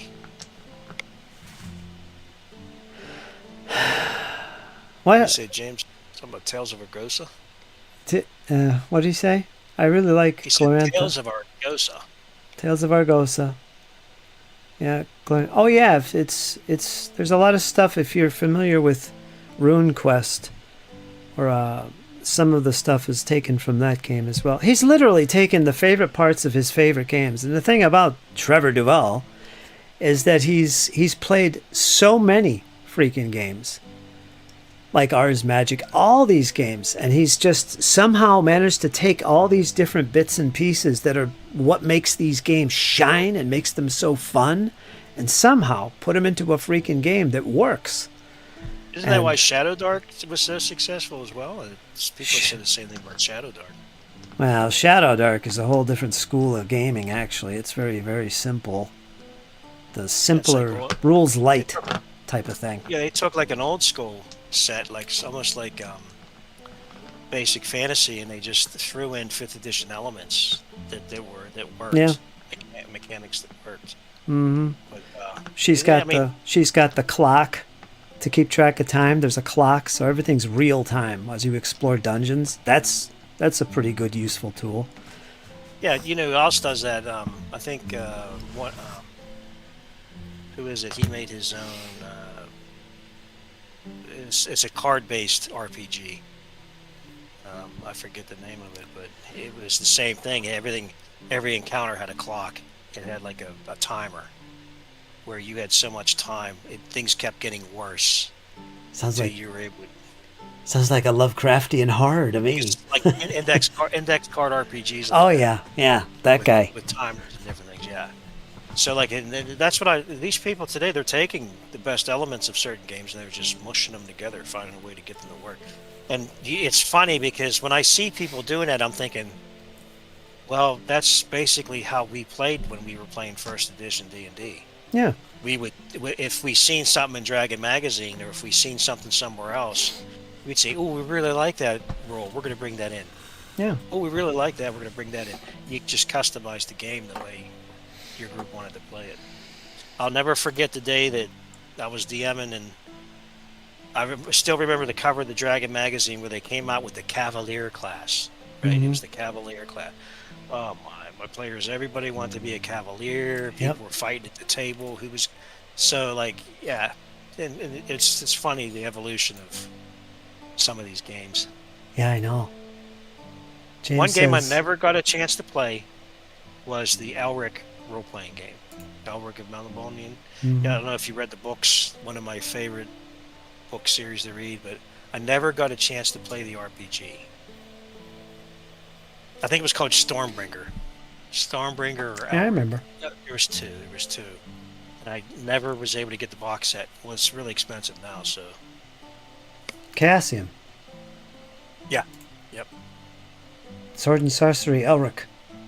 We always loved Cthulhu. Nobody ever made it through it, but of course, but that was great. We loved Cthulhu. Call of Cthulhu. We enjoyed those games a lot. Those were great. We didn't do Traveler too much when we were younger. We had some trouble with Traveler because it was real complex and some of the players didn't want to play Traveler as much. We've loved playing. I'll tell you one game we loved to play. We absolutely loved to play Gamma World from TSR. That was a fantastic game. That's what I hear. I never was interested in that nonsense, though. It never pulled me, but I remember it.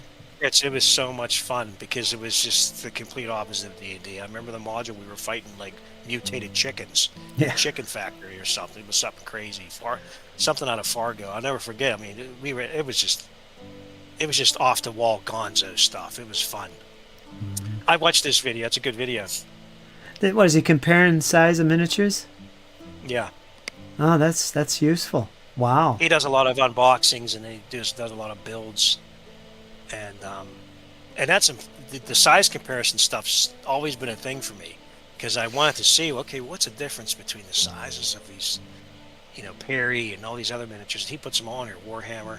Wow. Yeah. Now this is an example of a really good, useful video that'll stand the test of time. Wow. This video can save you money on what you're going to buy. Mm-hmm. And that's what makes it, for me, it's like he's showing the difference between Gripping Beast, Perry, right? Brilliant. Fireforge. Yeah. That's brilliant.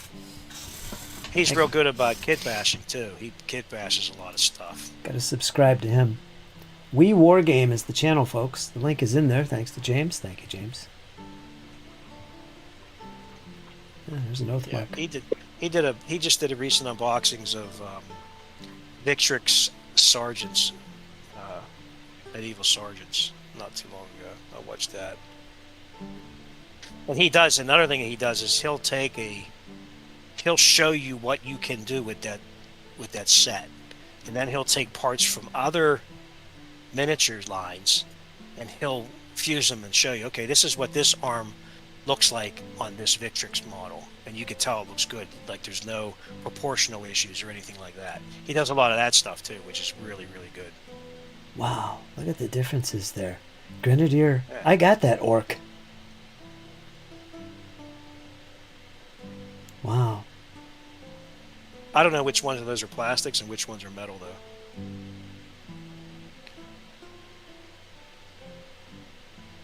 Wow, that is a good channel. I like it. I remember those spearmen for Batonia. Yeah, that's good to see. Does he do any historical stuff, or is it all just fantasy and sci-fi? He does. He's big into, well, I think he is. The 100 Years' War, Okay. or War of the Roses. He's done a lot of. Matter of fact, that's how I found his channel, was looking at those. I was trying to discern whether I wanted to get the only real line that they make for the 100 Years' War is Perry miniatures. They make French and English knights, and archers and different things. So I wanted to see. Okay, well, they have Gripping Beast makes them, but then you have Perry. What's the size differences? Are they interchangeable? Can I take a Perry knight, put him on top of another type of a horse from a different set?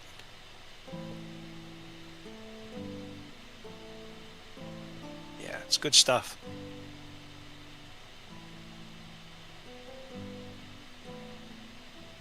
I'll have to put this in Discord. This is a really good freaking... It's the only video I've seen that was completely dedicated to miniature sizes. And for me, guys like me and you, this is like golden for us, right?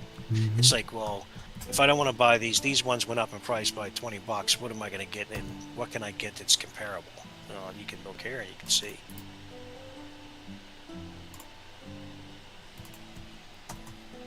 Thanks for that, James. That's huge.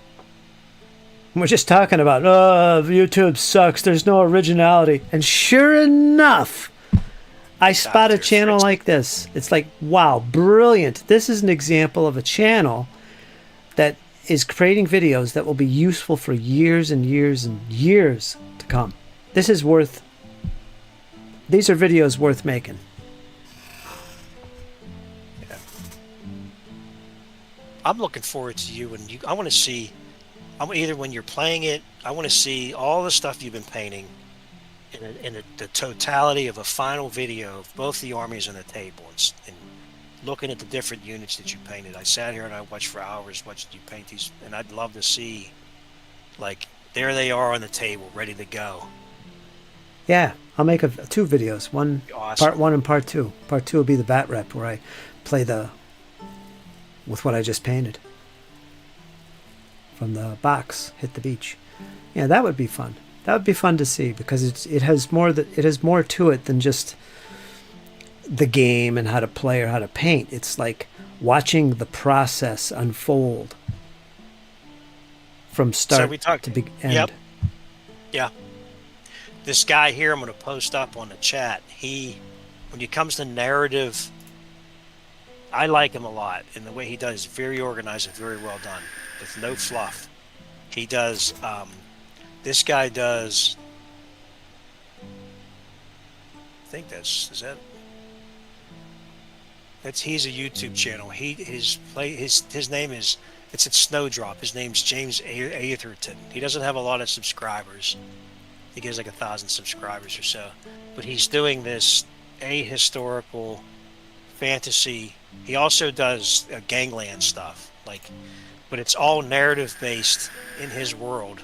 He gives timelines of like people, when they're fighting, what they're fighting over. I think you'd like it if you watched any one of his videos. He does a really good job narrating everything. Then he plays out the battles. He'll give you the background to everything, like why it's happening and stuff in one video, and then he'll actually put on the little battle report for you, how it all played out. What guy is this? The Wii War Game guy?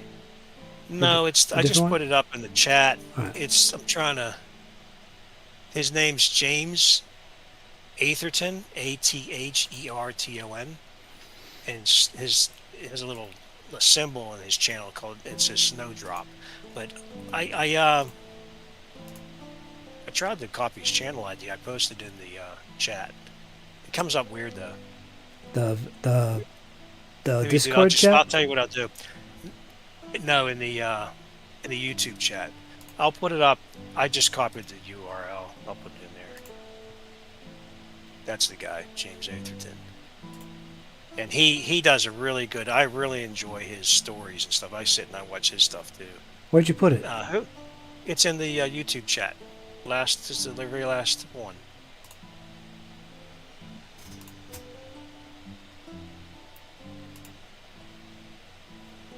Did that come out? I see it, but I can't click on it. Let me try and copy and paste it. Copy. You doing the James Atherton? The one you just posted. Yeah. It should Where's come up for you. I don't see the HTML code. Let me do some. You know what? Let me fix this for you. Hold on. Give me a second. Since you've been in the chat. Let me find you. Where are you in the chat? Where are you? Type something right now. Just say hello in the chat on YouTube. All right. Let me make you a moderator, because that'll allow you to post links.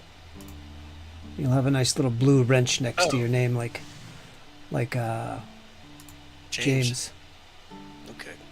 Hold on. I'll be good. I promise, Fritz. Oops. Let me try it He again. puts up some good stuff. I really enjoy watching his. He only puts stuff up like once every 2 months or so. But when he does, he usually drops like 3 videos, and they're not real long. And a lot of good background, and it's actually, I couldn't stop watching one. He did this one Gangland one. It is so funny. I'd say I got so much enjoyment out of watching his Gangland stuff. It was great. Okay, you're moderator. You should be able to post links. Now I'll post the link and I'll be able to click it. Okay. Oh, God. There it is.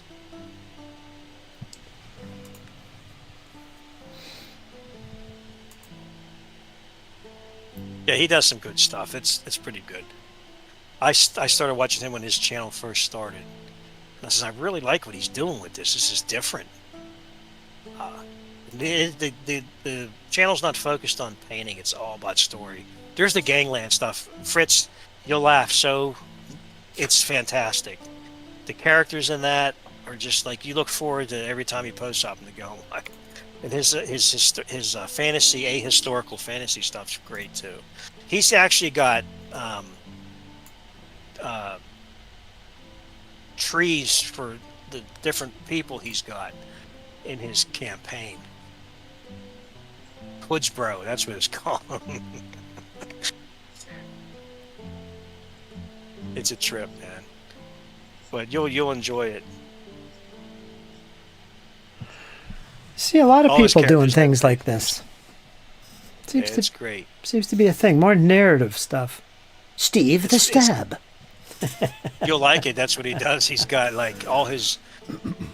It just you'll enjoy it if you watch it. I don't want to spoil anything, because I actually enjoyed it that much. I started watching. I told my son about it. He started watching watching him too. It's hilarious. I contacted him. He sent me. He used a very simplistic rule set for his actual battles, and he has one for larger battles and a rule set for smaller groups. And he says, if you're interested in the rules, he provided them to me through my email for free. He's a real nice guy. I've talked to him a couple times, and I said, how do you do your? He does this narration. It's so much better than I can possibly do, but it's very well done. Very well done. And he doesn't like I said, you're not going to see these fancy boards and stuff. You're going to see a very basic, but it gets to the point. Old right school. away. Old school, very like. What is this, aluminum foil? Aluminum foil for the water? That's old school, man. He'll tell you in the beginnings Wow. of his videos that the focus isn't on that stuff. And he goes, I want to get into the story and play the game, because I'm not want to spend hours building this stuff, because I just want to get my painted miniatures on the table and put something out. Did you put that in Discord? I'm going to put it in Discord. Let me grab the link again. That's another good site. I'll get it. I'm not real good at that stuff, Fritz. I mean, I wouldn't even know where to put it. It's all right. I wouldn't want to put it in the wrong place and upset you or something. You won't upset me. When you upset me, you'll know it. I hope so. And you'll learn your lesson. That's old school too. Here you won't hurt my feelings, Fritz. another- Don't worry. It's almost impossible to hurt my feelings, so it's okay. Control V. There it is. So there's another channel. Oh, came out as a thumbnail. James Atherton. Yeah, that's a good channel too. There's two channels that really stand out for me. So congrats to both of you guys for impressing me. You will love the Ganglands. Wave at the future. He hasn't done one of those in a while.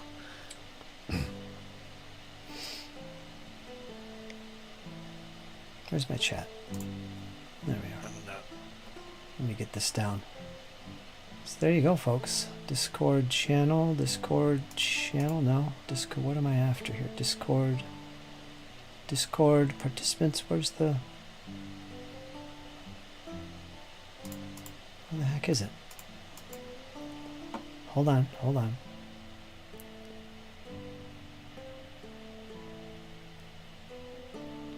I gotta get the screen off the screen. I can't find it. Where is it? Oh. Wait, that's a web page, not Discord. Get out of here. Go on. There. So yeah, you got monitor in there. It means you can post links, basically. Also, nice people doing tabletop standard getting stuck in. Yeah, I agree with that too, James. It's nice to see. I call that old school. You don't have to go crazy with the painting. I mean, it's nice, but man, it's not practical. And it's nice to see the old school stuff, because I'm an old schooler. Paper mache monsters. Old world. We didn't have figures to play with. We used pennies. Yeah, or We dice. used whatever we had, dice, pennies, you name it. I use dice a lot. But yeah, you'd use whatever you wanted. Whatever you had. Just as important as display painting. At least that's my opinion. That's what I think, James. Shajams. Well, we've been on for 4.5 hours. I'm not going to keep this too long now.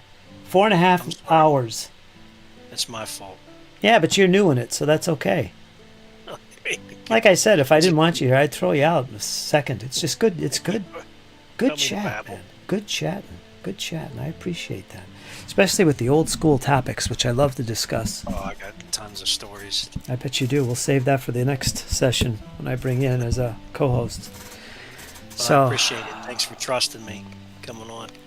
Yeah, no problem, man. I appreciate you coming in and keeping the conversation light and cheerful and motivating as well. And thanks for all the compliments. I appreciate that too. Don't be discouraged, man. You got a lot of good stuff out there. A lot of people watching, looking. Yeah, I know that now. Discouraged. I know that now. All right, my friend, you can pop out, and I'm going to shut this down. James, thanks a lot. Hey, James. See you later, James. Sir James. And what else is this? Dented helmet, another... Oh, that's the link he just posted. Can you hit the... You know how to get that out of the chat? What? Yeah. Yeah. There's a little disconnect button when you're ready. You go for that. Again, I appreciate you popping in, my friend. I'll see you again.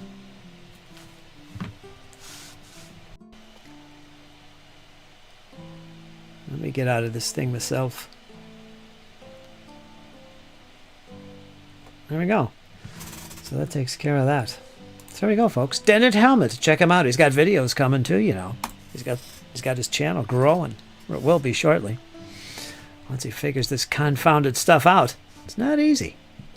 But anyway, folks, I hope you enjoyed. I'm going to go get something to eat. Relax. It's actually pretty warm. It's 64 degrees. That's still feels warmer than that in here. It's stuffy. Got to walk the dog, I think. Take a little break and get outside in that fresh air, which we all need. And I'll talk to you guys probably tomorrow. Yeah. So be on the lookout in your feed, folks. Again, thanks, Dented Helmet, and thanks, James. We'll talk to you guys soon. So remember, folks, you guys hang in there. You know why. It's only going to get better. And that's the truth. Talk to you soon.